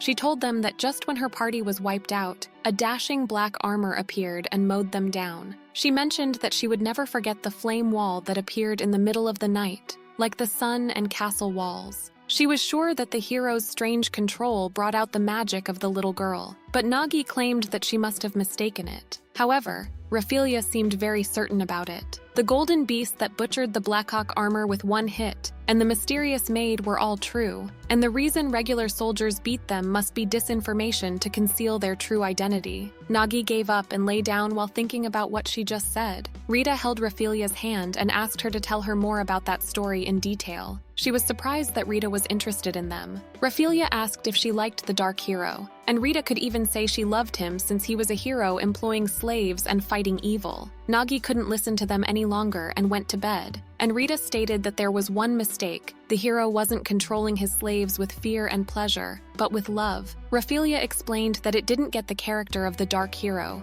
It was rejected. With that, their first night in Ilgafa ended late. Late at night, Raphelia was in front of Nagi's room. Nagi wondered what was wrong, and she explained that she had a request for him. She stated without a doubt that she wanted Nagi to become her master. Nagi wondered what was gotten into her so suddenly, but she said there was no other way for her anymore. Reggie appeared and said some stuff about how she was right, and how Nagi was the perfect master for her. But Nagi told her to shut it for a second and asked about Raphelia's whole story. Apparently, it began when the business of the old couple's bakery took her in, suddenly started to decline, and just when she thought it was enough to live on, the money she earned from a side job when the bakery was on break was stolen. And that is when she realized that unfortunate things started to always happen around her. There were a lot of other omens as well, but she didn't want to admit that, and always said to herself that it was just not her day. She wanted to make a living, so when she went to study under a sorcerer to become an adventurer, for some reason, that sorcerer's familiar went on a rampage and completely destroyed his house. And after she became an adventurer, terrible things continued to happen to her.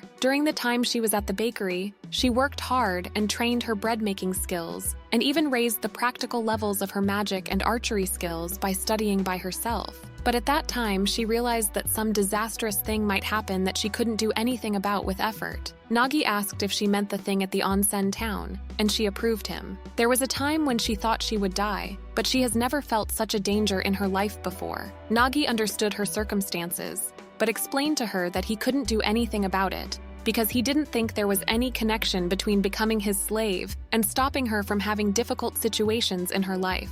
Raphelia mentioned that he was really close to all of his slaves, and Cecil and Rita listened to her stories and even worried about her, so this made her happy. Nagi said he wasn't much of a slave master, and it was how things turned out to be. When you form a master-servant contract, the master can look into the skills and every nook and cranny of his slaves with the master's privileges. Raphelia thought the reason for her misfortune might be inside of her, which was why she needed to have someone form a master-slave contract with her and have a look through her. After Raphelia's explanations, Reggie asked Nagi if he was going to disregard a young girl who made up her mind. Nagi felt indebted to Raphelia, and if it was just a little search for her peace of mind, he would accept it. Raphelia thanked him, and they went outside to get some air and talk about the contract. Nagi asked why she thought the reason for her misfortune might be inside of her, and she pointed out the tiny slime on her head. Apparently, the slime said he could look into her a little bit at that time, and he said he could see an unknown skill that hadn't been seen.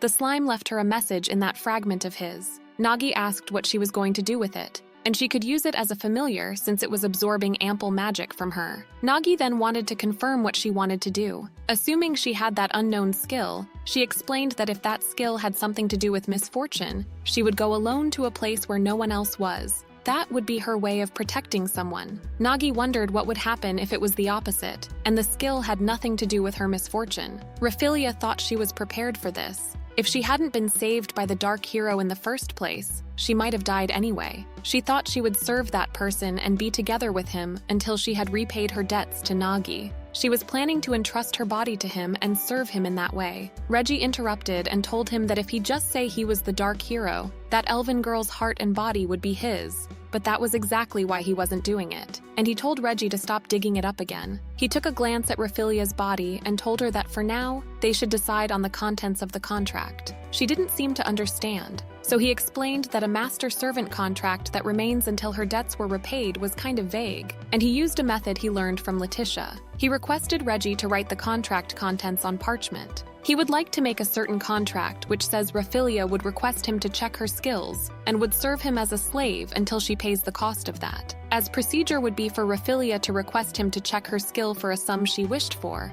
A reasonable amount would be something that could be paid by doing 1 or 2 quests. Once paid off, the contract could be terminated. That was the contract conditions, and Raphilia thought she was going to die tomorrow. There was nobody who would listen to her story and earnestly think about it, so she couldn't believe it. Nagi patted Raphilia's head, thinking about how she had been brainwashed by her bad luck. Reggie prepared the scroll and asked Raphilia to approve it. The only place to write the amount was still open, so she wanted her to put some reasonable amount. However, the amount she wrote had so many zeros that Nagi couldn't read it. Nagi then took out her medallion, made a contract, and made her his slave. After the process was done, as he promised, Nagi took a look at her skill, and there was indeed a mystery skill, but he couldn't see its name or its effect. Also, there were 2 of them which made her surprise. He was pretty sure she could see her own skills, but Raphilia explained that her skills should only be magic aptitude, archery, bread making, and evasion, or poet. Even though the slime told her about it, if it was a skill that even her master couldn't see, she didn't know what to do. Nagi had fulfilled Raphilia's request, but if that skill really brought misfortune to her, that girl could never be with anybody for the rest of her life, and it was a straight line to loneliness and a black environment. There was no way for Nagi to ignore that, so he stated that he could take a look into those skills, but for that, he needed her to bear with something. She wondered what would that be, and she would give her best to anything he wanted. Nagi then asked for permission to touch her breast, but she was confused. Since explaining it would take a while, he basically said he had a skill with which he could meddle with the skills of his slaves. Using that, he might be able to understand the details of that unknown skill. Raphilia now understood the situation, so she accepted to give him everything. Before he even touched her, Nagi realized that she was shaking already. It must have been hard for her to let a total stranger look inside her and play around with it. Reggie again interrupted him and told him to treat her gently. She shamelessly told him to touch her breasts and lift them up with both hands like they were fragile glass, and at the height of his pleasure, she could carry him to his bedroom. Nagi looked at her in disbelief and didn't say anything. When he looked towards Raphilia, he saw that she was waiting for him, kneeling and flushed, and he was shocked. They were both shaking and sweating. Nagi stretched out his hand to gently place it on one of Raphilia's big breasts, and at that moment, Raphilia whispered to him to get the truth out of her. After thinking he'd scold Reggie later, he put his hand on Raphilia's chest and started the skill structure. Nagi looked into her skills, but he couldn't see them with just the display, so he increased the magic a bit. Nagi didn't realize that his hand was in the middle of her breast, and he got distracted for a moment. He took a deep breath and started to focus. While he was continuing with the process, Raphilia was shaking and trembling. Nagi noticed something and she asked what was going on. He explained that he had good and bad news. The good news was that they now knew the unknown skill. The bad news was that skill was a skill that seemed to draw misfortune to her, just like she thought. On top, it was a locked skill, so he couldn't take it out. Raphilia thanked Nagi and made her decision. She would cut her ties with places where humans were and hold herself up on some isolated island. She stated that she was okay since despite all of that, she had always managed on her own, and it was now a little harder, but her eyes were tearing. Nagi patted her head and told her that she didn't need to hold it in, and she immediately started sobbing. For a long time, she was afflicted with misfortune and betrayal. There was no way that wasn't tough on her. Raphilia was kinder than Nagi thought, and instead of her own happiness, she would choose the rough road for the sake of everybody else. Raphilia fell at Nagi's feet and thanked him. She said with a smile that she felt strangely relieved after crying, and that one of her best qualities was her ability to recover quickly. It was still too soon to give up for Nagi. He explained that even though they couldn't take out the locked skill, remaking was possible. He activated the skill structure and poured in even stronger magic than before to change the skill. It might put more of a burden on her, but she said she could take it for everyone's sake. Nagi then decided to change it with a household skill he received from Iris. When he tried to do it, something went wrong and it was repelled. He asked if Raphilia was resisting her skill being changed, but she said she wasn't. Something was wrong with her, and Reggie asked what was it, but that was the first time that had happened. The skills had all turned black, and Raphilia was mumbling some things about the darkness and how she was scared. Reggie couldn't see the skill display since it couldn't be seen by other people. Reggie told Nagi to not let her go, and since he was the only one who could see her current situation, only he could do something about it. He must look closely and grasp the situation. Nagi thanked Reggie for helping him calm down, but her goal was something else, and she just wanted them to make love. He was connected with Raphilia, so there must be something he could sense. Nagi thought about it for a moment and asked Raphilia if she could hear him. He asked her to remember the feelings she had that time she recited a poem for them. Raphilia repeated the poem and expressed her feelings when Cecil praised her. Nagi heard something and wondered what was it. Reggie couldn't see a big change, but it seemed like he understood something. Nagi then ordered Raphilia to tell him about what she thought was scary earlier, which made her open her eyes and blush. She hesitated at first since the darkness would come again, but then noticed that she wasn't scared anymore. Nagi explained that he had a skill that could interfere with other skills, and she could leave that for him. As it seems, the fear that comes from the darkness was largely in response to her own emotions. Also, it seemed to flow into her from those black chains. He thought that if he used that skill-restructured skill and pumped those black chains full of his magic, he might be able to suppress it. And he was right. He asked Raphilia to tell him about the things she thought were scary so he could take care of the bad things. She started to list the things that were scary for her, but to an extent she was expressing happy and joyful emotions. To drown those out, a threatening black presence increased. Then he needed to fill her with happiness and make it, so even those black chains couldn't drown it out. She continued to list the things she was scared of, but also loved it. Her real nature was leaking out uncontained, and Nagi was satisfied. The chains started to shatter one by one, and Nagi changed the skill all at once and broke it into pieces. He activated level 3 of the skill restructure and called Reggie to cut out the skill. Raphilia was saved from that skill, but Nagi didn't really understand what was that thing that seemed like something was possessing the skill itself. Reggie was also clueless, since she was also from another world. All that was left was to cancel the contract, and everything was great. When he looked into the contract conditions again, he realized that it was written 1120 Arsha. Nagi asked Reggie if she was the one who did it, but she refused, saying that she wouldn't do something so underhanded. Reggie explained that even though they signed a contract with that document, for Raphilia to bring misfortune to her surroundings was misfortune, and for him, it was a misfortune to rule over her as his slave. To preserve that situation, the skill had splendidly shown its effect. Now that the skill was destroyed, it was her guessing, but most likely that what was happened. On the other hand, Raphilia was thrilled by the fact that she wasn't someone who attracted misfortune and thanked Nagi for saving her. Nagi was glad that she was thankful, but there was one thing he needed to apologize about. The next day, Nagi woke up and started to change clothes. It had been a day since he had made a contract with Raphilia. He had to explain the situation to her about how the contract became harder to complete, but she didn't really seem disappointed, so everything was fine for now. He left his room and greeted Aina. Nagi heard Cecil saying good morning to him, and when he turned to her, he saw her in new clothes. It wasn't only Cecil who got new clothes. Rita was also wearing different clothes, and Nagi asked what was with their outfits. Apparently, they got those from a shop they visited, and they wanted to celebrate their new home. Cecil asked about his opinions, and he found her amazing. Her previous outfit was simple, but emphasized her delicacy and made him want to protect her from all harm. That didn't mean that the current outfit was bad. With less exposed skin, her appearance was of a lovely elf. And as for Rita, he must say that he liked how her new outfit was highlighting her feminine charm. Aina didn't join them because there were a lot of expenses when it came to a new home. Raphilia appeared, and she immediately gave the news to the girls and hoped that they could get along well as fellow slaves. Nagi was planning on breaking the news himself, but he lost the chance to. Cecil asked what happened, and he explained the situation. Rita scolded him for collecting slaves every time he went out. Raphilia apologized to her for being arrogant, but that wasn't what Rita meant. Raphilia was cute with her pink hair and elf ears, but she didn't want to have any more competition. Nagi didn't understand what she was saying,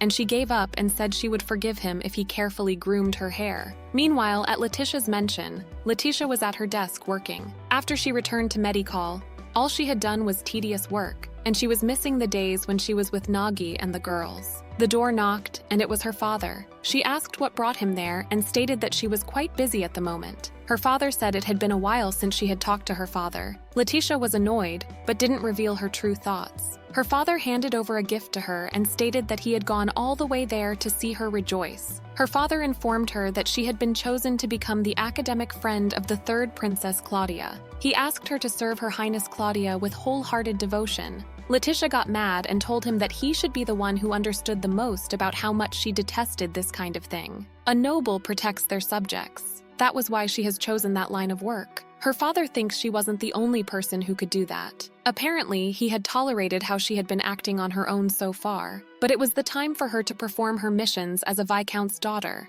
That was an order from the head of Millefeuille. There was still some time left, so he gave that time for her to consider what it means to be a princess's escort during her education, and how important of a role it was. Her father then left the room, and she fell on the floor with frustration. The door knocked again, and it was the demon girl they met a long time ago. Letitia ignored her and got back to work, but she didn't seem to be leaving anytime soon, so she asked how long she was going to stay there. She was surprised that Letitia started talking to her, since all she did was work like it was normal. Letitia would like to ignore her if she could, but she wondered how she got inside and what was her purpose. The demon girl explained that someone was targeting Nagi and his gang. Letitia told her to watch her mouth, or she would cut her down to pieces if she saw her harming them. Demon girl wasn't interested in doing something that stupid, and she was there to talk about her job. Letitia agreed to talk, and she explained that recently, a certain group of adventurers in a certain area started to cause a lot of trouble. Letitia assumed that was their problem, but the demon girl wondered if it was still their problem even if it happened in Ilgafa. Nagi and his girls were no exceptions, though they handled it smoothly. Letitia was proud of them. The girl explained that quarrels and disputes between adventurers happen all the time, and she doesn't need to worry about that. The problem was that the people they became involved with were in some faction with powerful existence backing them. She wouldn't be surprised if they got tangled into a bigger problem because of that. She asked Letitia if she wanted to protect her precious comrades. Meanwhile, Nagi, Cecil, and Raphaelia were on their way to Iris's mansion to make a report on the request about the dungeon. Raphaelia called Nagi and asked if it was okay for a newbie slave like her to be with her master and everyone else on such an important occasion. Nagi explained that there was no problem with her coming with them, since Aina and Rita were busy with their own duties. Nagi was working his ass off for a future where he doesn't need to work, and he needed Raphaelia and everyone's help to achieve that. Cecil mentioned that Nagi had been shouldering the responsibility for turning her into his slave due to his carelessness. In fact, she was all alone before Nagi made her his slave, so she was happy that Raphaelia joined them, and it felt like she had a third sister now. Nagi was glad that they were getting along. They hit the road and arrived at Iris's mansion. When they arrived there, the soldiers let them enter while also staring at them. They got inside and Iris welcomed them in worry. She apologized to the guards. She told them Nagi was a very important person and to let him pass whenever you needed, but seemed like it didn't work. She asked if the guards scared him, but he understood that they had no choice since she was attacked at the hot spring back then, and the festival was around the corner too. When they were about to begin the meeting, Iris's brother Noel appeared and asked Nagi to introduce himself. Nagi was someone who made the Dragon Maiden's judgment come true, so he would wager he was someone important. Iris introduced him as the adventurer who saved her twice in the hot spring town. That was the reason she hired him during the search. Noel also introduced himself, and they shook hands while he was talking about how important the place he was about to investigate. Noel then left, and Iris apologized to Nagi on behalf of her brother. He might have said he would leave the investigation to him, but it seemed like he didn't quite like the idea. Nagi asked the reason because he thought she was the one in charge of that festival. While that was true, every single decision made for the festival was very important. By relying on the Adventurer Guild, it seemed like she crossed the line. Nagi mentioned that he was thankful to her for finding such good work so quickly after coming to Ilgafa. He then talked about the time when he was leaving for the city from that mansion. He dropped by the Adventurer Guild and ran into a bit of trouble with some other adventurers, but the guild staff didn't seem like they cared, so they had to resolve the matter themselves. He asked if their request had something to do with that. Iris explained that she also received a report about it, but she didn't want Nagi to know about that. If Nagi didn't accept the request, then she would have asked for the guild adventurers. They would have mobilized the Oracle's Knights Order. They may be the highest in rankings, but the way they do things caused way too many casualties. However, Since they cleared the difficult quests for the guild, they couldn't do much about them, so they had no choice but to let them be. For Iris, this kind of job should be left to the people of the Ilgafa themselves. But her brother was not on the same side as her. Nagi said no matter how powerful he was, having such a stressful interview was cruel, and he made him sick. Iris didn't know the meaning of the stress interview, and he explained that it means taking advantage no matter what. The person might even deny her as an individual. They would keep it up again and again until she couldn't think rationally. Then he would throw a condition that was disadvantageous to her. The place he worked at before was like that, and just thinking about it pissed him off. Raphilia mentioned that if Nagi hadn't saved her back then, no one would know what would happen to her. Iris asked who was she, and Nagi introduced her. Raphilia promised her to do her best for Nagi. Iris smiled politely and mentioned how kind Nagi was, and whispered how she was jealous. They continued to talk about the request, and Nagi explained his plan one by one. By confirming his line of thought with his client, Nagi was able to continue the conversation smoothly. Iris then asked Nagi to let one of his companions be her guard while he was inside the cave. Her soldiers would be with her, but she still didn't feel safe. Nagi approved her. Her soldiers were all big grown men, so having a girl with her would make her feel better. He asked Raphilia if she could do it with Anna while he, Cecil, and Rita were in the dungeon, and she was happy to do it. With that said, he stood up and told her that he would start the quest tomorrow. Iris asked what happened to the unneeded items list that she gave him the other day. In the next scene, Iris shows them the entrance to the sea dragon's sanctum. Inside was a naturally formed cave, and it was as deep as a usual 2-floor dungeon. Further down, deep into the 3rd floor, there was an area he could only access if he was chosen by the sea dragon. As such, Iris would enter after he had repelled the monsters and rebuilt the barrier. Nagi left the rest to Raphilia, and she took out the elder slime piece and created more little slimes. He then left the little slimes to Reggie. Iris wondered what was it doing, and he explained that they were having those slimes act as recon for them, as one of his slaves has the ability to control slimes. They advance while keeping an eye on their surroundings, and not just for them, but to ensure Iris's safety when she enters. He wanted to make sure there were no problems, and they were as ready as possible. Team Slime moved in first, and next was Rita, and lastly it was Cecil and him. Iris told everyone to not overdo themselves and stated that she would pray for everyone to be blessed by the sea dragon. They went into the dungeon, and Iris recalled a memory of the time when she asked what happened to the gift list she gave him. Nagi explained that he left it alone since there weren't any names of the items. He was a tough one, Iris thought. A normal person would have signed it right away. While Iris was in her thoughts, one of her guardians told Ina to not get close to her and to know her place. The younger guardian told the man to calm down. He noticed the tea she was holding and tasted it. He seemed to like the tea and asked where was it from. Ina explained that it was her own blend of tea. Ilgafa was a great place to get tea leaves, so she mixed a lot of different leaves to make that blend. The younger guardian asked for another serving and gave it to the older one. He didn't want to get all tensed up from the start. The old guardian tasted the tea, and he was stunned by the taste of it. The tea wasn't half bad for an adventurer, but he wanted Aina to remember that they would be enough to defend Iris, so she had to make sure she wasn't crossing the line. They served everyone a cup of tea, and lastly, Ina gave one serving for Iris too. Iris thanked her and felt the sweetness of the tea. When they were about to eat the sweat, one of the guardians reported that a shadow of a monster was closing in on them. Meanwhile, Nagi and the girls were in the dungeon, and Rita asked what was the thing he gave Raphilia this morning. He explained that it was a skill that might fit Raphilia. He tried to restructure the watering level 1 skill crystal he received from Iris, and an archery skill he bought in the city. He gave her 2 skills. He tried spreading the damage dealt by the arrows, and she could shoot out multiple projectiles with just 1 shot. So he thought since Raphilia had archery and was a master of the bow, she would have great compatibility with it. While he was talking, Rita realized how happy he looked explaining the skills. Cece was also complimenting him. On the other hand, Iris's guardians were fighting with a bunch of flying monsters. Raphilia used the archery skill Nagi gave her without noticing it could hit multiple enemies at once from a long distance. She managed to hit them all with 1 attack, and they were all in shock, including Iris. Raphilia was happy that it went well, and Iris told her that the harpies that were flying towards them just fell into the sea all in an instant. She thought the soldiers of the Ilgafa was the one who did that, but the soldiers looked confused too. The day before the investigation of the sea dragon sanctum,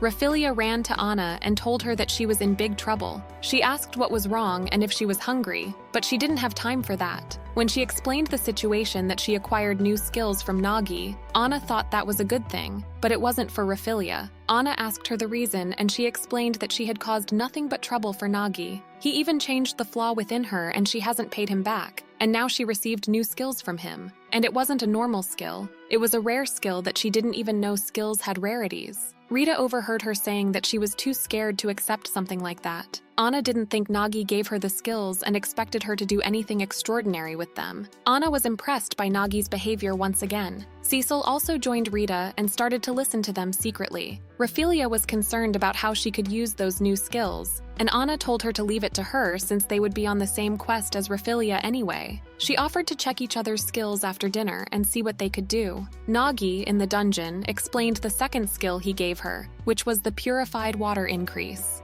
With this skill, she could increase water with a watering can. The water inside gets increased every now and then, so she could get an unlimited supply of it. Rita asked if he was sure a guard would need that, and he mentioned what Anna said to him about making tea to calm Iris down. And good tea requires good water. With that skill, they wouldn't need to carry water around either, so it was like killing two birds with one stone. In fact, the three of them should be enough to finish that quest. And with that many people guarding Iris, she would be just fine. Nagi wanted them to relax, have some tea, and perform their job without getting too worked up. Rita didn't really agree with what he said and was sure that they were actually working their asses off since Anna was very scary when she gets serious. A group of giant bats appeared above the sea and the captain ordered everyone to ready the bows. But in a few seconds, the bats fell on the ground like the other monsters. Iris and the soldiers were in shock again, and Iris looked at Raphilia. She started to applaud the captain for doing all the work. The captain didn't understand what was going on, but he acted like it was his success, while Iris knew he was actually acting out. Leaving the captain aside, Iris was shaking from all the thoughts she had. They expected monsters to appear, but that was too weird. The way they just fell off for no reason was scary. While it was indeed a great help to them, it was so odd that she couldn't think rationally anymore. Not to mention Nagi's party had been in the cave for a whole hour now, and she was starting to worry about them. One of the soldiers reported the aqua lizards that were showing up,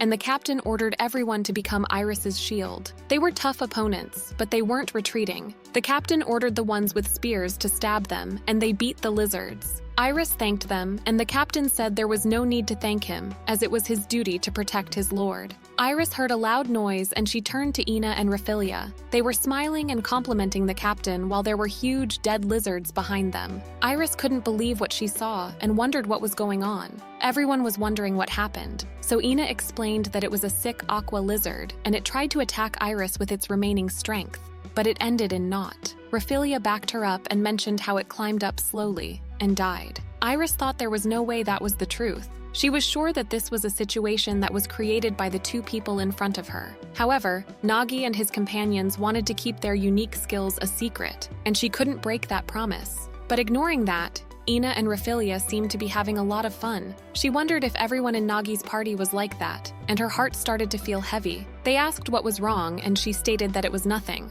A soldier brought a message from Noel to Iris. Apparently, he was worried about her, and not as the sea dragon's maiden, but as his sister. So he was coming over to take a look. He told them to be ready to welcome him. Meanwhile, Nagi and the girls were walking. The cave was humid all the way, and there were puddles everywhere, making it hard to walk. He asked Cecil if she could feel anything with magic detection, and she wasn't. Rita wasn't feeling anything with presence detection either. Nagi thought that might be overkill for just mere exploration, but he wanted to chase away the monsters from the entrance. Just when he was thinking like that, a monster appeared and Rita immediately attacked back. Cecil used her flames and made the last attack, and it was done. Nagi didn't get a good look at it and asked what was that, and Rita said it was most likely a giant alligator. And then, a group of blue slimes appeared, and it was Reggie's time to shine. With a slice of the dried meat as a bargaining chip, she ordered it to stay away, or else her master's companions would erase it. The slime understood her and agreed to leave. Negotiation was successful, and the group of slimes were retreated, and they continued their way happily. In the next chapter, we find a young boy informing Etelina that he is going to the sacred site of the sea dragon. Etelina wonders if this is really necessary and asks if he could have some faith in the skills she has given him. However, He wanted to witness the start of a new Irguffa firsthand. He then asked if she was certain about it, and Etelina stated that it was okay, as she was no longer involved in that matter because the rest was in Noelle's hands, but still wanted him to ensure that he reported her. In the cave, Rita sensed a demon once again and informed Nagi. Nagi asked Reggie if she had any idea what that demon might be, and she said that according to the slime's intel, it seemed to be a giant spider and appeared to be weaving a web. As far as he remembered, the giant spider's web-building ability could control space. Seekly was surprised that Reggie transformed into her sword form, and she explained that maintaining a humanoid form consumed a significant amount of magic power, and she could focus better in that state. When she was asked why she was usually in humanoid form, the answer was simple: because it was cute. They spotted the spider, and Rita immediately activated the area breaker. Then it was Seekly's turn to use the flame arrows. When the skill ball dropped from the spider, Rita handled it to Nagi. It was a level 2 web building skill that was able to capture enemies with silk. They didn't have silk, so that wasn't mean for them. The next one was a big serpent, a venomous amphibious one. Its body was so massive that it blocked the dungeon path. It wraps around its body and devours enemies, crushing their bones. First and the last attack was made by Nagi, using his level 1 delay martial art and defeating it with one move. The skill ball from the serpent was to constrict enemies with the body, but that skill wasn't suited for them either. Everything seemed to be going well so far, which was a relief. He was cross-referencing the map Iris gave him and comparing it with the list of observed demons. Preparing countermeasures was not too difficult. Back then, when he used to design games, he would assign demons himself so that she could visualize how battles with demons in a seaside cave would play out. The only remaining area was the grand hall that leads to the center of the dungeon, along with the routes to reach it. Once they arrived there, they would be halfway through their task. He asked Seekly and Rita if they had noticed anything so far, and Rita pointed to the illustrations on the cave. He didn't care about things that were irrelevant to their quest, but Seekly and Rita were new to Irguffa, so sharing knowledge was crucial in their situation. That dungeon was a natural cave that people customized, and it had been used as a ritual site for a long time. It wouldn't be strange for things like that to remain, considering it was a sacred place. In fact, it was quite natural. The real issue was what was depicted on it. It appears to be a depiction of the legend of the sea dragon. He mentioned that they would have missed it if it wasn't for Cecil's light. The book Iris lent him similar illustrations. He explained the legend of the sea dragon's daughter and the courageous boy to them since they weren't familiar with it. While talking about whether they could defeat the sea dragon, they came to the conclusion that they couldn't defeat it without working together. Nagi asked if both of them were completely sure about what they were saying. The natural enemy painted on the wall was actually the great fabled fish Leviathan. Leviathan was the demon he encountered in a village he visited on the day after he was summoned to that world. At that time, Rita, who was a high priest of the Ertuna sect, he evacuated the people of the sect. Eventually, they managed to defeat it with Cecil's fireball. He was surprised to find out that the monster they accidentally defeated was the natural enemy of the sea dragon, but Rita must have mixed feelings. If it had been for Leviathan, she wouldn't have been expelled from the sect,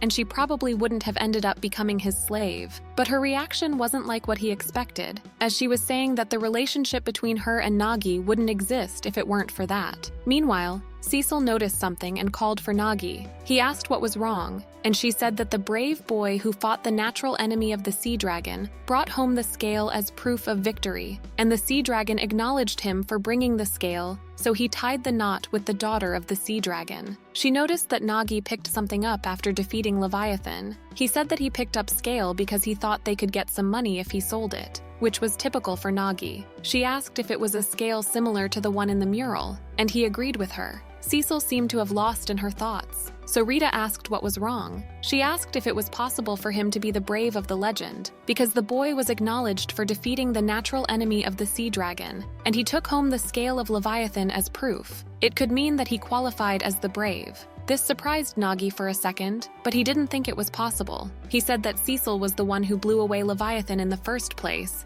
and he just picked up the scale. He believed that he wouldn't be acknowledged with something like that, but didn't know what to do if he had already been acknowledged. They suddenly heard a noise like something was hitting a wall. Nagi told everyone to check, and they informed him that there were some clusters of magical power at the back of the dungeon, and the magical power in the cave was flowing intensely toward them. Rita also sensed something enormous moving. Nagi asked what Reggie received from the slimes, but she seemed pretty nervous. asking for a second. She was linking the sights of the slimes with her, and then she approved that the source of that vibration must be the great hall ahead of them, and a big guy was waiting for them. So far, only demons had emerged, but it was completely different from those, and it wasn't even a demon. The material that Iris gave to him didn't mention that creature either. Nagi asked if Reggie had any idea of what could it be, and she said that she was pretty sure it was an ice golem. Nagi was confused to see an ice golem in a rugged place like that. Reggie said that he could ask Cecil about the rest. As far as Cecil knew, a magical crystal was installed inside the center of its body,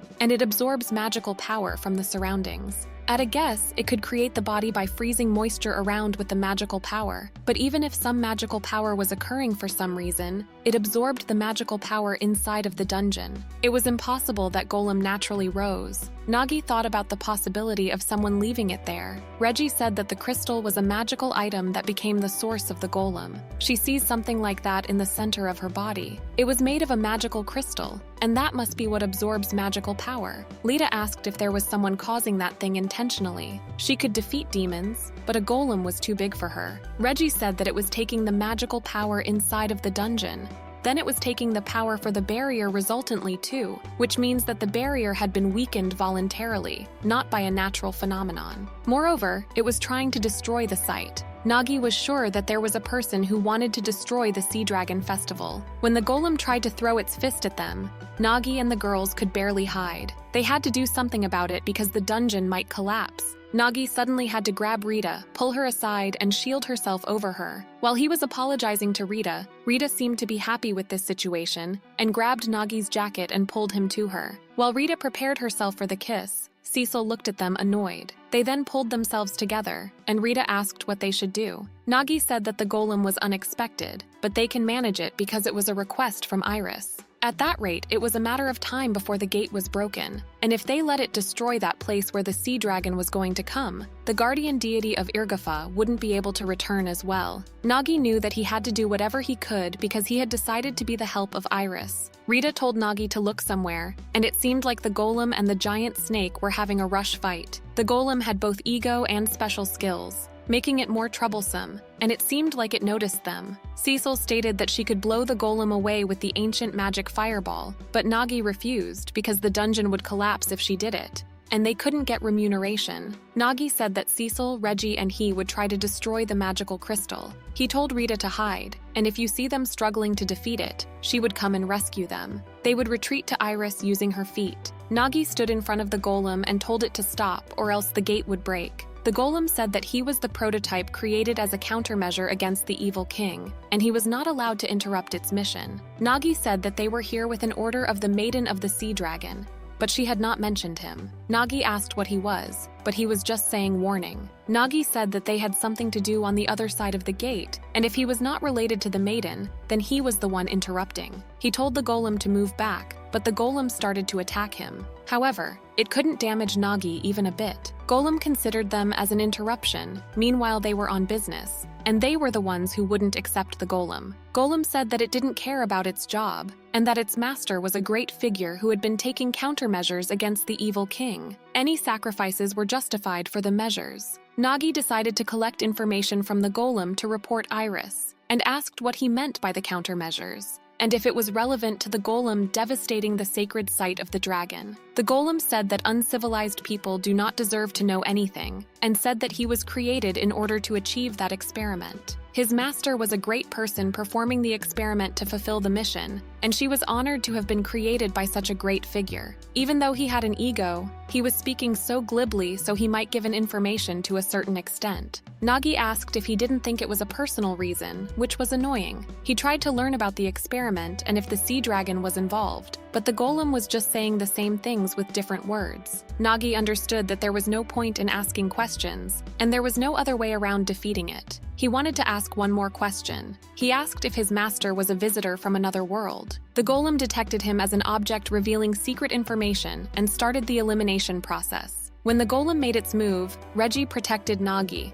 Nagi turned to Cecil and she started to use her inert arrow. The golem's words were not used in that world very much, so it reminded him of them. The inert arrows of Cecil didn't seem to affect the golem. Cecil apologized and said that the golem was too strong and she couldn't weaken the capacity with her inert arrow. They had to, and the source of its magical power first to beat it. They decided to follow Plan B, breaking the crystal. She used her fireball and hit the golem with it, but it wasn't enough. Then Nagi activated the soft water sword style and then released delay arts. But the crystal was highly advantaged and was escaping. Nagi thought it would work out if they broke the doll. They had never seen something like that. It was obviously a creation created using a cheat ability. The biggest problem was that its weak points we removed. The rest was easy if they managed it. Nagi told Cecil to fireball twice in a row with the double chant. She asked where she should aim, and he said that one at the body, another at the head later. If that still doesn't work out, then they were going to retreat. The golem started the annihilation and Rita came to rescue them. With Rita and Cecil's simultaneous attack, they successfully broke the doll. The golem was not able to move because the doll was surrounded by the slimes. It was a combined skill for Rita and Reggie, invented by Nagi.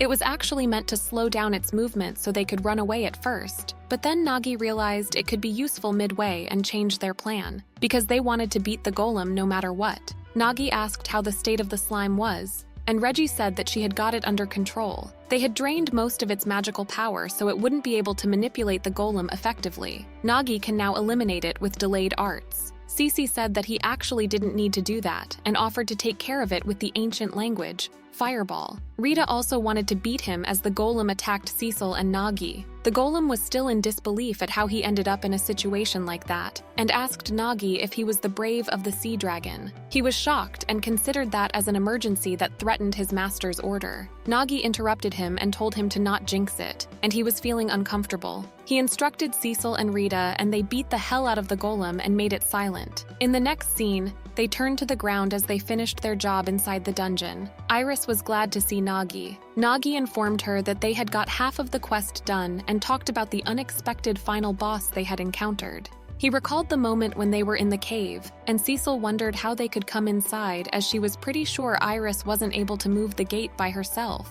He said that it could have some magic and that reacts to someone with the qualification to come inside, because even the gigantic golem could not destroy it. He said that the gate might be opened by the maiden or the hero and then touch the gate. Suddenly, the gate opened, making everyone shocked. That could only have one meaning. He was acknowledged as the bravest hero. Nagi was too stunned to speak. Before they could process the situation, Cecil fell on the ground feeling pretty tired. Her body was shaking and she couldn't move because of the huge presence inside the gate. It was as if she was facing a god class. Nagi was taken aback and turned to Lita, and she was not any different than Cecil. He was confused because he couldn't feel anything. Cecil said that it was because he was the hero of the sea dragon. He didn't want her to say it clearly as he was still in denial. Lita was still so scared, and Nagi told her to get on him, and he started to carry her outside of the cave. Iris called for Nagi as he seemed pretty quiet. He said that it was nothing and he just zoned out a little. He could not tell her about it because it would be a massive problem. He said that they were going to enter the dungeon again. The three of them, Iris and also Anna and Laphilia. He looked at the soldiers but couldn't remember any of them, so he had to say that a few regular soldiers would be helpful if they participated with them. The soldiers were happy that it was finally their turn. Nagi was shocked that Anna and Laphilia become friends with them so quickly. They entered the cave and Iris thanked Nagi for the extermination of demons. He said that thanks to the list of demons, it was easy to take measure. Iris was shocked to see the mess inside the cave and asked what happened there. He explained that an ice golem was hitting the gate intensely as they arrived there. They wondered if that was a gatekeeper or something at first. Then he asked if Iris had any idea. Iris said that it was impossible and there was no way a golem could be inside the sacred site of the sea dragon,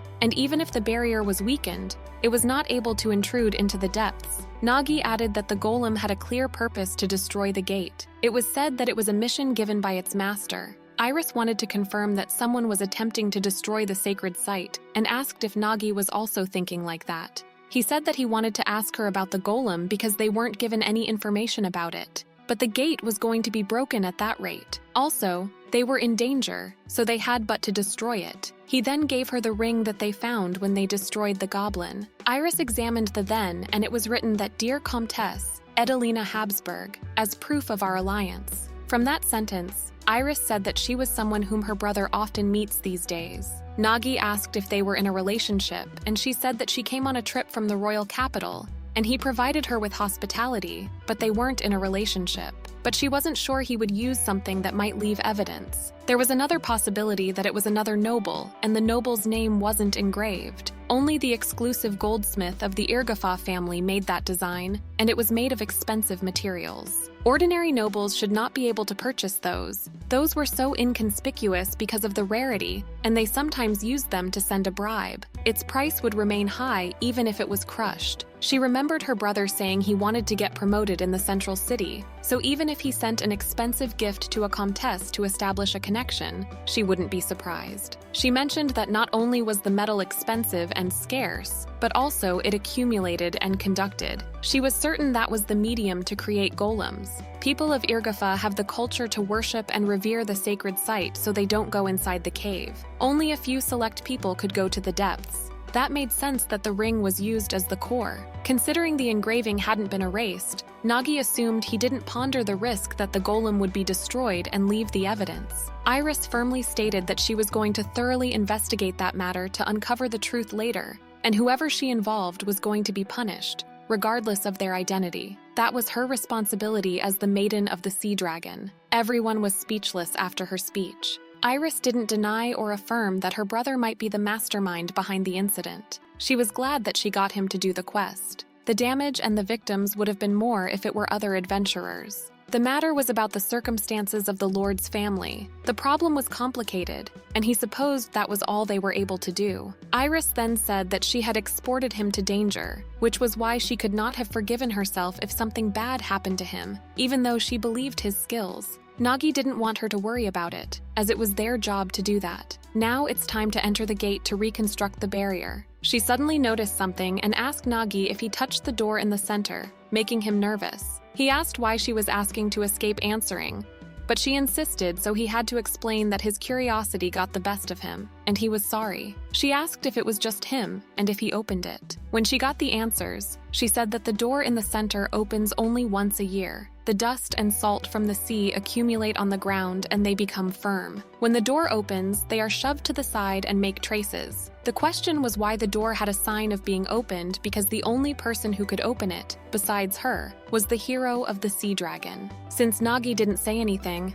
Iris understood that he was already aware of it. While they were talking, Ina didn't seem to understand what was going on, so Cecil whispered in her ear. Ina seemed pretty amazed by Nagi as he didn't say anything, as she was considerate of Iris's feelings. They decided to talk about it later since the situation was complicated right now. When the brave and the maiden of the Sea Dragon touch each other, the scale shimmers with pearl gray. It was what happened to Iris. She fell into the arms of Nagi and asked him to be her master, the port city that prospers with the grace of the Sea Dragon, Irgafa. Its origin began with the story that the hero and the daughter of the Sea Dragon tied the knot once upon a time, and for generations, the girls of the Sea Dragon's descent had become the maiden, and they have lasted the grace of Irgafa by performing the ritual every year. The bloodline breathes within Iris. Not only does the inheritance bring the light inside, but it also brings the dark side. That is the genealogy of the maiden, which inherits the blood of the Sea Dragon, and the genealogy which inherits the name of Hafumea, the Lord family of Irgafa. The maiden only exists for the ritual to be granted grace.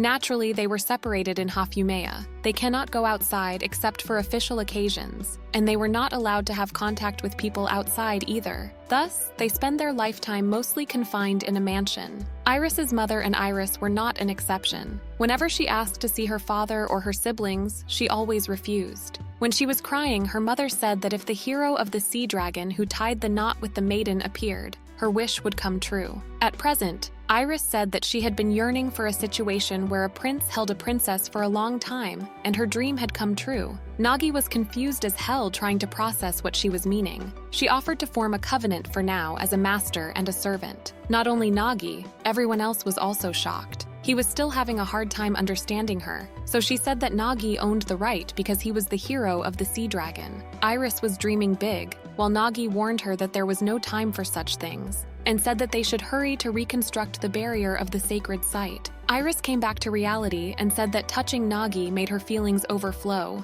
She then showed her arm and it was rainbow-colored. Nagi said that he admitted he was acknowledged as the hero, but wondered why was it a covenant between a servant and a master. She said that in order for the connection between the hero and the maiden to be approved by the sea dragon, it must be a reliable way to form a covenant to engagement or spirit link. However, the ritual method has been lost today. If there were humans who could perform it, it would mean the revisitation of the first hero and the maiden. They decided to talk about the details later. Iris informed everyone that she was going to reconstruct the barrier in the center now, and she recommended everyone except Nagi to go outside of the hall. Ordinary people would be considerably affected by the divinity that leaks when the gate is opened. Nagi was about to request Cecil and Aina to go to the passageway, but they were already grabbing his arm, saying that they would always be by his side. Nagi tried to convince them about how dangerous the situation could be, but they were still standing. He decided to not hesitate since they weren't listening to him, then grabbed the two of them and carried them to the passageway. The other girls seemed jealous, expect Rita. Iris then opened the gate and was the lead person who entered inside. Meanwhile, all the knights stand in front of the gate, stunned by Iris's decision. Iris says, "Wait for me, Nagi. I'll finish this quickly and come back." Deep inside the gate, Nagi, Cecil, and Aina remain silent. Nagi feels a little relieved about Iris, thinking she seems sharp like a maiden, but she's just a normal girl. "Yeah, Iris is a girl though," Cecil softly comments. "Women who interact with you might be influenced by something underlying." Nagi apologizes, saying he didn't catch that, but Cecil brushes it off. "No, nothing." Nagi asks, "Are you sure it's nothing?" And Cecil changes the subject. "This is odd. I don't feel any fear. When I came here before, I felt it." Aina tugs on his shirt, and he notices something is wrong with her. With a panicked face, she assures him she's fine, but Nagi says, "I knew you'd be like this. It's okay, Aina, breathe slowly." Cecil calls out to Nagi, who responds, "What's wrong?" Cecil asks, "Did you know Aina and I would react differently? You said I knew it just now." Nagi, confused, then smiles. "Remember when the three of us came here and opened the gate? Lita and Cecil's reactions were different, right?" She nods, acknowledging she recovered quickly that time, but Lita was like a child encountering something scary until she returned to the entrance. Nagi continues, "As Iris mentioned, I'm pretty sure this relates to the pressure of divinity and the connection between souls." Cecil, puzzled, asks, "The connection of souls?" Nagi explains, "The reason I don't feel anything is because I'm acknowledged as the hero of the sea dragon. The question is, what was the difference between Lita and Cecil back then? Both formed the Servant-Master Covenant, so their conditions were the same. But what strongly differs is..." Cecil interrupts, "You mean the pact with me?" Nagi replies, "The pact with you was difficult to form, and the one with Lita didn't go well." Nagi thinks Iris shouldn't know the details, though. By circulating each other's breath and magic power and integrating them, a soul connection is finally established. Its strength is incomparable to a servant-master covenant. It's no wonder you're acknowledged just like me, since we're the same. He then apologizes to Aina for testing her reaction, but she reassures him. "It's fine, Nagi, I'm yours. Anything you do to me is meaningful, and everything you do pleases me." Nagi smiles and thanks her. He refocuses, thinking, "We have sufficient evidence now. 1. Owning the scale of Leviathan. 2. Feeling nothing towards divinity. 3. Opening the gate to the holy ground. 4. The maiden's scale glittering in rainbow colors when the hero and she touch. I'm truly acknowledged as the hero by the sea dragon, even without the covenant. Well, it's a god. We can't be sure about its criteria." Cecil then asks, "But why does Iris want the soul connection between you two? There's no doubt you're the hero." Nagi thinks, "It's not what I wanted to be." He then says, "Maybe she wants to replicate the legend of the hero and the maiden, or she might gain something she desires by proving the soul connection between the hero and maiden." In Cecil's mind, she thinks Nagi yearns for the situation where a prince holds a princess. Cecil then says, "Now I think I understand why." Nagi is surprised. "What? Really? What is it? Tell me, Cecil." But Cecil replies, "I won't. You're so insensitive." Suddenly, Aina notices something shiny behind Nagi. He says, Please don't look at me like that. Don't pet me too. From the gate, we see Iris, Lita, and Raphilia. Lita feels amazed because the air has changed. It's become cleaner and brighter. Iris says, "Now I've connected with the sea dragon Quetzalcoatl a bit. It seems aware of the abnormality in the dungeon too. Its wrath and grief have been conveyed to me. I assume it won't return this year if the dungeon is devastated even more." Ina smiles and hides Cecil's head. Iris, confused, asks, "What's the matter?"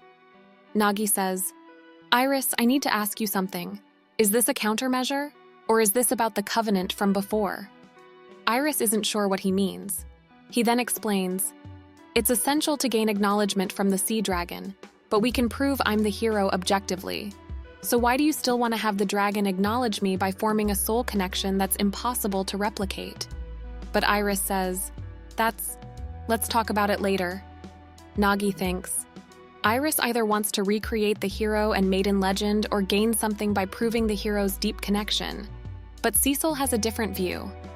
Still in Aina's arms, Cecil nervously says, it's not like that.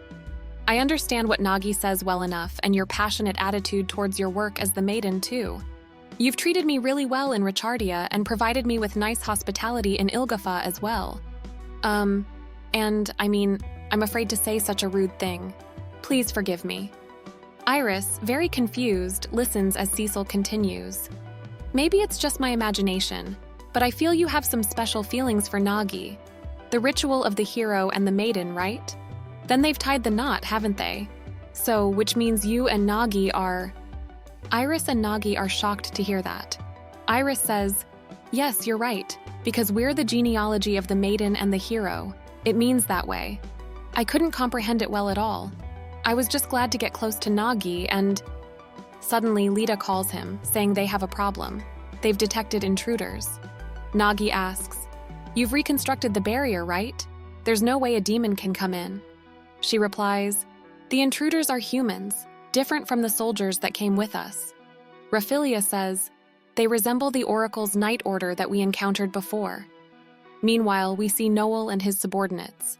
One says, "Sir Noel, we shall arrive at the second underground level shortly." Noel replies, "I know. What about the golem's reaction?" He responds, "No response, sir. It's possible it has been destroyed."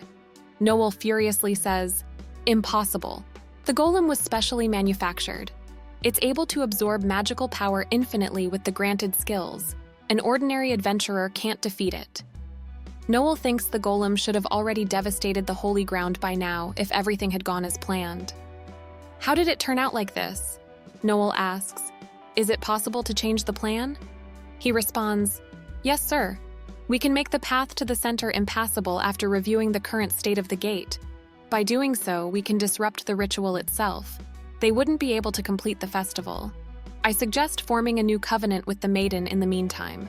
However, it's uncertain whether Lady Iris will be convinced."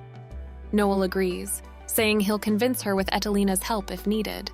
He thinks, there was no problem with the plan at first. One miscalculation was Iris returning from Richarda sooner than expected. Because of that, the investigation at this site wasn't assigned to the Oracle's night order, but to the adventurers Iris hired. His subordinate adds, "By all rights, it would have been completed before Iris returned. This delay partly resulted from securing elves for magic power adjustment late. It affected both strengthening the golem and our destruction project. Also, there are some candidates you might like, but we were disrupted by the weird masked people." Noel, furious, clenches his fist. "Again, the sea dragon. That monster is so annoying. We'll detain Iris for now. It all starts with this." His subordinate says, "I'm afraid that would be an extreme measure, sir." Noel replies, "There's no choice. We must prioritize the rapid execution of the plan, so he agrees." Noel then thinks, "Right, we must proceed with the plan as quickly as possible. I'm not sure why, but the number of soldiers siding with Iris has increased since her return from Richarda. This is a grave problem. The soldiers in front of the gate have obstructed us too. I've been assigning only soldiers affiliated with me to easily isolate Iris and use her. The regular soldiers and maids are useless." Noel says, "Our plan is to control the sea dragon Quetzalcoatl." We, as humans, should use the sea dragon, a type of monster, rather than worship it. So the contract shouldn't be advantageous for the dragon. It should be a slave contract, and Iris is an essential pawn for that. His subordinate asks, "They have the adventurers who Lady Iris hired, sir. What shall we do with them?" Noel replies, "Kill them. I'll allow you to harm Iris if the wounds can be healed with magic. Certainly, it's the obligation of the Oracle's Night Order to fulfill the employer's request." His subordinate says, "These soldiers are A rank. We've all gone through and surpassed C rank and B rank. We shall show you our skills with no hesitation." They all bow in respect to Noel. We then see when Etelina asks for Noel's approval to build a new thought organization. She explains that this organization is a very efficient and effective method.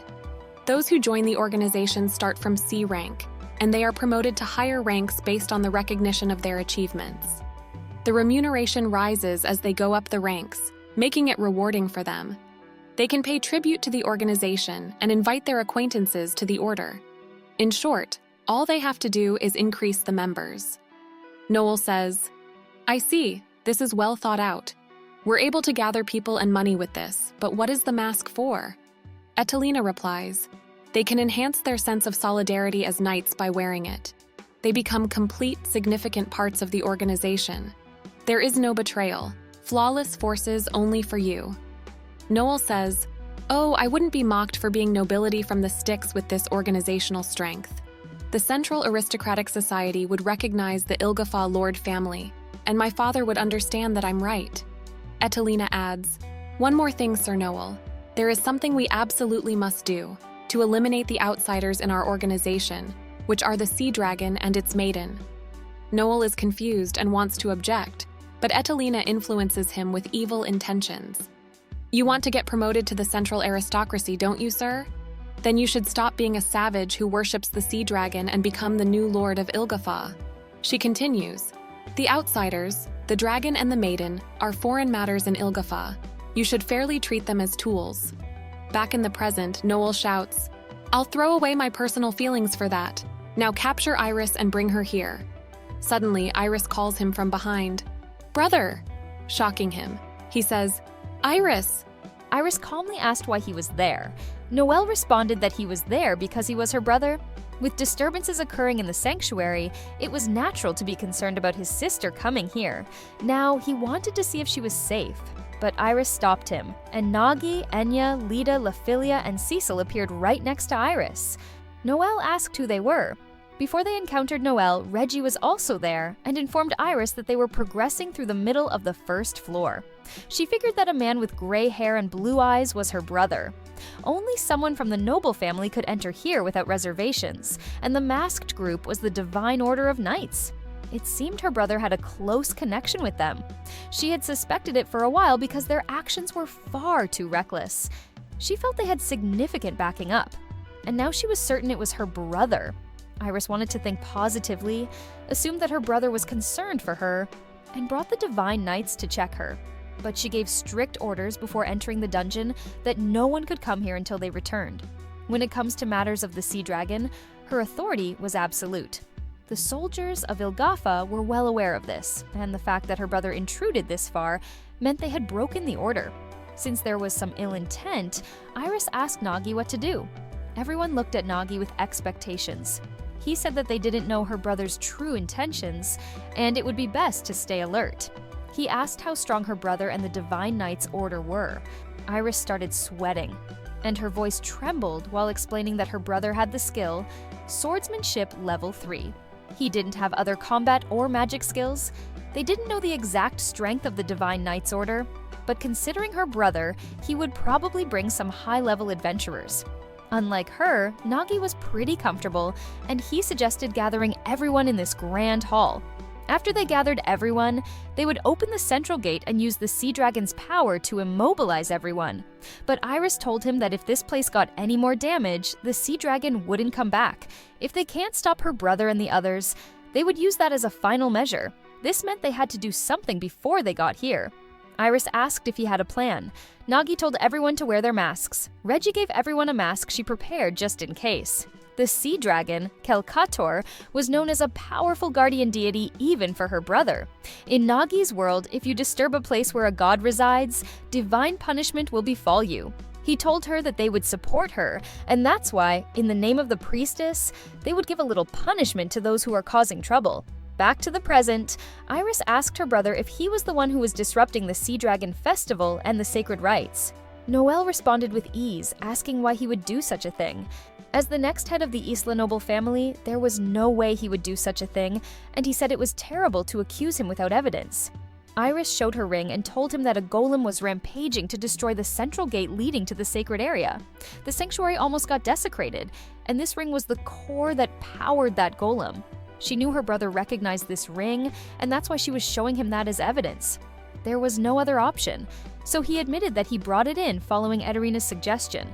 Without further ado, they started attacking Iris and the others, but were stopped by a prismatic barrier. Iris asked Noel why he was doing this, and if he wanted to see Ilgafa fall. He responded that he wanted to reform this town to bring further prosperity. He told her that while this town prospers as a trading country, this place was still just a minor noble's territory. Compared to the nobles in the capital, they were not only inferior, but also looked down upon and despised as barbarians. This was because they worshipped a sea dragon, a mere demon. Iris claimed that this was Ederina's idea, but he was agreeing with her. He assumed she wouldn't understand because she had never been to high society. Without a title, he couldn't stand alongside other nobles and build connections. The people of this territory could live comfortably and they could live safely in this land. Visitors who visit this land could have a pleasant time and return home. And as the noble family, there was no greater joy than this. He told her that gaining fame and expanding their territory was what makes a noble. Iris asked what the point was of pushing themselves to increase fame and expand their territory because the distortions would fall upon the people. But the prince asked her how she could think about such things before she tried, because she could think about that after doing what needed to be done. To achieve their goals, they have secured the necessary personnel, the Divine Knights Order. With this system, they could achieve 5 times the results with the same number of people. Iris asked if that was also Ederina's idea. She never thought her brother would disregard the people like this. Nagi approached Iris and started talking. He first calls him a fool. Noel attacked him for being rude, but Nagi used Reggie to defend himself. He told him that he was an envoy dispatched by the Sea Dragon to protect the priestess. He told him that the Sea Dragon sees all, including the true identity and abilities of the one called Ederina. Noel didn't believe him. Nagi revealed that she created the Divine Knights Order as a new business strategy, and she must have claimed there was a way to gather both people and money. The truth was revealed to him through the sea currents, and he said that the Marquise's daughter likely possesses some unique ability. Nagi knew he was being deceived by her abilities and knowledge, turning his back on the Sea Dragon and the priestess. Also, he was trying to betray Ilgafa as well. Noel tried to object to him. He tried to explain that he was thinking about Ilgafa's future, and Ederina only devised a plan. Nagi then asked him why Ederina wasn't here with him. It wouldn't make sense without the Marquise's daughter. Noel responded that she left his sister Iris to him. Even though Nagi wanted to remain silent while wearing a mask, he couldn't hold back. He thought Iris's brother was just jealous of her being the Sea Dragon priestess, so that's why he didn't want to interfere, but that wasn't all. It would have been nice if they could just have a conversation between siblings, but that didn't seem possible. Iris's brother was blindly trusting that Ederina woman, and he got a bad feeling about it. He didn't come out without a plan, though. Back when they wore their masks, he told everyone that they would focus on defense since they didn't know their strength. He told Anna to make sure she could activate the rainbow barrier at any time, because they needed to be prepared for both physical and magical attacks. Iris stopped him and said she wanted him to wait before starting an attack. Since she hadn't had any conversations with her brother up until now, she didn't understand why Noel would go this far. If that was what she wanted, Nagi was willing to support her decisions. Even so, he had never expected to hear such a bizarre tale in this other world. The main goal was to neutralize the enemy without damaging the dungeon. If they could defeat them, that would be better. First, they would use Cecil's ancient language light to blind the enemy. If it goes well, the enemy would be left in a bad state. Next was Lafelia. He would give her the signal for the timing, and she was going to fire arrows at the enemy. Lephalia didn't seem very confident, but he just wanted her to try her luck and shoot them. During that time, they would use Cecil's magic detection, Rita's presence detection, and his quick scan altogether. To predict the enemy's position and the timing of the mage's attacks, he said he would gather data and communicate it to Lephalia. The rest was up to Lephalia's skill and luck. He thought this would significantly reduce the enemy's strength. Then, if there was a way to fully disable and restrain them, they could safely capture them. More importantly, it would shorten their working hours. When Nagi called Rita, she approached him. He hasn't said anything, but she said that he had been glancing at her for a while, so it was too obvious. Since she was necessary for Nagi's strength, she told him that it was fine. He said that he wanted to use her skill and asked if that was okay. Rita told him that he didn't have to ask for permission every time because he was her master after all. She said he just needed to say he wanted to do it with Rita, and she would do it. She was so happy that Nagi wanted to use her. This time he said he would make sure to reconstruct properly, because last time he failed to do that and it burdened Rita. When he said he would make sure he didn't mess up this time, she snuggled him. She said that she wanted to engage and that she needed him. They held hands and started restructuring skills. Iris was confused, so Cecil explained to her. Skills were supposed to be something that already existed, but Nagi could remake those skills. Iris was shocked and amazed by his skill, but of course, it can't be done with just anyone. Cecil could connect her magic with Nagi and commune their souls, and it was something only slaves could do. Even skilled elves or renowned magicians consider it extremely difficult to channel their magic with others, so Iris was confused as to who Nagi was. The preparations were completed after that, and everyone was ready to meet her brother. With that, they finished their important meeting, and now they were here. Nagi told Noel that the Marquise's daughter, whom he trusted so much, wasn't here. The system she talked about was also suspicious, because people can't achieve 3 times the normal result. Even if they managed, it would be short-term and would eventually collapse. He told him to think carefully and asked if he could see he was being tricked. Taking someone's word at face value was the act of a fool. Noel refused what he was saying and said she made this plan for him, and there were no mistakes. While he was yelling, Nagi realized that he was worse than he thought. Noel then decided to give him a special explanation of the Divine Knight's Order system. The Divine Knight's Order was strictly merit-based. First, you pay the entry fee to join, you start at the lowest rank C and wear the mask. The reason why you wear a mask is to create a sense of unity within the Divine Knight's Order. Then you contribute to the organization and rise in rank. The higher the rank, the greater the rewards. There are various ways to increase the rank, and you can pay the required tribute to advance in rank or recruit acquaintances to join the order. Anyone who recruits over 5 members can automatically be promoted to rank B. As the organization grows larger and stronger, skilled individuals will also gather, and you will be able to undertake higher-paying quests. The quest rewards, the money paid by new members, and the tribute to maintain the main ranks. The amounts are enormous. Rewards are commission-based from higher ranks. Nagi responded that his method wouldn't benefit the C ranks or lower, but Noel didn't see any problem with that. To become a winner, you just have to work hard even if it kills you, as he said.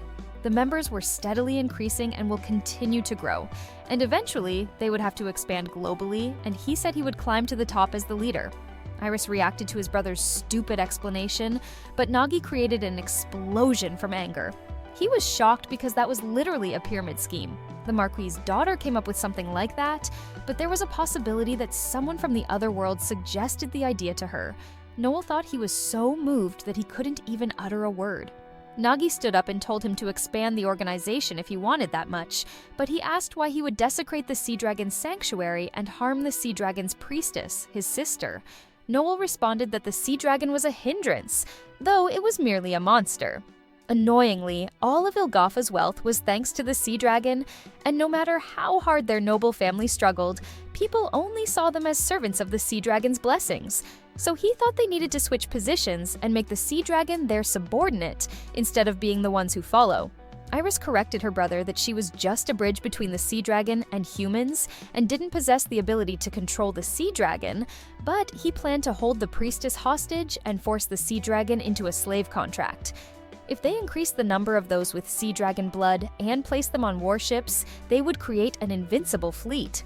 Other countries and even the capital wouldn't be able to ignore them. He was planning to use her sister to breed their children. Everyone was shocked by what he just said. While Iris was trembling from shock, he told her that it was okay, and she just needed to cooperate a little with the experiment, and that way, she would be freed from the heavy responsibilities of a priestess and could live freely. He told her that she wouldn't be trapped in the mansion or attacked by those seeking the sea dragon priestess's blood. He was trying to convince them that this plan was worth trying, and if they succeeded, the Ilgafa noble family would become a major force in the entire world. And of course, Ederina and Noel would get married. The marriage of two who achieved great deeds would be grand, envied, and blessed by everyone. While Noel was talking about his dreams and children, Iris was recalling all the memories with her brother. Nagi was the one who shut his mouth. He took out his mask and told him that as her brother, he should protect Iris. And if he can't protect her, Nagi would do it. He wouldn't let someone like him have her and declare himself as Iris's real soul brother. Everyone, including the prince, was shocked, but he got over that shock easily and told him that he was just a mere human hiding behind a monster's mask. He then ordered his soldiers to capture Iris, even with a few injuries. The plan started, and Cecil blinded everyone with her light magic. Everyone was stunned by the light. So when Noel ordered them to fire, they couldn't do anything. Rita got annoyed and took off her mask too. When Noel's mage started chanting some magic, Nagi grabbed Cecil and told everyone to fall back. Fortunately, they were able to protect themselves from this huge attack. Cecil told Nagi that it was the vacuum blade, a level 3 wind magic that sends a torrent of wind toward the enemy. Its slicing power was comparable to a long sword and was able to slice through leather armor. Moreover, its power was incredible.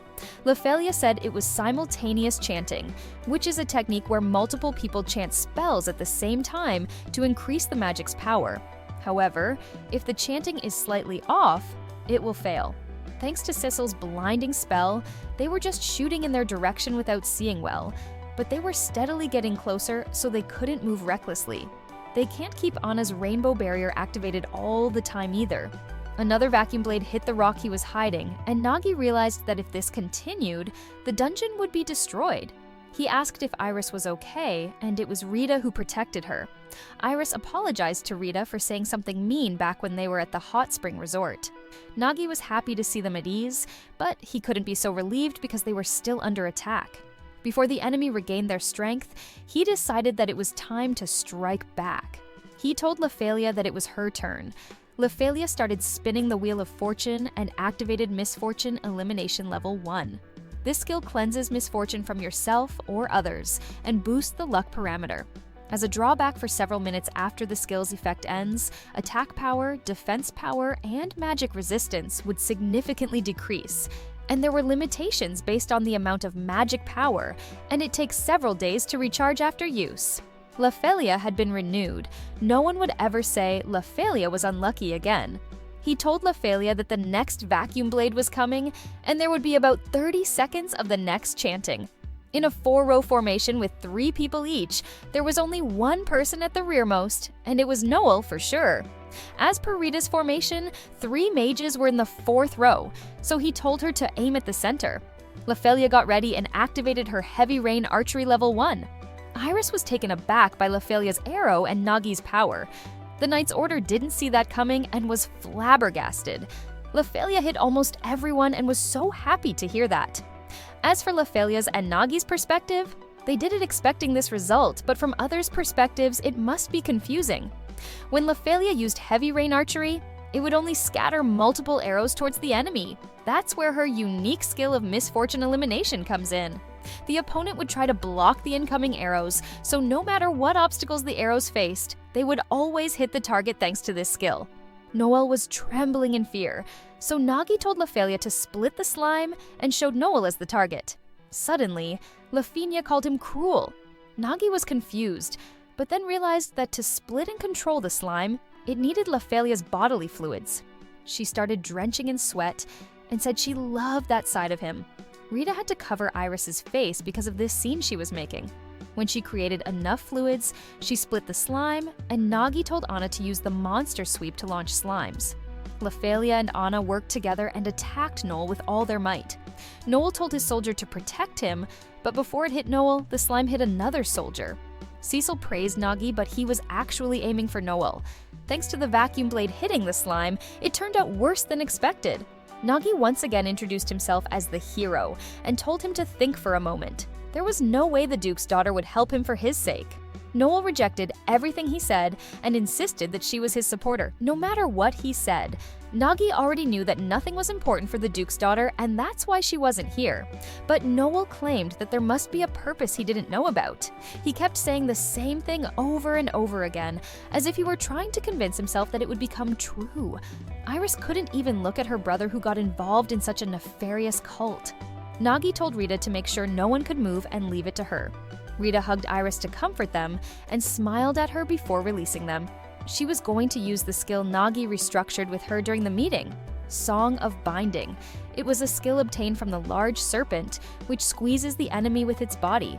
Rita's skill in singing moves people's hearts with her song.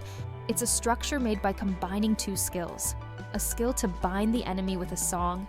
It forcibly restrains the movements of enemies who hear Rita's song, affecting a wide area. As she sang, the soldiers and the prince could not move at all. While it binds them to Nagi and the others, it permeates as a sweet, sorrowful, and soothing melody. After she finished her song, she got tired and fell right into Nagi's arms. While holding Rita, Nagi told Ina to use Memory Sweep to knock them out, and Cecil to use the Power Drain Arrow to take their magic. Noel couldn't believe he was in that position. Nagi asked Noel who was the leader of the Divine Knights Order, but he didn't answer him. Cecil informed Nagi that apart from user magic, there was a strange flow of magic, and the source was that woman over there. Nagi approached the woman and asked if she could hear him. She tried to say something, but they couldn't understand her. She said that when you become B rank, you can collect 5% rewards from C rank quests. Furthermore, as an A rank, you can collect 20%. She was trying to explain the ranking plan even before she was about to die.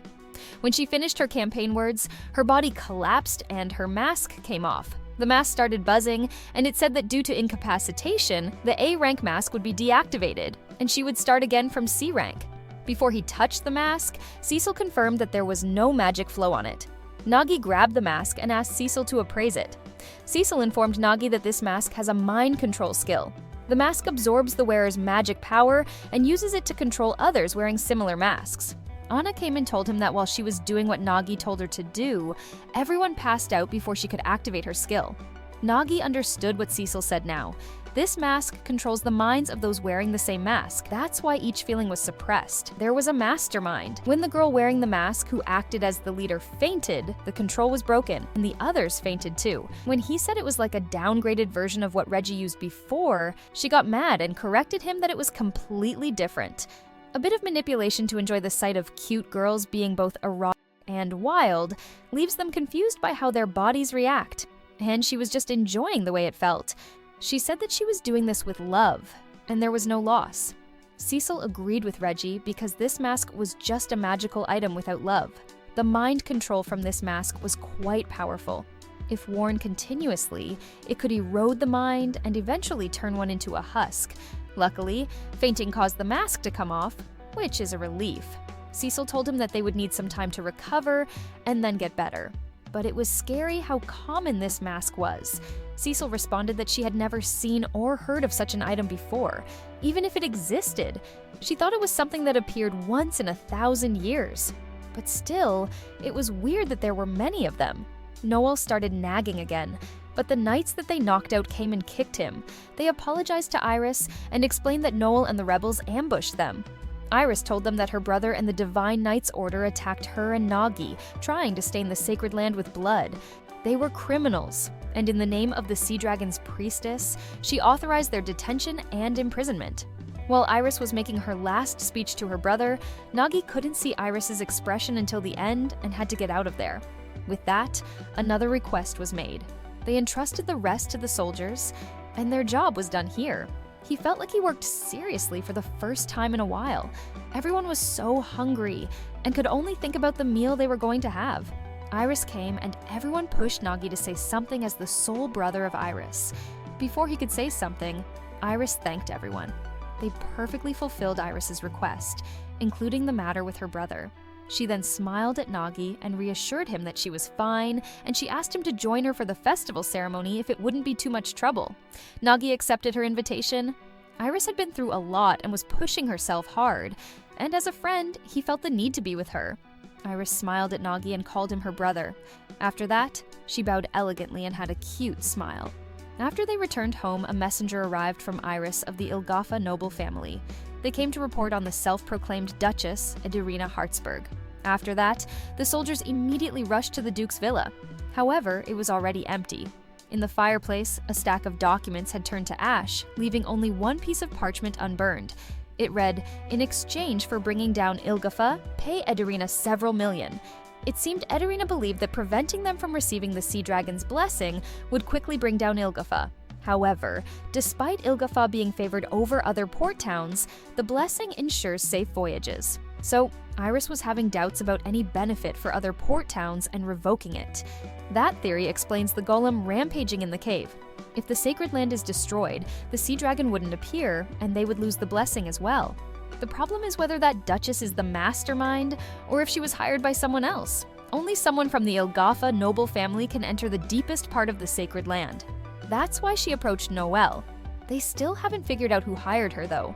The soldier who informed Nagi about the investigation asked Nagi if he was someone called Brother. Apparently, Iris told them about the previous incident. She didn't yield, saying it was necessary for Noel. There were also some checkpoints at both the town gate and the exit. Once the Duchess is captured, everything should be fine. The Lord stated that all decisions regarding the Sea Dragon would be left to Iris. After leaving the cave, they headed to the Hoffmeyer family's house to report to the Lord. Iris and Nagi waited in the room, and this made Nagi wonder if it had always been like this. Iris was confused when Nagi said he wondered if he wouldn't meet his daughter directly. He then realized how rude he was and apologized. Iris responded calmly that it did make her wonder too. Iris decided to let everyone know about her and the Lord's family as well. She explained that she rarely met the Lord, her father, except on the day of the festival. Usually, even if there's a letter or report, a butler handles it. Just like this time, the Sea Dragon's priestess born into the Lord's family has always been treated in this way. Her mother, the former Sea Dragon priestess, was like that too.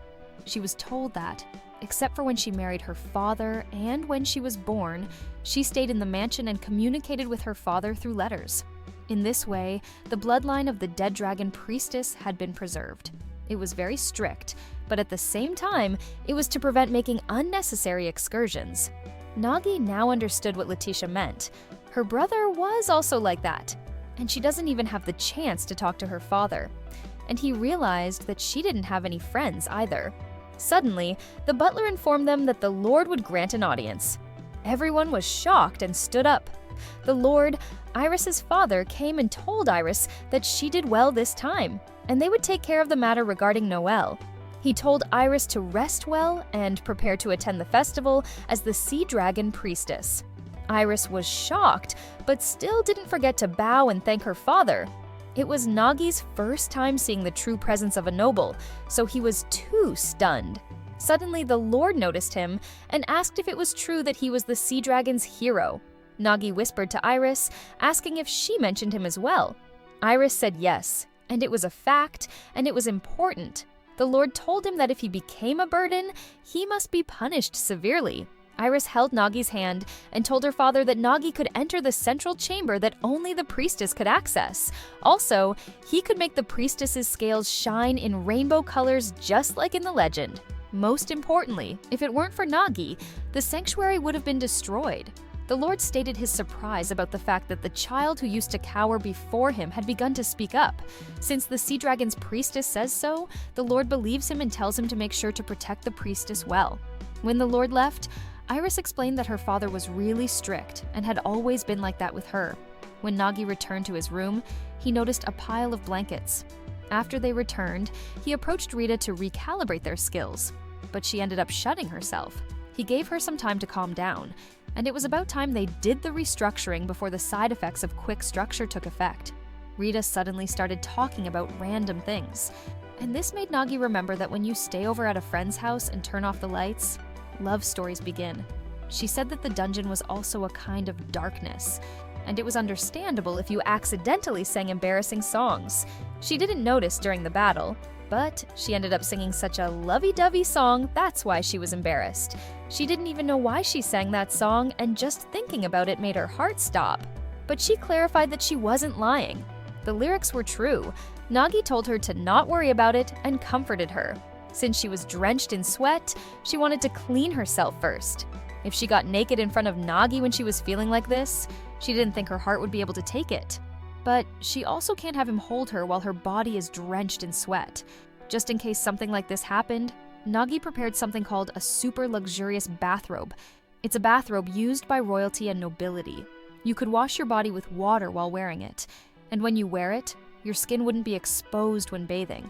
After this solution, it looked like Rita had no choice but to give up. As expected from an aristocrat's house, it was a proper bathhouse. Although it was a little cramped, it was made of high-quality stone. Water came from a tap on the wall, and a small stove was heating the water. They still need to place the wood inside. There was a jewel inside that could store some magic, so he asked Cecil to turn it on. He was pretty impressed by the baths in this world. He figured it might be because magicians and craftsmen were previously obsessed with these things. As he sat and waited for Rita, she came with Anna. Apparently it was because she was so nervous. Aina poured the hot water over Nagi, and Rita started washing his back. She felt so awkward while washing him. When it was time for Aina to wash up Rita, Nagi tried to think about what to do as soon as they got back to the room. But how Aina and Rita were complimenting each other's skin and body did not help him. He couldn't help but wonder what was happening in his back, but he knew he wouldn't do something like that. As their master, he shouldn't ruin this relaxing moment. Even just hearing girls flirting in secret was the ultimate pleasure for him. Both of them really made her feel at home. Nagi just wanted to wash his sweat, so he had no choice but to take a bath with a girl. As expected of Aina, they were just wearing bathrobes. But she was so bold, even without directly touching the skin. He couldn't believe she prepared in advance for everyone. She was really their big sister. For now, he knew that Rita's melons were so big and very attractive, and could confirm that she had a beautiful figure, almost as if it defied gravity. Also, he found out that Aina is a person who wears a lot of clothes. Even though she is a perfect big sister, she still gets embarrassed if someone looks at her closely. He suddenly creeped out by his own thoughts and tried to stop. Rita came and showed herself, asking if it was good. He approved of her, even though it was a bit embarrassing. Rita asked if he was feeling embarrassed. He responded that it was the first time someone had washed his back. Rita seemed satisfied that she was Nagi's first and stated that out loud. Suddenly, she felt weird and lost control, causing her body to lean towards Nagi's back. Rita started to moan and wanted this feeling to stop. Aina panicked and didn't know what to do in this situation. The skill's concept becomes unstable due to the rapid construction, causing it to rampage inside the body like a typhoon. Last time, they had a bit more time, so he noticed that it was faster this time. Aina asked if she was okay, but even though she said she was okay, she couldn't hold Nagi and fell. It seemed like the stimulation was too strong for her, so Nagi couldn't touch her, but he had to touch her to stabilize the skill. He told Aina to wipe her body, change her clothes, and take her to Nagi's room. But his plan didn't work because Rita was in a lot of pain. Nagi had to activate the skill structure and do it right there. Rita tried to convince them that she was fine, but she didn't look fine at all. But she said that it was just the skill that Nagi and she created together, and even if she was in a lot of pain, she was still happy. She even asked Aina and talked a little weird about it. Nagi was shocked by her words. Aina agreed that it would be awesome to feel like that, and even wanted to buy a skill crystal right away. But she spent all her rewards to buy those bathrobes. After seeing Rita's smiling face, Nagi let out a breath, and even though he wanted to relax in the room and readjust her, he didn't want to push her any further. So he asked Aina to put Rita in the bathtub. After putting her inside the water, Nagi put his hand inside the water too, and started releasing his magic. He turned to Aina and told her to leave the rest for him. Aina left them for privacy and waited outside. Nagi then joined Rita in the bathtub. To reduce her burden, the only option is to reduce and readjust the stimulation. He tried channeling his magic through the hot water, and it seemed to work fine. If he channels magic through the liquid, letting it gradually flow from the surface into her body, it might be possible to readjust with minimal risk. To readjust her, they must first circulate and harmonize his magic and Rita's divinity little by little. He infused his magic into Rita and circulated it with the divine power inside her. Suddenly, Rita started giving the promised speech to Nagi because last time it was half-hearted. Nagi was impressed by her courage and repeated their promise. With that, the skill structure was over and Rita was finally free from the pain. Meanwhile, Cecil wondered how things were going with Rita and Nagi. She was surprised to learn that Rita wasn't feeling well, prompting them to tend to her immediately. Cecil felt a mix of excitement and nervousness, thinking this might finally be the moment Rita got engaged. Reggie shared her anticipation, but couldn't help wishing Cecil would release the chain she was holding, which kept him tied.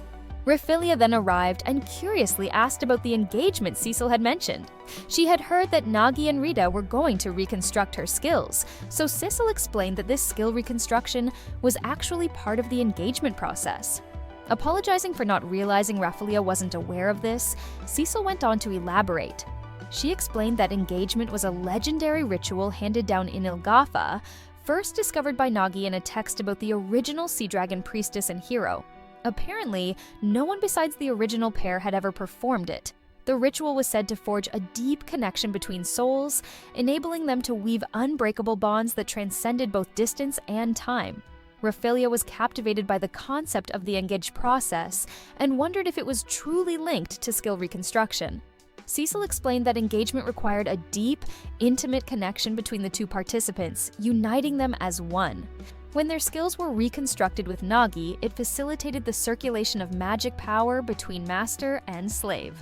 Nagi believed this process might closely resemble the legendary engagement ritual. However, something about calling it engagement felt off, though Nagi himself seemed indifferent to such formalities. Reggie agreed, remarking that their master wasn't concerned with superficial labels, but instead focused on dominating the body and crushing the soul. Cecil immediately seized Reggie and chained her up again, cutting off her disruptive commentary. Turning back to Raphilia, Cecil elaborated further, explaining that Nagi had chosen to perform the ritual to reap its benefits if it succeeded. The rewards included significant health recovery and the acquisition of rare skills. Initially, they had tried the ritual with little expectation, but to their surprise, it had worked. That was why Rita was chosen for this round. The group decided that the next time would mark the moment for Nagi and Rita to engage. Raphilia, realizing she hadn't grasped the importance of the situation earlier, now understood why Anna was so determined. However, when Cecil described the engagement as a long shot, Raphilia wondered if it meant someone had succeeded in performing it before. Cecil revealed that she herself had undergone the process, recalling how she collapsed with a high fever in Richard but couldn't see a doctor. Nagi had desperately searched for a solution, and in the end, both Rita and Cecil had resolved to stay by his side. Raphilia was puzzled, questioning why Cecil couldn't simply seek medical treatment. Assuming it was due to financial struggles while traveling, she was taken aback when Cecil admitted the real reason. She was a demon and needed to keep that fact hidden from others. Raphilia hadn't anticipated such a revelation. As Cecil carried on with her day as though nothing had happened, Raphilia began chasing after her, bombarding her with more questions. Meanwhile, Reggie quietly reflected, already imagining the day when Raphilia might engage with Nagi herself. Meanwhile, Rita was struggling to endure the strange sensation. A tingling feeling spread through her stomach, and suddenly Nagi began to feel it too. He wondered if it was related to his level increasing. If he focused, he felt he might be able to reach deeper and gain a better understanding. Examining Rita's stats in detail, he confirmed that there was something worth noting. This was still a mysterious skill. Up until now, he had been using it vaguely, but for readjustment, he decided to use the new information as a reference. To do so, he needed to harmonize his magic with Rita's divine power. He also decided to display the details of the Song of Binding skill to begin reconstruction. It was his first time seeing such an intricate display, and he wondered if this change was also a result of his level increase. The Song of Binding skill worked by using a song to bind an enemy, relying on 3 core concepts. The new display suggested that the number of concepts might be adjustable. Deciding to delay the reconstruction for now, Nagi focused on stabilizing Rita. Rita described the sensation, saying it felt as though Nagi was seeping into her body and she couldn't stop it. Nagi reassured her, explaining that he understood how she felt, which left her momentarily confused. He elaborated, saying that because Rita wanted to connect with his magic, and thanks to the skill structure leveling up, he could now better sense and understand her condition. He could grasp the feeling of channeling magic between them, though it was still challenging. Using his hands and toes to create a connection with Rita, Nagi concentrated on the process. As he did so, memories of their journey together flooded his mind. How they first met, became comrades, and traveled side by side. Rita, uncertain if they could succeed this time, expressed her doubts. Nagi, however, promised her that he would keep trying until they succeeded. In the end, he managed to reconstruct a song of binding with a skill structure. Rita's pain ended and a little Rita appeared. The little thing thanked him for not giving up.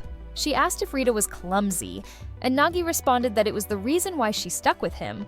And she said Rita was a hassle, but that's what he liked about her. Rita was in the end a lonely soul, but it was the same for both of them. So he didn't mind. Little Thing stood up and created a bond, deeper than a contract with him. He wanted him to take care of Rita and promised that Rita would be by his side no matter what hardships came. When the little Rita disappeared, the engagement had been formed. Rita's condition was stable, and the skill added to Rita through engagement was beautification. As for Nagi, it's called self-awareness. This skill could be communicated. The master can do the same, but understanding the slave's thoughts requires mutual trust. As proof, a kiss on the lips serves as the key. This was a bit too much for Nagi. Rita noticed a ring on her finger and felt so happy that her soul had finally belonged to Nagi. She approached him and told him to prepare himself because she wouldn't let him escape anywhere. Meanwhile, Iris was overwhelmed because they let Ederina escape. They lost track of her, and she was occupying the king's villa on a small island and was engaged in a battle with the troops. Everyone was shocked and couldn't say anything for a moment. Nagi asked how that happened, and then remembered her saying she was in an alliance with Iris's brother. It seemed her brother gave her the key. The king was aware of this, but Iris explained that his father was busy cleaning up her brother's mess. The investigation found that the economic losses caused by the Divine Knight's order were severe. Due to joining orders, some went bankrupt, families were separated, and some even turned to crime. They were entirely focused on implementing relief policies to return to normal economic activities. Nagi couldn't react much to the outside, but on the inside, he was so mad at Noel for causing this much trouble to Ilgafa. She said that she would be taking charge of this countermeasure. In this world, there was so much network business scheme that it was too much to handle. The troops were going to begin a full-scale assault on the small island. That mansion was built sturdy enough for the king to barricade himself in during emergencies. If they attack by force, there will be significant casualties on both sides.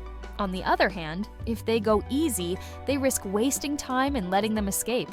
Iris glanced at her knight, and they started staring at Nagi.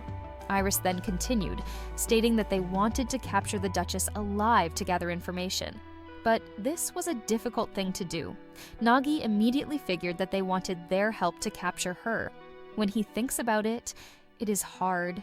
If the military can move, they should handle the aftermath. She apologized because she knew he was still tired the other day. Before Nagi could say anything, Rita and Cecil grabbed his arms and said he would accept it.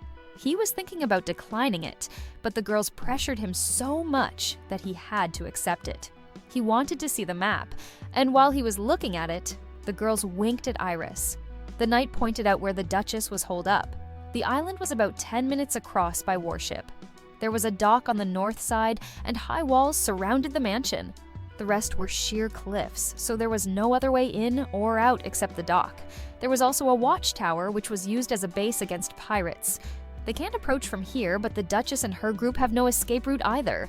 They secured the highway, so they would have no other choice but to retreat there. The issue was whether they were truly cornered and fled, or if they were waiting for reinforcements. They didn't know if they were holed up and waiting for a chance to escape. Nagi had read books about capturing isolated islands when he was trying to create a simulation game. It was difficult, and this situation was a bit different too. Iris mentioned the possibility of them having a hidden trick. However, regarding their forces, she didn't know what kind of person Ederina was. It was also true that she couldn't read their intentions. Oddly, Nagi asked if Ederina was a duchess, because it was Ederina who influenced Iris's brother with that weird system, and there was something similar in a faraway land where he was from. He can't imagine a noble lady from the capital to know about that. He tried to say that the Duchess was fake. Iris started to think about this, and noticed that when she escaped from her residence, she took all the valuables from the mansion, which seemed quite inelegant to her. Although she came for a trip, she didn't do any sightseeing and only met with her brother. The knight said he would inform the Duke's family of the situation and verify her identity. Nagi then told Iris that he had come up with a good plan. It wasn't that complicated, and they just needed Iris's brother to take some responsibility.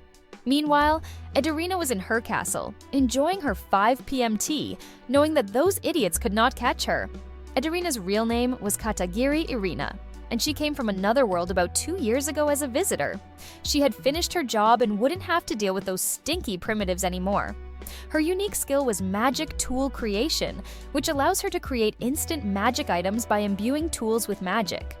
Using that skill, she was currently enchanting a small boat and securing it with enchantment. The boat was powered by a gem infused with magic. By doing that, it should temporarily reach the speed of a motorboat. Then, she was going to wait for nightfall and make a quick escape. The Divine Knight's order was to defend the northern cover, which is the only entry and exit point. The control through masks drains their magic and stamina, but they follow orders well. Until her preparations were complete, they would faithfully carry out their mission, even if it cost them their lives. But she was still thinking about where it went wrong, because the plan entrusted by the White Guild should have been perfect. According to the Guild's arrangements, she became the adopted daughter of the Duchess and went to Ilgafa to complete her mission. Noel Hoffmeyer was easy to manipulate, so she used him as a pawn for this. He had a strict father, a talented sister, and the envy of the capital nobles. He was full of an inferiority complex. She kept telling him that he wasn't destined to remain just a port town lord, and she saw his abilities in him that no one else had and proposed a business perfect for him. She believed that she didn't lie because she achieved results using this method to gather people and funds. The guildmaster acknowledged that, which is why they entrusted her with the job. The port town has independently contracted with the Sea Dragon Kelkator to safeguard its vessels, generating substantial profits from sea trade. She was expected by the master of the whole guild and the supporting noble. They wanted Ilgafa to struggle just like everyone else. That's why they made her the adopted daughter of a high-ranking noble family to support her. Her mission was to take away the Sea Dragon's protection from the port town of Ilgafa. She couldn't capture Iris by manipulating Noelle. It was unfortunate as some wanted her as a valuable sample, and she also experimented with the remote golem creation while disturbing the sanctuary. This was successful, so she needed to report it. She was entrusted with everything, provided she fulfilled her mission. She created an organization and gathered funds, and she believed she would make good use of it.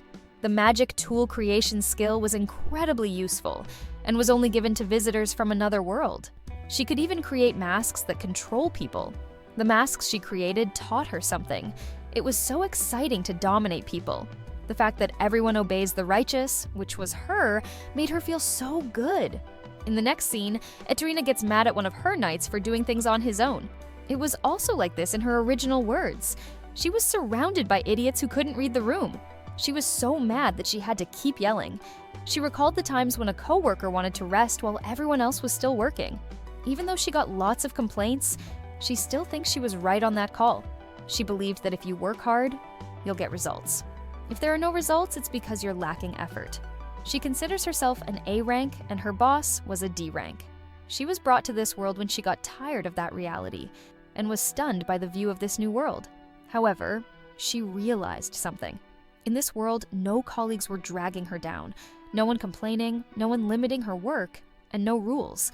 She used every method to rise and achieve results. While thinking about her growth in this world, she was informed that a new warship was approaching, flying flags of truce and negotiation. When she went outside to see the ship, she encountered Noel being tied up. He wanted to speak with Ederina. He said that everyone thought she only used him and wanted her to confirm that she did help him. Ederina told her knights to stand by and prepare to charge at any moment. Noel then wanted Iterina to tell everyone that their plan would help the town's growth. Iterina responded that she never meant to cause him any trouble, and she fled because the soldiers came without warning. This wouldn't have happened if they hadn't attacked, and she wanted to speak with him as well. She wanted to agree to a temporary ceasefire, saying that effective communication was crucial, and that without mutual agreement, they might face conflicts over information. Noel told everyone to bring the ship to the island quickly. When the ship approached, Edrina was planning to board immediately, take Iris as a hostage, and flee. In her mind, there was no way her plan would fail. Suddenly, Cecil's fireball appeared in the sky, and it exploded right on top of Ederina. Ederina was shocked and puzzled as to what happened. All her knights were injured or dead. She looked around and her castle was almost gone. When she turned her back, she saw a bunch of warships approaching the island. Cecil was done with her job and leaned on Nagi for support. Nagi's plan was simple. He used Noel to distract the Duchess and gather the enemies to the north. Then he used the ancient spell Fireball to block the weakened southern wall. Using the heat and black to break the enemy's will to fight, he got what he wanted. Iris also wanted to join, and it was the right decision to have her distract both the Duchess and the knights.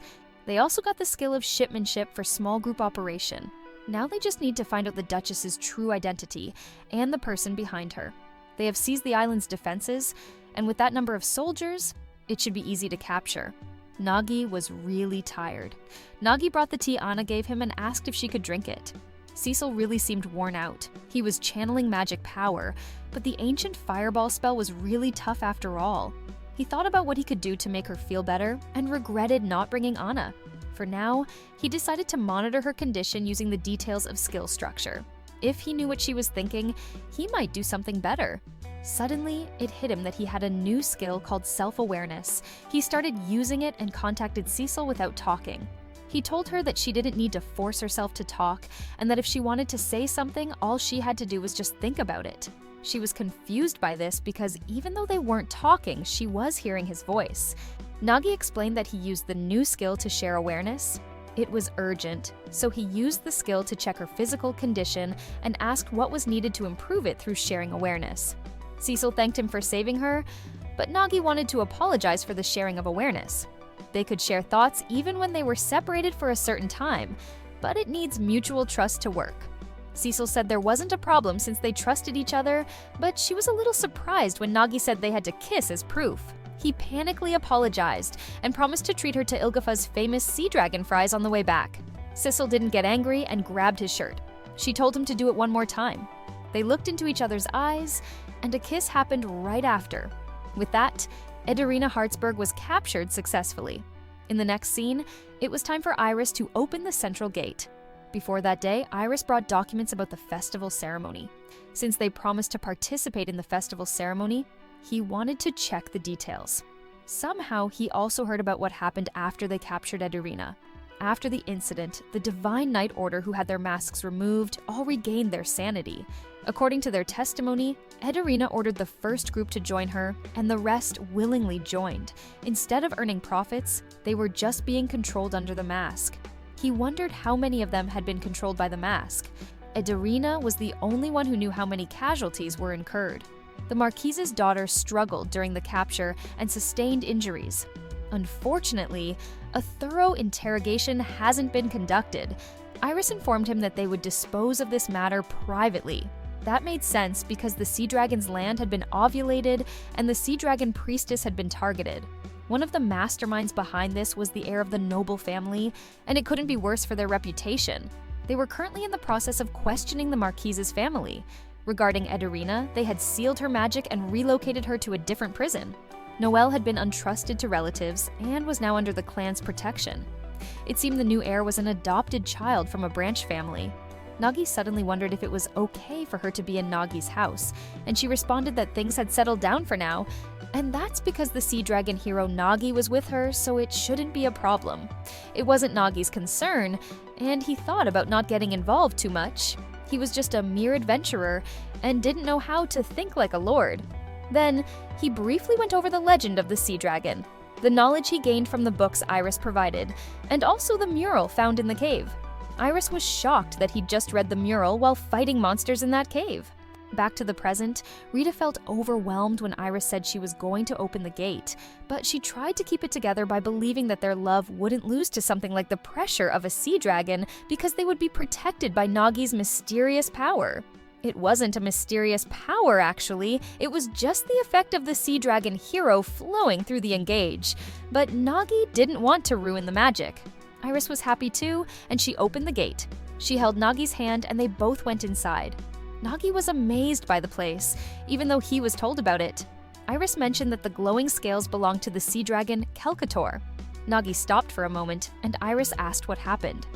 He said since this was where the sea dragon appeared, it wasn't surprising to find scales, but he didn't expect to see the entire ceiling covered in scales. Iris explained that when the tide rose, this place was flooded to the ceiling, and when the sea dragon shows up, those scales are carried up to the ceiling. Through this repeated process over a long period, the scales become part of the ceiling, forming the sanctuary. After the brief explanation, they were ready to begin the sea dragon's summoning ritual. As Iris performed the ritual to call upon the sea dragon, Nagi was amazed by this beautiful scene. Suddenly, Rita and Cecil felt the pressure of the sea dragon and started shaking. Cecil was surprised that she could feel it. Inside the gate, the sea dragon appeared and asked if they had been well. Nagi was taken aback by how huge it was. He didn't know if it was God, but he could tell it was not an opponent that ordinary monsters could handle. Iris stated that she wished for the reenactment of the maiden ritual. The sea dragon asked if she wished to end the festival of the priestess in her era. Iris looked at Nagi, grabbed his arm, and told the sea dragon that they had found a suitable hero of the sea dragon for that purpose. If the reenactment was performed, the ritual for this era would no longer be needed. Iris could no longer fulfill the role of priestess. Her eyes started to tear up because she was so tired. Nagi now understood why she wanted him to accompany her. He knew she couldn't just say something like this in front of everyone. Even though she seemed to have completely recovered, it left such a deep scar on her young heart. During the festival, Iris alone chose the hero of the sea dragon, so Nagi spoke up, saying that the sea dragon bestows his blessing upon the land of Ilgafa, where the priestess and the child of the dragon, the hero of the sea dragon, reside. But Iris was suffering because of her duty as the priestess, and many priestesses in the past may have gladly fulfilled their roles. But Iris was different. The sea dragon wanted him to explain it more. Nagi stated that the circumstances around Iris were quite unfavorable right now. Some disrupted the sanctuary, some tried to sabotage the festival, and some envied and sought to remote Ilgafa's sea dragon's protection. There was no guarantee that such things wouldn't happen again, and Nagi assumed the sea dragon wouldn't want a priestess of his bloodline to be hurt. So he suggested temporarily releasing Iris from her role as priestess. He then explained the two benefits of this suggestion. First, Iris could live freely, and second, it might stabilize the security situation. If the protection remains even without Iris as the priestess, it would be wonderful if she wouldn't be targeted anymore. The sea dragon asked about his connection with Iris, and Iris responded that he was the hero of the sea dragon, but he wanted them to prove it more. Iris said her heart belongs to Nagi, and that would be enough. Suddenly, the sea dragon concluded that she had a maiden heart, causing Iris to blush. Nagi was confused about her blushing like that. Nagi continued to explain the situation, saying that being a maiden might be a blessing for her. Still, for Iris, happiness was being able to walk around and interact with people just like a normal girl. He added that he would do anything as the sea dragon hero and wanted to be informed if there was a way to convince the sea dragon. Iris was still in a panic and she started making no sense, so Nagi had to tell her to stop talking. The sea dragon gave them one condition to get what they wanted, a soul bond between the maiden and the hero. They didn't know how to do that, so Iris asked if they couldn't just use a master-servant contract. Nagi figured out what Iris had been trying to do and realized that the master-servant contract wasn't a soul bond, it was more like a form of compulsion. He confirmed that the soul bond was engaged and asked Iris what she was going to do. While waiting for her answer, Nagi recalled what happened the last time he engaged with someone. He told the sea dragon that engaging might work somehow, but first, they need to make a master-servant contract and become their slave. But the sea dragon maiden entering a slave contract might not be the best for Iris's reputation. Iris stated that she didn't mind it, and the sea dragon seemed okay with that too. Nagi was a bit surprised that neither of them had any doubts. Iris seemed to have some questions about the master-slave contract, but Nagi comforted her that it was just the beginning. The real purpose lies beyond that. Iris trusted Nagi, so she didn't say anything further. With that, they started making the contract. The term of the contract was that Iris would be freed from the maiden's duties in exchange for serving Sumanagi as her master. When it came to the condition to end the contract, he started thinking about something light that could be easily fulfilled. But Iris said it has to be something equal. Iris smiled at him and stated that the condition was to support Nagi until his life was stable and he could live without working. With that, the contract was made. Iris was surprised to feel the thing on her neck, but she was okay with it. The next step was the soul bond. The sea dragon stated that the maiden would tell the one who holds the title, the sea dragon hero. Suddenly, they started to feel the pressure of the sea dragon and were puzzled as to what that meant. When they opened their eyes, Iris collapsed. Nagi immediately held her and tried to wake her up. Thankfully, she woke up quickly, but there was something wrong. She pushed him and put a distance between them. She seemed scared and said humans were scary. Nagi tried to calm her down, but she didn't let him touch her. Nagi asked the sea dragon what he did to her. The sea dragon responded that he gave her his daughter's memories. Nagi was shocked and confused because there was no reason to do such a thing. The sea dragon told him that her daughter had fallen in love with Pete. For that man, she chose to become human and gave up her dragon lifespan, powers, and everything. However, they were evil creatures disguised as humans. At that time, he was consumed by anger and sought to destroy the land of Ilgafa. Nagi asked if it didn't turn out that way, and he said that even though his daughter was in the depths of despair, she kept her faith in humans. That young man, Pete, kept the flame burning inside and continued to protect her. That young man saved his daughter's heart in a way he never could. In short, that young man protected his daughter and awakened new strength and abilities through a soul contract with her. And when the sea dragon granted him a weapon, he defeated the sea dragon's nemesis and both officially became the guardians of the port town. The sea dragon granted a blessing to the two of them. Those two wished for the happiness of the people of this land more than their own. And the blessing of this land was the embodiment of his daughter and that young man's wish. The sea dragon told Nagi that if he wished for that again, the maiden and the hero must undergo the same trials. Nagi figured out everything. The sea dragon told him that if he was the sea dragon hero, he must understand this girl's heart and prove his unity. That was the true meaning of this ritual. It was easy to tell someone to save a heart, but it wasn't easy to do it. Nagi thought he was just going along with the festival ceremony, but it turned into quite the overtime job that overwhelmed him. He said that he wasn't a counselor or anything like that, but Iris and Nagi were friends. He was a loner before he came into this world, and Iris was one of the few friends he had. It was natural to help, or simply he just wanted to help her.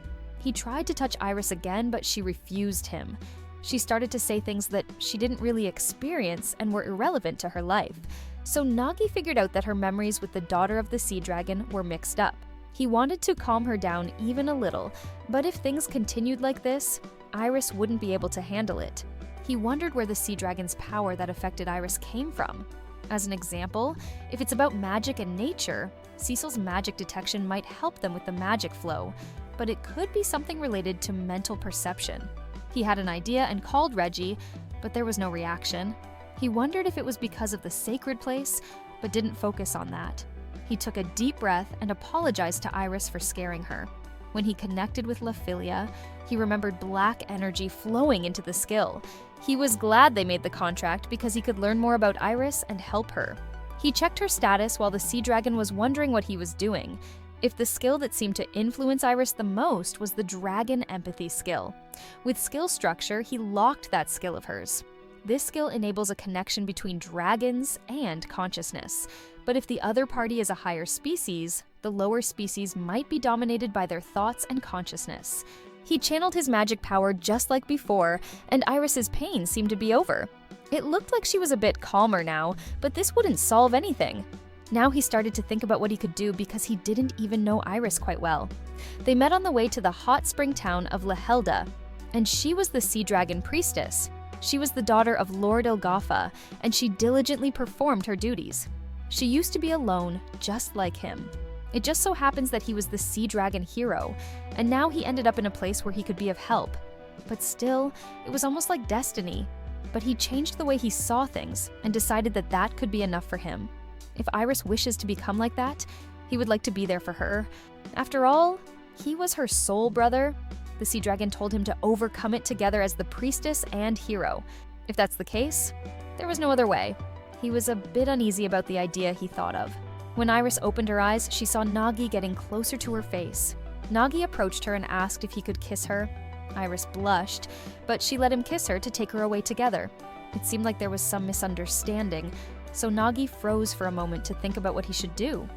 But it can't be helped in this situation. It might be okay since it's an emergency, but he really wanted her consent. Nagi once again asked if she would like him to kiss her, and she held his face and kissed him.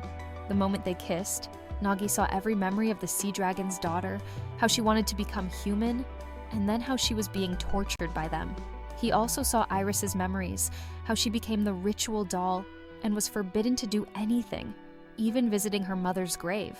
It was tough to see both of their memories with the images.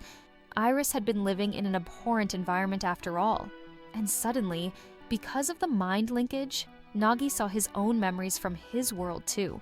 And seeing those unwanted memories made him feel sick. He wanted his friends, Cecil, Rita, Aina, Lavilia, and Letitia's help, but no one helped him. Eventually, he collapsed, just like Iris. Suddenly, the vision of two people came and woke Iris up. Nagi was shocked to see them. Those two visions were only the daughter of the sea dragon and her husband. They also turned to Nagi and stood him up. While Nagi was holding Iris, the sea dragon stated that the reenactment had been accomplished, and he acknowledged the bond between the two. The sea dragon, Calcator, formed a contract. As long as the maiden and the hero live and take on the role of protector of Ilgafa. For the current maiden, the festival was no longer necessary.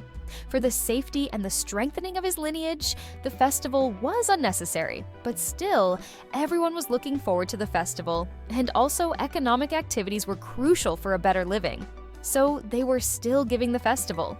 Nagi was surprised that the sea dragon didn't mind them having the festival, and figured that it was only humans who worried about the details. When the sea dragon told Nagi that he did something he couldn't just like the first hero, Nagi said he didn't do anything and got curious about what he did. Iris asked how they could prove it. They suddenly started to feel very overwhelmed by everything.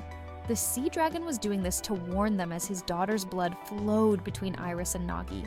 Before he disappeared, he told them that he recognized them as his kin. When he left, Iris said their consciousnesses merged back then, and the painful memories have meaning, and they lived and loved together on this land with those memories. She said that she was still young and didn't understand everything. Painful memories of hers remain painful. But now she had Nagi. She hugged him and asked if he would take responsibility.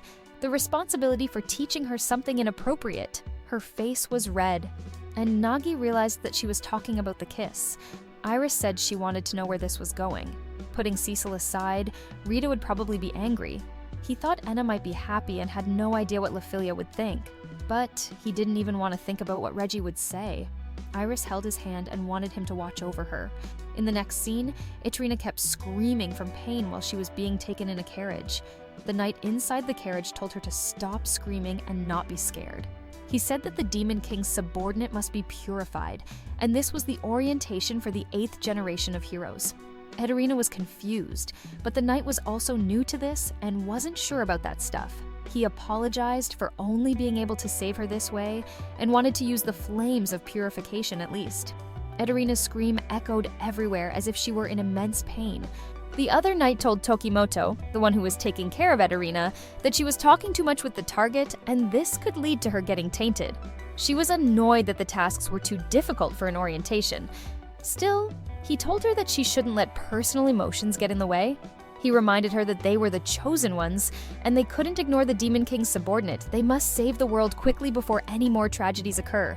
Ederina was confused as to what she was doing here. She then remembered that she was Ederina Hartsburg, the daughter of the Marquis, and she caused a commotion in the port town and got caught. Even though she committed a crime, she was still a noble and reminded herself not to show any disgraceful behavior. She wanted the guards to bring her water, but everyone outside the carriage was already knocked off. In the next scene, Iris and Nagi get out of the gate, and she announces that during the ritual in Ilgafa, they have made a pact that says as long as Iris lives, they will receive the sea dragon's protection, and from now on, the priestess's rituals will no longer be necessary. The pact made with the sea dragon Kelkator was widely spread throughout the town under the noble family's influence. As proof, Iris appeared offshore and waved from the cliff. Iris then informed everyone that she was now a slave under contract to Nagi, and she would also serve him, striving to match the excellent slaves of the Soul Brother.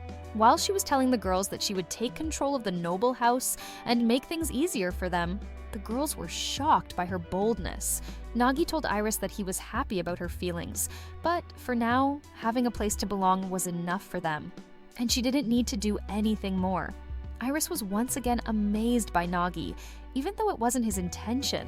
Iris then noticed Cecil, and noticed that it was the first time they were talking normally. She asked if Cecil was Nagi's first contract, then looked at her up and down saying that someone like her was Nagi's type. She then got rid of her serious face and smiled, adding that it was wonderful. She said that Cecil was truly a person worthy of standing by Nagi's side. Iris held her hand, and they started to seem comfortable with each other, which made Rita feel emotional. She grabbed them both and hugged them. Anna also welcomed her into their little family and felt so touched when Iris called her big sister. While everyone was getting along with Iris, Nagi watched them and realized that everyone had won over Iris. Then everyone said they would dedicate their lives to serving him from now on, but Nagi was planning to take a break and have a holiday. But even though he told everyone he would take a break staying at home, didn't feel any different. He wanted to take a safe and enjoyable trip. He asked Iris to choose a few locations for a villa. According to her notes, it was about a 3-day walk to Mishirira town. The weather was good and there were hot springs too. He thought everyone could relax in such a place. Also, most importantly, they could stay a fair distance from Ilgafa until the Sea Dragon Festival was over. It was taught to experience the Sea Dragon appearing for the first time in response to Iris. And with that, he also appeared and saved Iris, causing a huge commotion throughout Ilgafa. Thanks to that, the news about Noel didn't spread much. He just wanted to relax and take it easy. But the problem was that if the fact that the Sea Dragon hero appeared became widely known, it would be troublesome for them. The best way to avoid that is to stay away from the scene, and the timing was perfect to take a trip. With Iris joining them, it meant she would be together with the party that saved her for a long time. Her tenacity was incredible. Then they got permission from the feudal lord, even though he didn't seem very happy about it. Ina came and informed him that she sent the letter he had written to Letitia. It was thanks to Letitia that he could think about these things. We still had many problems though, because they got the mansion. They had a place to relax and they could make some plans. After that, Nagi informed the girls about the paid leave they were taking. He said that he had planned a trip. The girls didn't seem so enthusiastic about it. Rita, confused, asked what was paid leave. He tried to explain that it was a break with pocket money. In his world, the employer had to provide a salary and guaranteed breaks when you worked. The girls were terrified by Nagi's world and felt obligated to pay him back after this favor. They all seemed in a different mood about this. Nagi concluded that this was the plan and said he was all set to go. The girls joined him and they said they also wanted to go. While they were finalizing the schedule and getting ready for the trip, they decided to depart in the morning. Thanks to Iris's arrangements, they got a 2-horse carriage. It was covered and spacious enough for everyone to ride comfortably. Even though the speed was about a brisk walk, that was enough since it was a sightseeing trip. Nagi used his food negotiation skills to allow him to communicate with different species using food as currency, and told the horses that it was a 3-day, one-way trip with 6 people passing through the town of Shalka to the Marira resort. He gave the horses special rewards. The horses seemed happy about the reward and said he could count on them. His courteous greeting to folks like them humbled them and told them to feel free to employ their services. Nagi mentioned that the driver would be him and Cecil. Cecil used her animal empathy to greet and introduce herself to the horses. The horses were taken aback by how cute Cecil was. The trip was going well with the sweet talks that the girls were having and Nagi's driving. Iris asked Nagi if the carriage was good. They could have arranged a more luxurious carriage with escorts for the Sea Dragon hero, but Nagi told Iris that they intended to travel on foot and just rent a horse for the luggage anyway, so he was happy they got a carriage that fits everyone. Iris wanted him to be more selfish and less modest like that, but he wanted everyone to relax, so having tight security around them would just make it harder to enjoy themselves. Iris was sulking, but she was embarrassed when she noticed Anna was looking at her smiling. Cecil asked Nagi if they were staying at Schalke tonight, and Nagi confirmed her. It would take 2 to 3 days to reach the resort. Schalke town was located on the way between the resort and Ilgafa. It seemed there was an altar where people prayed for safe travels. Cecil mentioned that Schalke was a town blessed by the blood of the sky dragon brand Schalke. It wasn't strange considering Ilgafa was blessed by the sea dragon Calcator. So far, it seemed like only Calcator had been confirmed to exist. She had heard there were earth dragons and demon dragons too, but it was said that the sky dragon was gone. When the sky dragon died, part of its body fell to the earth. One part created a large crater from the impact of hitting the ground. A magic research city was built on that site. Another part fell in the town of Schalke where they were heading. In Schalke, a part of the sky dragon's remains was preserved, and travelers carved it to pray for safety while flying in the sky. Nagi thought it would be nice to stop by since it was along their way. While they were talking about doing it there, Rita appeared from the sky and jumped right next to them. She said that something was sticking out in the direction of the town. To see that, Nagi told Rita to put Cecil on her shoulders. Rita easily grabbed her and put her on her shoulders while complimenting her tights. Nagi asked if she could see what was on their way, and she responded that it was the symbol and the traveler's guardian deity, the Whigs of Brand Schalke. The place they would be staying in tonight also appeared, and Nagi said they would take a closer look when they arrived. When they arrived at the town, Rita suggested they go to see that thing in the square while she watched the horses. Nagi asked if she wasn't interested in sightseeing, and she responded that she was just tired from walking so far, and she would take a rest in here. After saying goodbye to her, they went to the square to see the wing.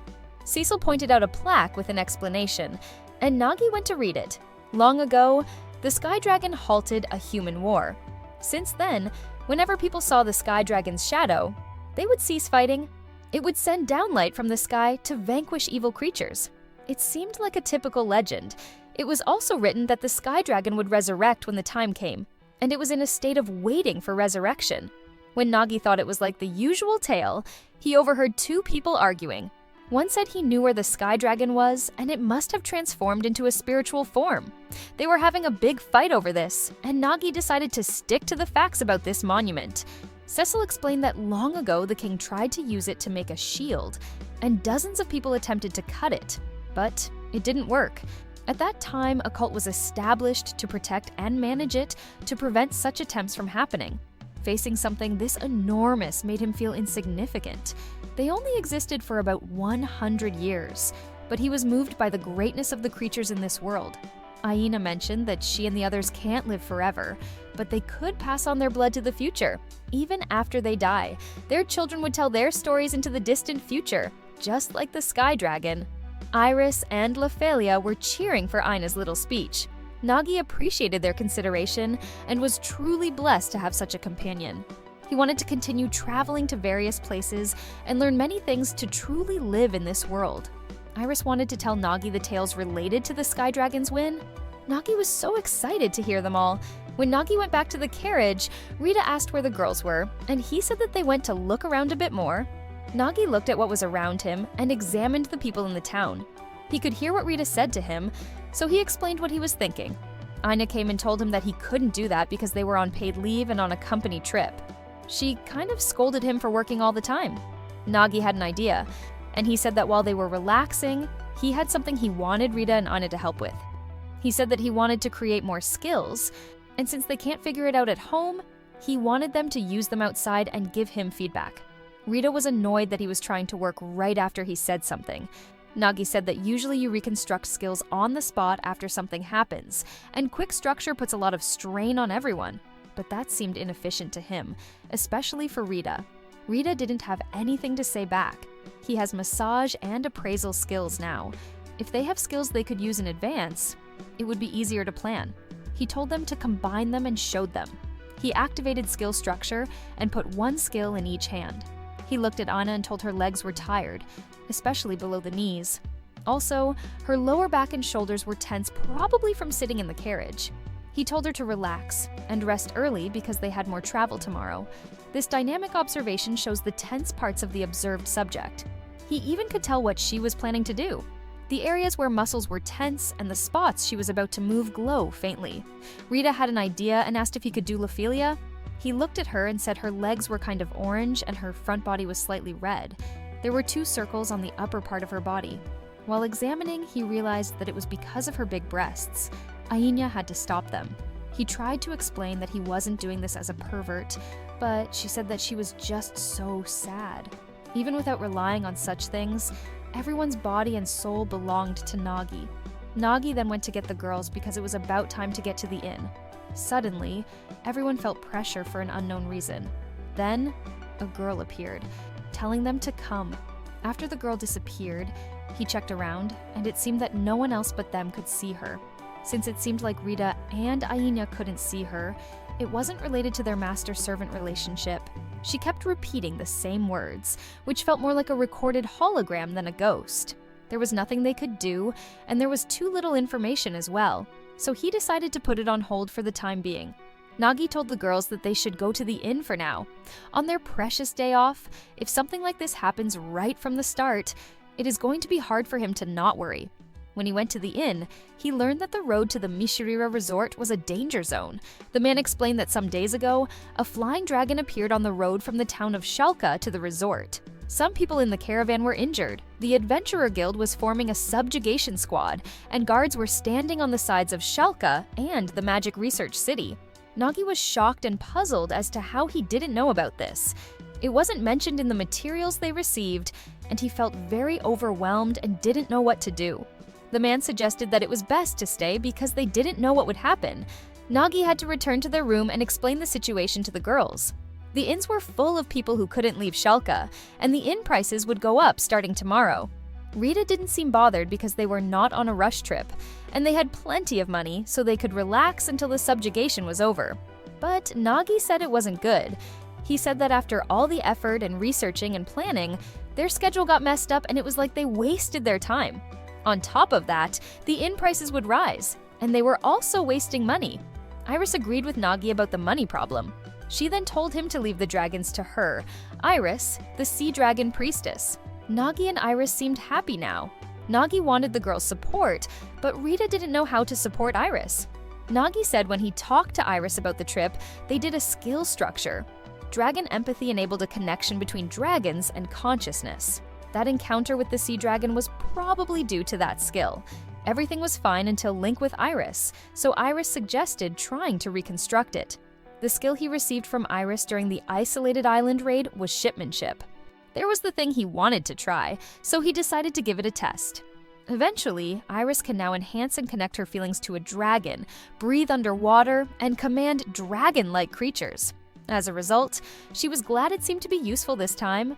Iris noticed that Rita was looking at her, so she tried to explain that she wasn't jealous about the reconstruction between Rita and Nagi. But Rita just teased her. Nagi didn't want to do dangerous things, and just wanted to spend time doing what they wanted. But Cecil said staying with Nagi was enough.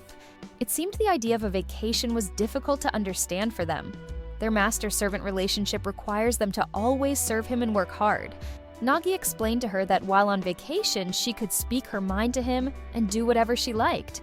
Usually, they live a disciplined life, going to bed early and waking up early, but he usually likes to stay up late and read books. He said that there was no need to hold back at night. When Nagi said he intended to enjoy his freedom and hoped everyone would do the same, everyone was shocked. Nagi didn't know what to do as they froze like that. The girls seemed to understand him a little bit differently and got embarrassed. They said that from now on, they would do what they like. They asked Nagi if this started today, and he confirmed them. But when Cecil said they only had 2 rooms, and if they did anything, everyone might see or hear them, Nagi was the one who froze. But he thought they would just have a pajama party, so he said that he would sleep with the horses. Rita was shocked because if he was leaving, what would they do? He thought it would ruin their trip, so he suggested using blindfolds and earplugs. Ina was embarrassed to know that this was Nagi's fantasy, but Nagi was in a whole different world. Since everyone was confused, they settled on drawing lots for room assignments and getting to bed early tonight. When Nagi went to bed, he thought about the dragon and all the commotion. If it was a phenomenon occurring at the dragon's wing, it was probably related to the sky dragon. Since they were leaving this town the next day, he tried not to think of anything else. The next day arrived, and the dragon everyone was talking about was flying around angrily. With his power, he was planning to wipe out humans and expand Wyvern's dominance. He then noticed Nagi's carriage. Iris was right next to Nagi, and she stood up and ordered the dragon to sit down. The moment she commanded the dragon to sit down, the dragon was on the floor. She scolded the dragon, telling him to reflect on his actions. The dragon was puzzled as to what was happening to him and who that girl was. This dragon was once warned by the other superior dragons not to get involved. They told him that humans have their own territories and they have theirs, but he defended that this land should be theirs and that they shouldn't endure the absurdity of bowing to weak humans. They told him that he could not see it yet as he was still young. One of them said there was a time when he thought like him when he was young. It was hard to change his thought, and the same goes for him as well. To explain why, he mentioned a human who communicated with Brenshalka, their ancestral sky dragon. That person approached them, conveyed the will of the late Brenshalka, and served as a bridge. Meeting that person has changed him. If he could meet such a human, he would surely understand. Humans were small beings, but they were not by any means weak. They were part of a greater existence living among them. The older dragon was sure that one day he would understand it too. Back to the present, Iris told the dragon that he was a part of the dragon clan, and using his power to attack travelers was such a petty act, and it wasn't something a proud creature should do. The dragon stayed still, but was furious because he believed he had his pride as a dragon that would lead the next generation. He just can't let this slide away. Iris scolded him once again and ordered him to reflect on himself, but it was useless. The dragon's opinions wouldn't change, but he also couldn't resist either. His soul recognized this righteousness. As he looked at Iris, he realized that this aura was the same as a dragon. He recalled what he had been told back then, about when he met a human and understood the other dragons. There were many great dragons in this world like their ancestors, such as the sea dragon and the sky dragon. He is a sky sovereign just like that sky dragon.